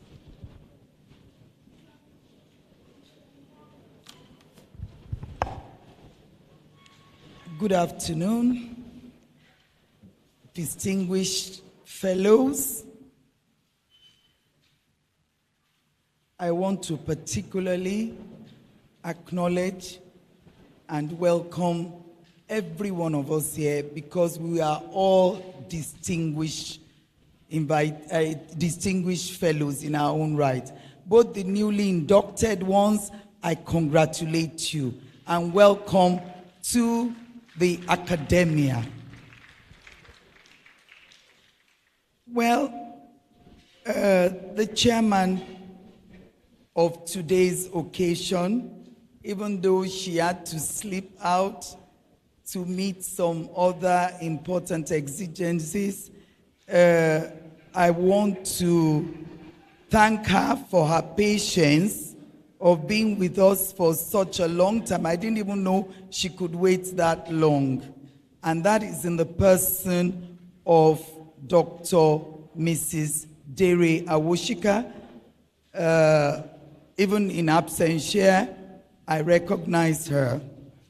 Also, today I'm recognizing our president of the West African College of Pharmaceuticals, Mrs. Cecilia Igwilo. I didn't know when your darling husband slipped out of here. He's coming around. Yes, thank you. Also to one of our dear one, Prince Julius Adelusi Adelui, who today I'm so happy to be seated beside him. I felt the warmth of this room because the wife is my mentor, my senior. We went to the same alma mater, Mrs. Shalewa Julius Adelui. So around me today, I felt a couple of people that I know. Also, I want to recognize our Honorable Minister of Health and the person of Mr. Osage, Dr. Osage Onohari. Sorry, I'm sorry about that. Osage Ohanari. I'm sure I'm pronouncing it rightly now. I'm sorry about that. Ably represented by our sister, Pharmacist Olubimi Aribiano. Good afternoon once again. I think I want to align with the already established protocols. I want to congratulate each and every one of us here, especially the fathers of pharmaceutical, distinguished professors. One of them I would just mention, Professor Ogumbono, Festus Ogumbono. Thank you very much for being here with us and for staying here with us. Well, I use the phrase us because we're in the health family together. The chairman had given us already the anointed sermon today that we are actually a team, all trying to achieve a goal for our team. And that goal is actually to be patient-centered, to think of them above all things.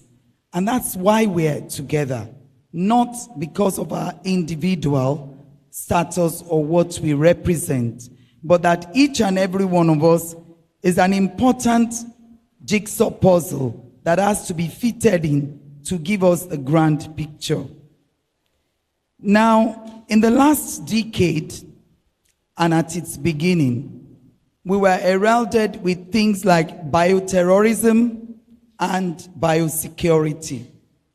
And as if that wasn't enough, at the end of year 2019, then came the expected thing, bang, and that was COVID-19.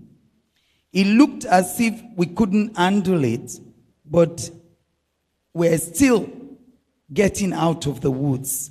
I would say that we have been able to overcome quite a number of challenges that it posed, but there's still much to be achieved. So your theme of this year's conference is indeed very apt. Medicine security in the West African region, matters arising. I'll not take much of your time. Much has been said by other speakers, well-wishers, and in particular, the keynote speaker that addressed us. I learned a lot. I learned things like API, PPP, and things like that, which I noted down. But there is one thing I would like us to remember, that pharmacists, as custodians of drugs, play a vital role in the development, production, storage, distribution, and safeguarding of all of the drugs that are circulating around us as a nation, and even in the whole of this West African sub-region, and even globally. Now, control is the issue here. Now, medicine security in West Africa is of so much importance. Why I'm standing here today is because, not because of the accolade of representing Mr. Governor, all of those are inconsequential, but then I take the supremacy of God making me to be able to be here today with you. And then I also want to say that in particular, at a time like this, this is a time and no better time for us to stop building dams, but to build bridges. We are indeed in a crisis situation when we consider medicine and its security in this sub-region. The last keynote speaker has said it all. This is a time we need to rise up to our expectations and overcome this challenge. One of the things that is pertinent to me, and I think to Mr. Governor, is the issue of research. And I'll pause to just give you a story. I was a medical officer some 30-something years back, and I was treating an elderly gentleman who came to the clinic then, and I had an allergic rhinitis. I'm always having this atopy. And he looked at me. He said, "Gentlewoman, you are such a nice doctor. You are very good at seeing us. But why haven't you been able to treat this thing that you have?" I said, "Well, I've taken some drugs." He said, "Well, if I tell you what things to take, would you be happy to take it from me?" I said, "Yes, of course." He was an old man, an elderly man with white hair and everything. So he gave me a piece of paper. And honestly, I took that piece of paper, I opened the drawer of my consulting table, and I dipped it in there. 1.5 years after, I had a bad spell of this allergy, and I really couldn't breathe well. And I just opened the drawer, and I don't know what I was looking for, and I saw this paper there. So I said, "Oh, thanks to the cleaners who did not do their job." So I picked up the piece of paper, and I saw all the things he wrote there. This leaf away, this, that. Of course, they were herbal concoctions. And I said, "You know what?" He told me to go to a market, Surah. So I drove all the way to Surah. And when I got to Surah, I didn't tell them anything. I just asked for the women, and they said, "Oh, you must have an allergy." And they gave me everything, and I picked it, I took it home. Well, of course, I divided it into two scientifically. If I'm going to die, let them see the remnant of what killed me. So I took the other half, I washed it with which of those sponges we have then that was so hard, cleaned it as if there was so much bacteria inside the container, and then I boiled it. I was told to take 1 glass 3 times, and I just took 1 glass. And behold, I woke up in the morning and the nose was totally unblocked and I could breathe well. So I got curious and I drove down to Institute of Medical Research. Then there was one professor there, he's passed on now. His name was Professor Ajala. And I said, Prof, I'd like you to find out what is inside this thing that I took. He said, "What's the matter, my little girl?" And I explained to him. He said, "Don't you worry. Within a week, we will get back to you." And I left it. Of course, 2 weeks after, he came knocking at my door, traced me to where I said, "You are the kind of people who would like to work with us here in NIMA." And I said, "Why?" He said, "Well, that thing, it contained antihistaminics. It contained vitamin C in heavy doses. It contained a diuretic. And what was it again?" He said, I think that was the 3 main ingredients that was there. So in my mind, I wondered, why wouldn't it be so potent as to get me out of what I had? So he convinced me that I should join NIMA, but I didn't. I stayed with Lagos State government. I said, "No, I'm not ready for research." But today, I still look at it, that there's one nagging thing that we all need to look into as pharmacists and the whole health family in general, and that is the issue of research. We seem to run away from it.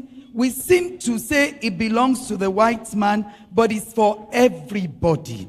Now, why I'm saying this is we already have, clap if you want to clap. I believe that the bridge has already been laid for us. The National Institute of Medical Research has already been established since 1977. And there will be a need for more productive handshake with other agencies like the Traditional Medicine Board, the Pharmaceutical Society of Nigeria, and all other medical practitioners towards research, development, standardization, and clinical trials for some of our local herbs. Now, this is not an issue of you, pharmacists, doctors, it is actually for all of us. We need to all join hands together and start to work.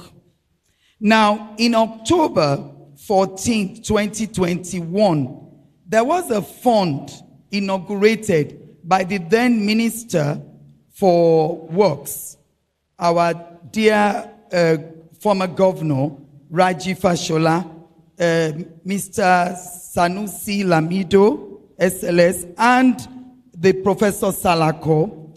These people actually gave a 10 billion endowment to research for pharmaceuticals and things of that nature. So to be able to address our problems, and particularly homegrown things. The last speaker told us about chloroquine. And we used to grow chloroquine here, but that is just said China has taken over and India as well. So what are we doing to us?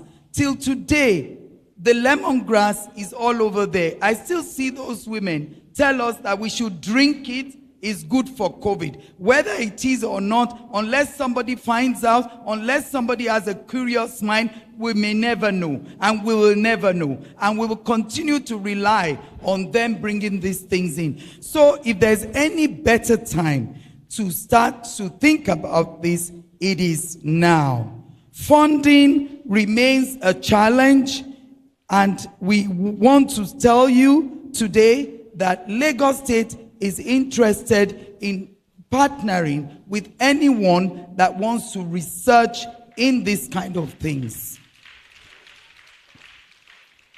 We also want to experience the global paradigm shift. We used to rely on the white man, Europe, Americas, but now Europe, America is poaching our skilled medical personnel. In the same way, if we're not careful, we might find out that our local homegrown things that we could have used, we could have researched and produced are being taken over. I hear today, and as I know, that the bitter leaf has already been made into a capsule and is being taken abroad as patented drugs there. So where is the bitter leaf? You get the bitter leaf every day, and it's being used as a very heavy antioxidant just for you. Now, I know that when it comes to big pharmaceuticals, you are not thinking about that. You are thinking about large industrial production. But it can start somewhere. We can start to do that today. So in conclusion, I want to tell you that you should be rest assured that the Lagos State government is very passionate about all professionals attaining the peak of their careers. And as mentioned by someone here today, that the issue of consultancy in Lagos State for pharmacists, I want to mention that I have taken note of everything that you said. I would send high-powered teams to come to you if you will accommodate us, Osun State government, to understudy how it is working with you, and then I get a feedback. As a sitting chairman of Health Service Commission, I will ensure I give the report back to Mr. Governor. Also, I saw your beautiful drawing in which someone said that we should dream it. Look at it very well. Dream it and bring it down to reality. I also want to let you know that Mr. Governor will get your message of whichever ways they can help to ensure, to facilitate that that thing comes to reality. With this, I want to say once again that you are welcome to this state of aquatic splendor. Please enjoy your stay here. We are ready to host you, but make sure you are not lost in Lagos. Welcome. And thank you very much. Can we give a standing ovation to His Excellency, the Governor of Lagos State, Mr. Babajide Olushola Sanwo-Olu, ably represented by Dr. Atinuke Onoyiga. Thank you very much, ma'am. She has done a very brilliant job and represented the governor fully. And like we said, please don't get lost in Lagos. And as we say in Lagos, 𝐕𝐤𝐦𝐞 𝐬𝐢𝐸𝐾 àjùmọ̀ṣe gbogbo wa ni. Can I hear the response? Lagos State, 𝐕𝐤𝐦𝐸𝐸 gbogbo wa ni. Yes, for the greater Lagos. So thank you very much, ma'am. We're moving on now, gradually getting towards the end of this session. We are going to have the address and official opening by our special guest of honor. Right here, the Honorable Minister of Health of the Federal Republic of Nigeria. We are the host country for this AGM, for this event, and we have in our midst the Honorable Minister of Health of the Federal Republic of Nigeria, ably represented, and that is Dr. Osagie Ehanire, ably represented by Pharmacists Olubunmi Aribiana. She is also the Director of Food and Drugs Administration of the Federal Ministry of Health. She will be making the address, and she will do the official opening of this event. Can we clap for her, please?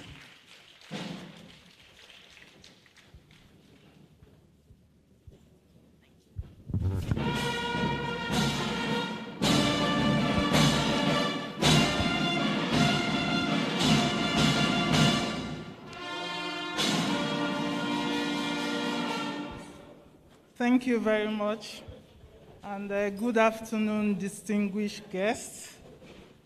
Before I read the Honorable Minister's speech, I want us to sincerely appreciate the president of this college, in person of Professor Cecilia Igwilo.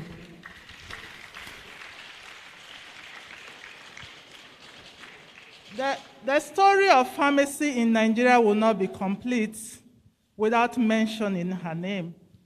For those of us who went to Great Ife, we do remember the 0/10. Do you remember?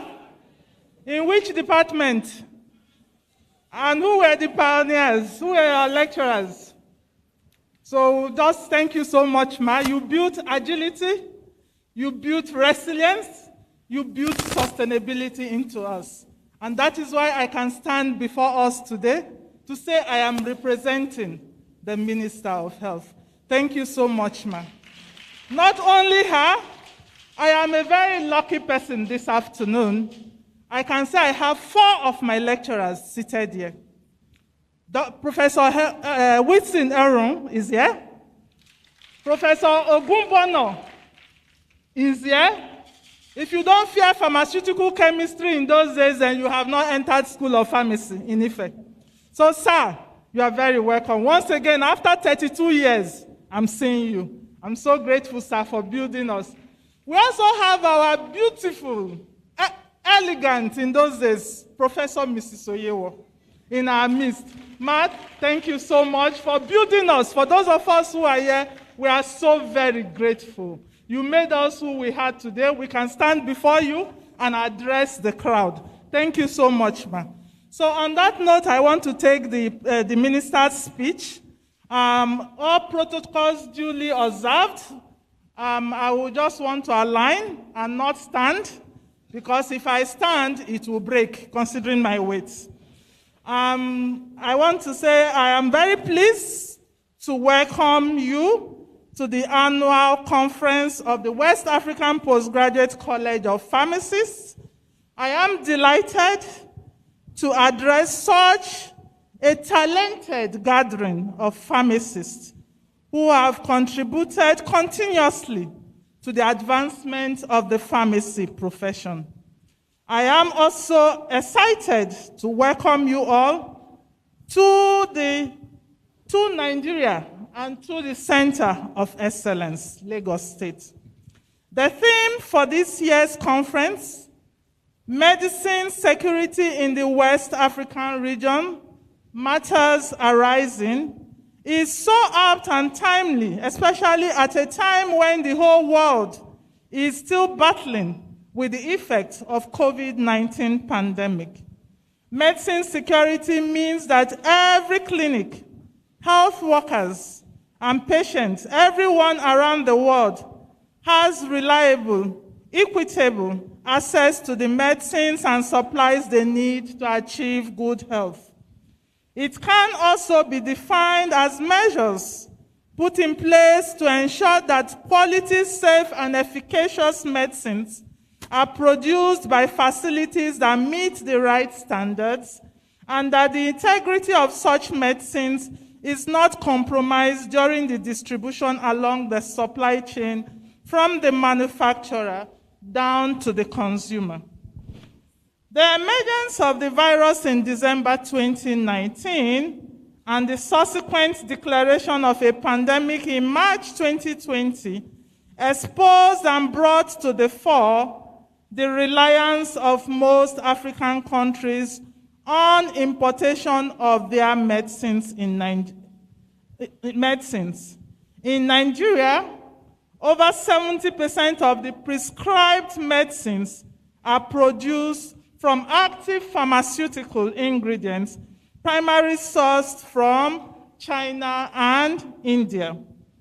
More than ever before, it is time to reverse the country's overdependence on imported medicines.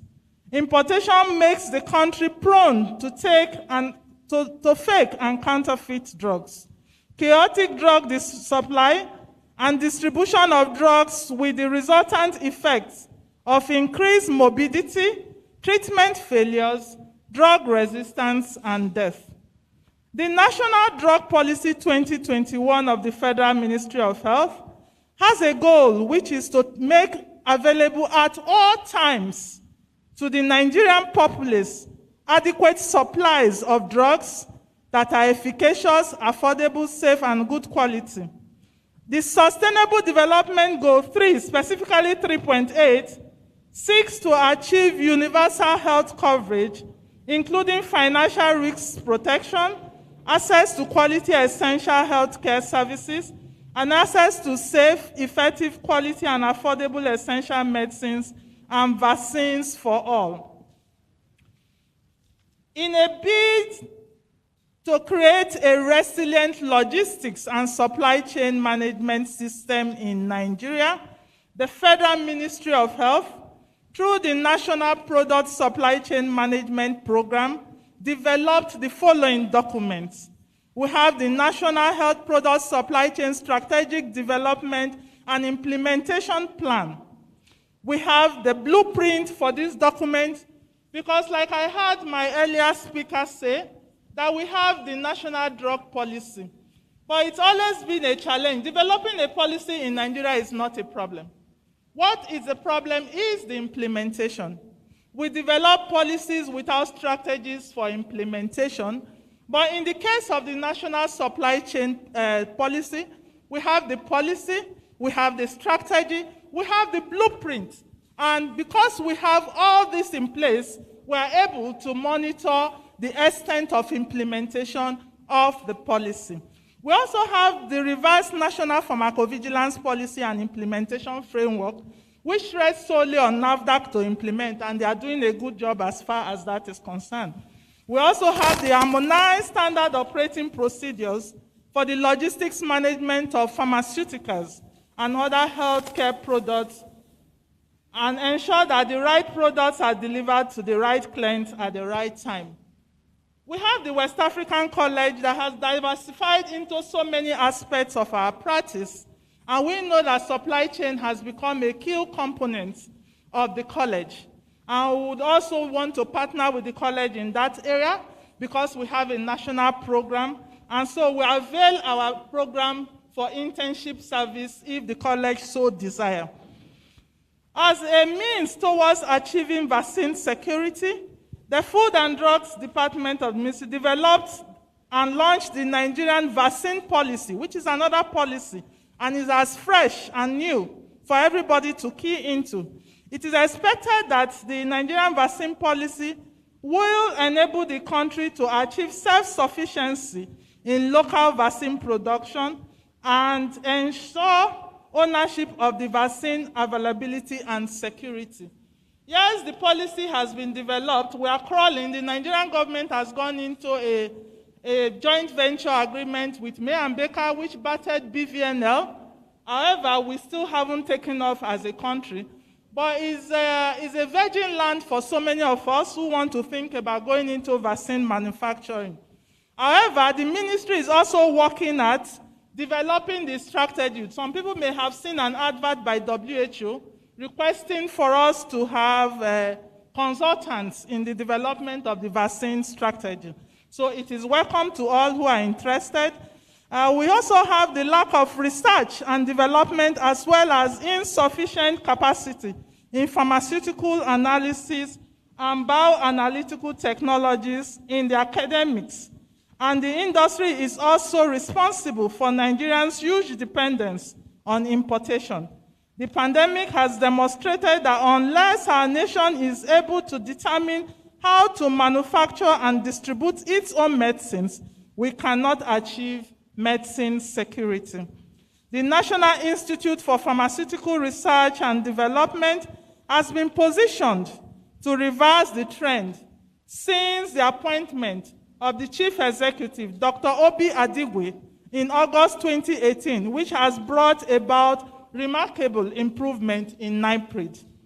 The West African Health Organization, WAHO, and the World Health Organization in the African region has mapped out key areas of collaboration to improve health outcomes in West Africa.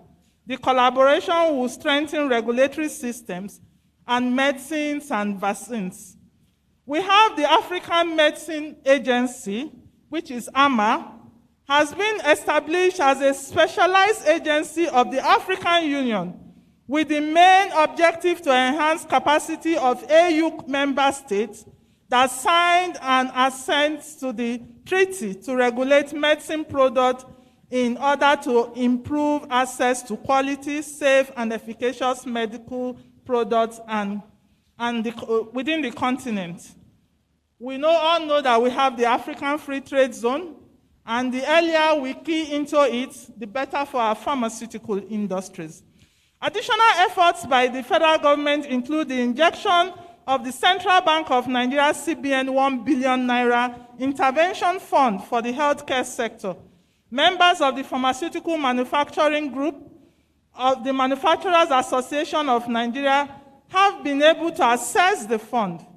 This would go a long way to ensure that manufacturing firms which have enough funds to improve their facility to meet the World Health Organization's pre-qualification and standards. I think when we talk about government commitment and political will, this comes to bear that the government has made provisions to enable the pharmaceutical sector in Nigeria to strive and strive well. The WHO and GMP certification of pharma industries in Africa will ensure that drugs produced in Africa meet the standards for both local and international markets. The ministry is also determined to ensure accessibility, affordability, and sustainability of high-quality medicines across the supply chain system in the states by the creation of a drug management agency in all the 36 states of the Federation. The recent attainment of the global benchmarking tool, Maturity Level 3, by both NAFDAC and the Pharmacists Council of Nigeria, is a testament to the drive by the administration to ensure that these two agencies can function with a robust regulatory system. The improvement of the pharmacist consultant cadre in the Federal Civil Service by the Office of the Head of the Civil Service of the Federation in September 2020 also buttresses the determination of the Federal Ministry of Health to pursue the advancement of the pharmacy profession. The structure of the West African Postgraduate College of Pharmacists into the different faculties, social and administrative pharmacy, public health pharmacy, drug production and quality assurance, community pharmacy and clinical pharmacy would guarantee that no aspect of pharmacy is left out. Let me therefore use this medium to charge the college to live up to expectation and include in its curriculum courses geared towards ensuring equipping the pharmacists to fill the gap in local production of active pharmaceutical ingredients. We must all collectively change this narrative by making Nigeria self-sufficient in the production of finished pharmaceuticals and APIs. I wish to assure you of the Federal Ministry of Health's continuous efforts towards ensuring medicine security and congratulate the new fellows.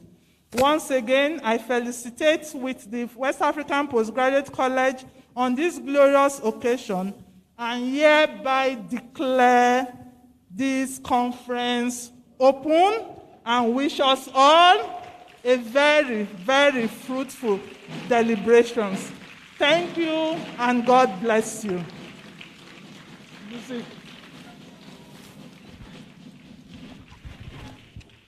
The Honorable Minister of Health, Dr. 𝐓𝐢𝐦𝐞, ably represented by pharmacist Olubunmi Arabian. Please can we give her a round of applause as she takes her leave?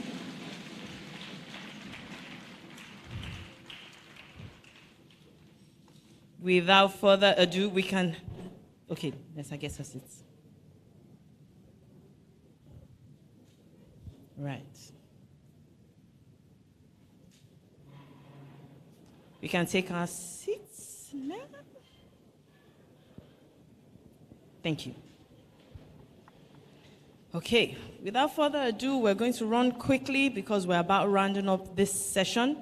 We have some awards to give, and I will invite the distinguished president of the West African Postgraduate College of Pharmacists, distinguished Professor Cecilia Igwilu, to please take a position. She's going to be giving out these awards on behalf of the college to our guests of honor.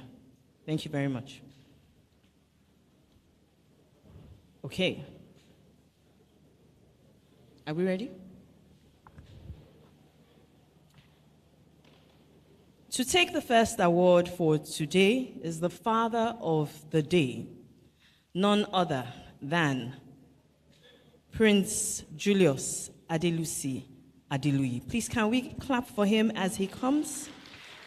This is a plaque to appreciate your presence and your contribution to the West African Postgraduate College of Pharmacists.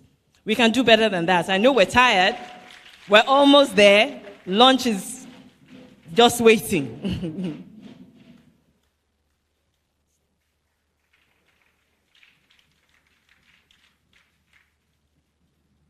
Thank you very much, sir. Next, the chairman of today's occasion, Dr. Dere Awoshika, chairman of Access Bank. So there's a representative from Access Bank to take this on her behalf. Can we have the representative from Access Bank, please? So we are giving Dr. Dere Awoshika, the chairman of today's occasion, this award. Please convey our appreciation to her.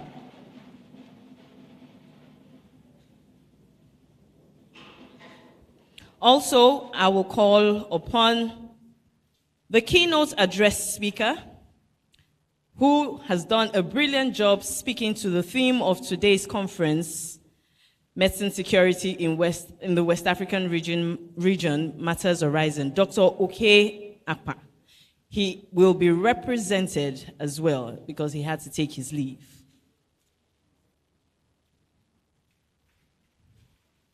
So we have Sir 𝐓𝐢𝐦𝐞 taking that on his behalf.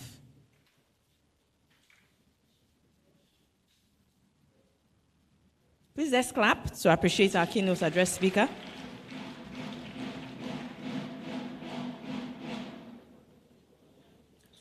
Also,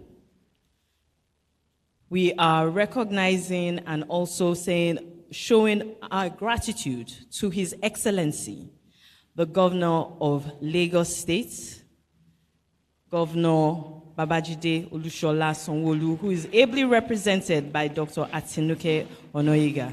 This award is given to him to show our appreciation and that we recognize what he's doing in Lagos State. Ìgbéga ìpínlẹ̀ Èkó, àjùmọ̀ṣe gbogbo wa ni. Yes.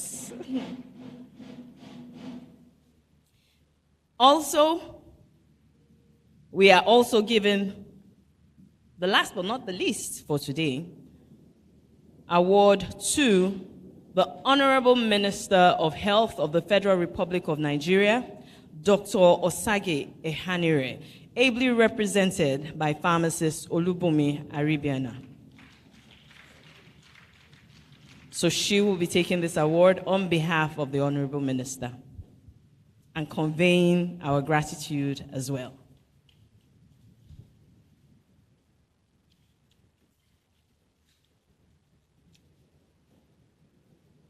Thank you very much. We're done for now. So we'll just take a few announcements. We want to recognize Pharmacist 𝐕𝐞𝐧𝐮𝐞, who was also one of the past. He's the MD of Alpha Pharmacy and the past chairman of West African Postgraduate College of Pharmacists, Nigerian chapter. I believe he's still here in our midst. Please, can we clap?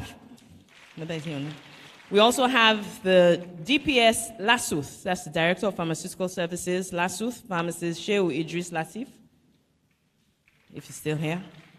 Also, the MD CEO, Nemeth Pharmaceuticals, Pharmacist Matthew Asoji as well, if he's still here.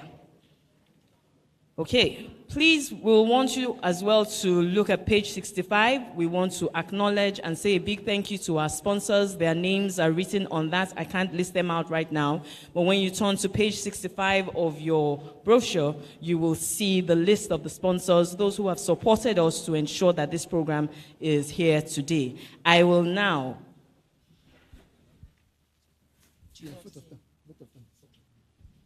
So I will now call the Secretary of the West African Postgraduate College of Pharmacists, Nigerian chapters, Dr. Mrs. Ukamaka Okafo, to give the vote of thanks. Please, can we clap for her? Thank you very much. After that, I will make a few announcements, and then it will be bon appetit. Okay. Reception.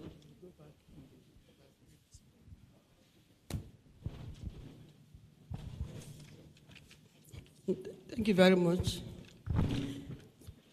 Please, we want to first of all thank the Almighty God for making this day possible. We all know that in the morning, when we are about to come into this hall, heavy rain started, and we started praying, and God heard our prayers and made made everywhere to be conducive for us by removing that rain and giving us a very conducive weather.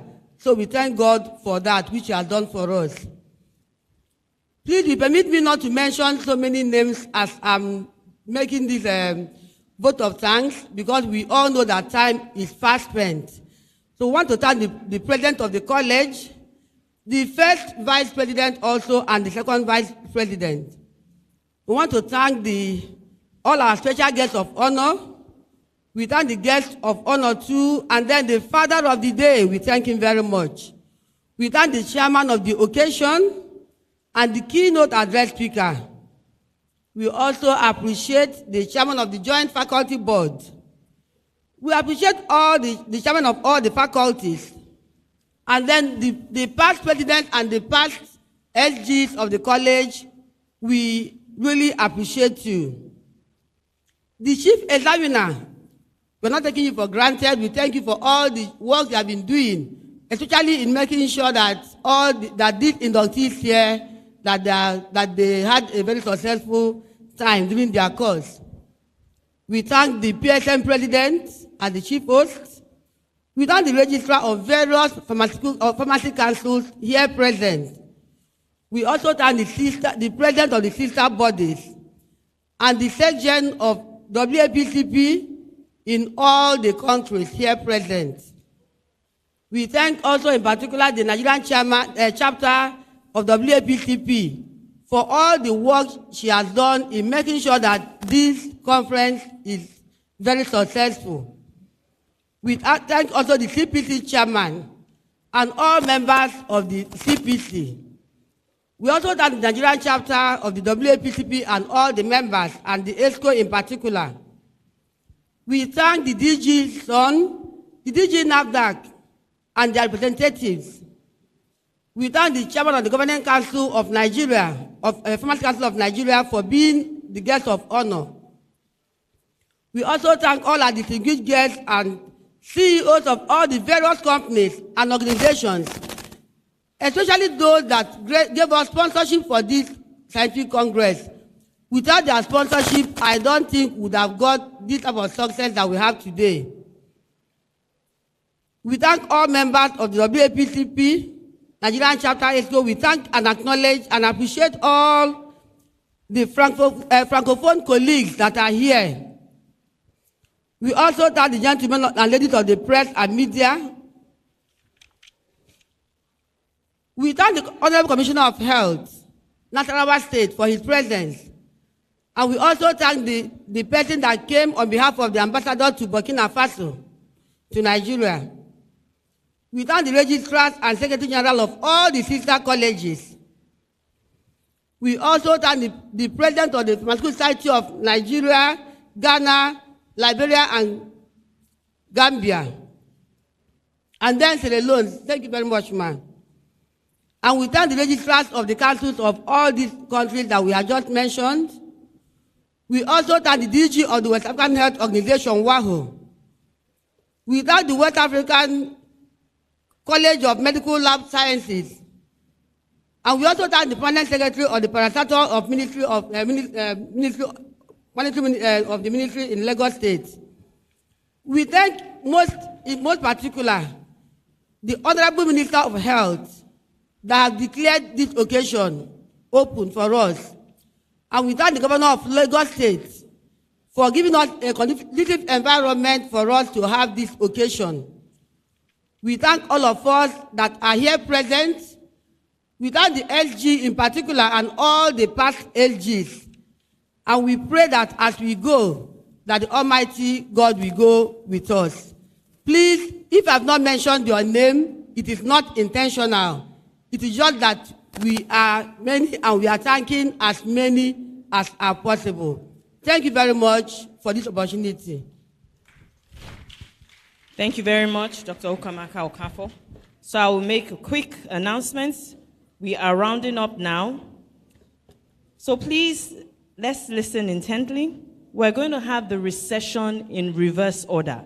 Reverse order, I mean the president of the West African Postgraduate College of Pharmacists will lead the procession, followed by the chairman, joint faculty board secretary, the past presidents, the council members, chairman of faculties, fellows, and then the new fellows and the mace bearer.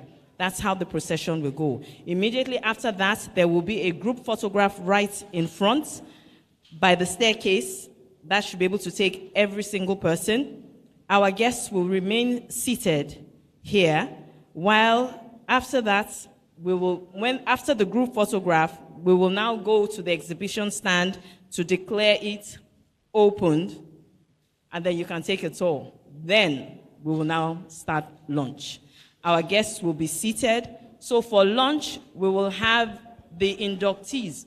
Oh, sorry, the new fellows, if I may. Excuse my word. The new fellows, please, you will go up to the gallery for your lunch. Every other person will sit here and lunch will be served from the guests. Please, immediately after the procession, there is a group photograph right there. The exhibition stand will be declared open, and after then, we'll then have lunch. Thank you very much for staying through.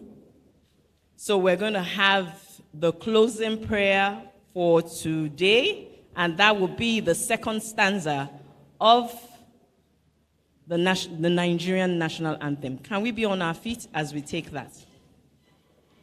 Police band, I'm sure you'll help us with it.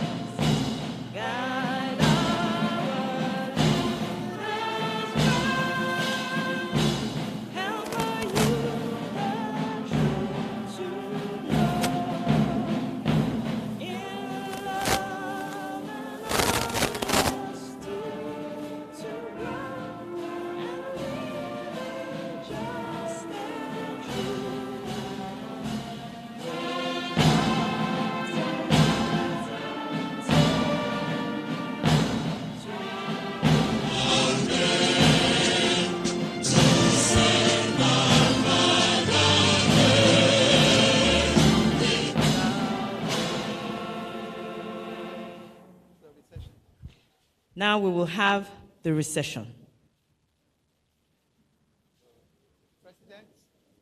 We'll have the president.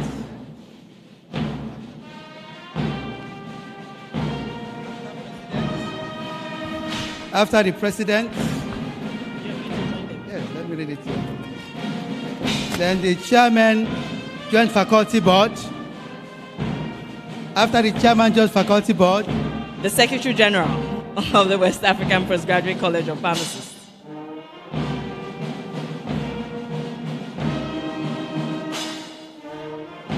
And then our past presidents.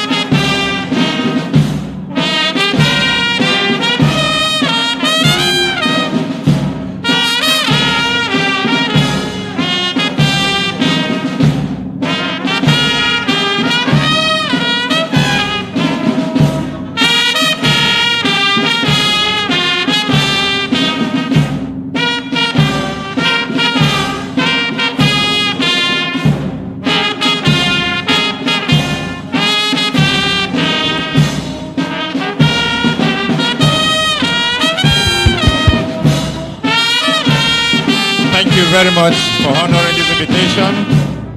We sincerely appreciate all of you. New graduates, new fellows, congratulations to you one and all. You are the new phase of fellows of the West African Postgraduate College. We are utterly proud of you. Once you step out, you have a group photograph with the members of council, with the president and members of council. After that, you can droop. You can droop.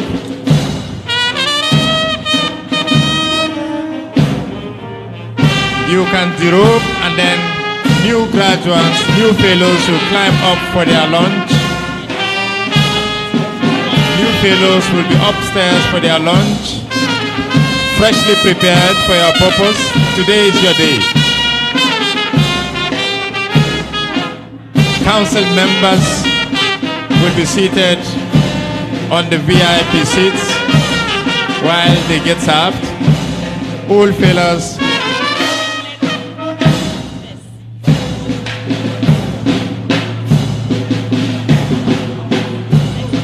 and don't forget, we have an exhibition stand. We have an exhibition stand.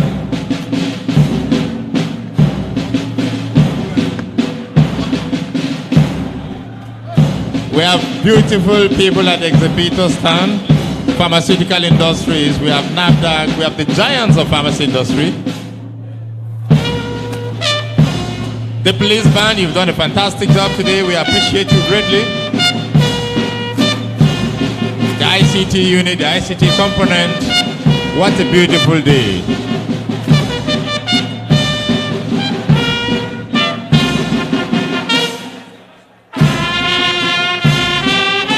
Congratulations to you one and all.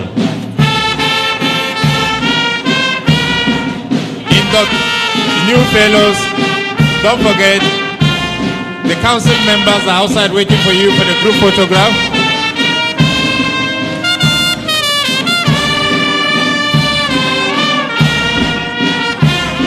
Fellows from Rivers and Bayelsa, both old and new, should meet outside immediately after the tour on exhibition stands for a very brief information.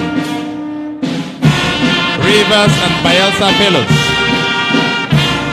will quickly meet outside for a brief information.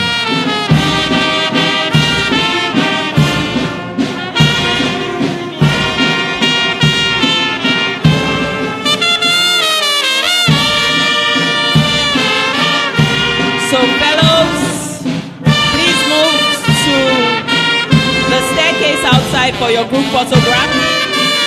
And this is to remind new fellows that your lunch will be taken upstairs. So immediately after the group photograph, please just go upstairs for your lunch. Thank you very much, police band. You have done a fantastic job. Thank you very much.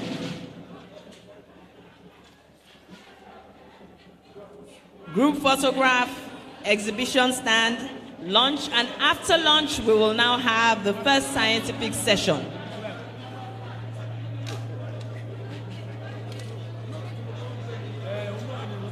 Lunch will be served in an orderly manner, so please ensure that the fellows, the old fellows are seated, our guests will be served first. New fellows, you will go up for your lunch. Please let's ensure this is done in an orderly manner. Thank you very much. There's enough to eat.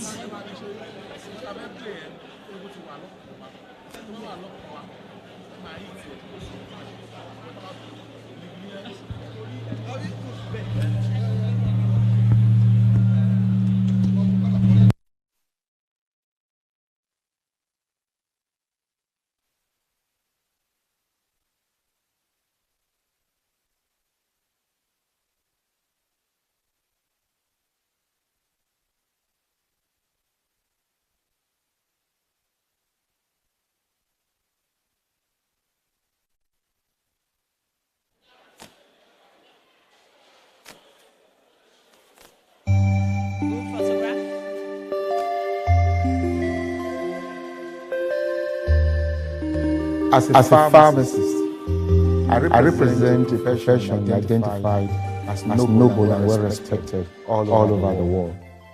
Pharmacy is a lifelong learning profession with relevance in every facet of life. There are various prestigious pharmacy schools in West Africa that have graduated fully baked pharmacists across the West African sub-region. The pharmacists across this region realize the need to come together to harmonize and develop pharmacy education, laws, and modern practices that will impart and improve the quality of healthcare and the life of the people in the region. Thus, the West African Postgraduate College of Pharmacists, an international center for excellence, which was founded in the mid-70s, led to the formation of the West African Pharmaceutical Federation in October 1976 in Monrovia, Liberia. The college has graduated over 500 fellows since 1998. This prestigious organization has achieved numerous milestones, to mention a few. It has facilitated the establishment of a School of Pharmacy, University of Liberia, facilitated the establishment of School of Pharmacy, University of Sierra Leone. It has harmonized drug laws and regulations in member countries. It has facilitated the establishment of quality control laboratories in member countries using the machinery of West African Health Organization, WAHO, and other non-governmental bodies. We have a unique aim to not just produce pharmacists, but exceptional pharmacists, well grounded with advanced knowledge, attitude, and skills, which cuts across all areas of the profession.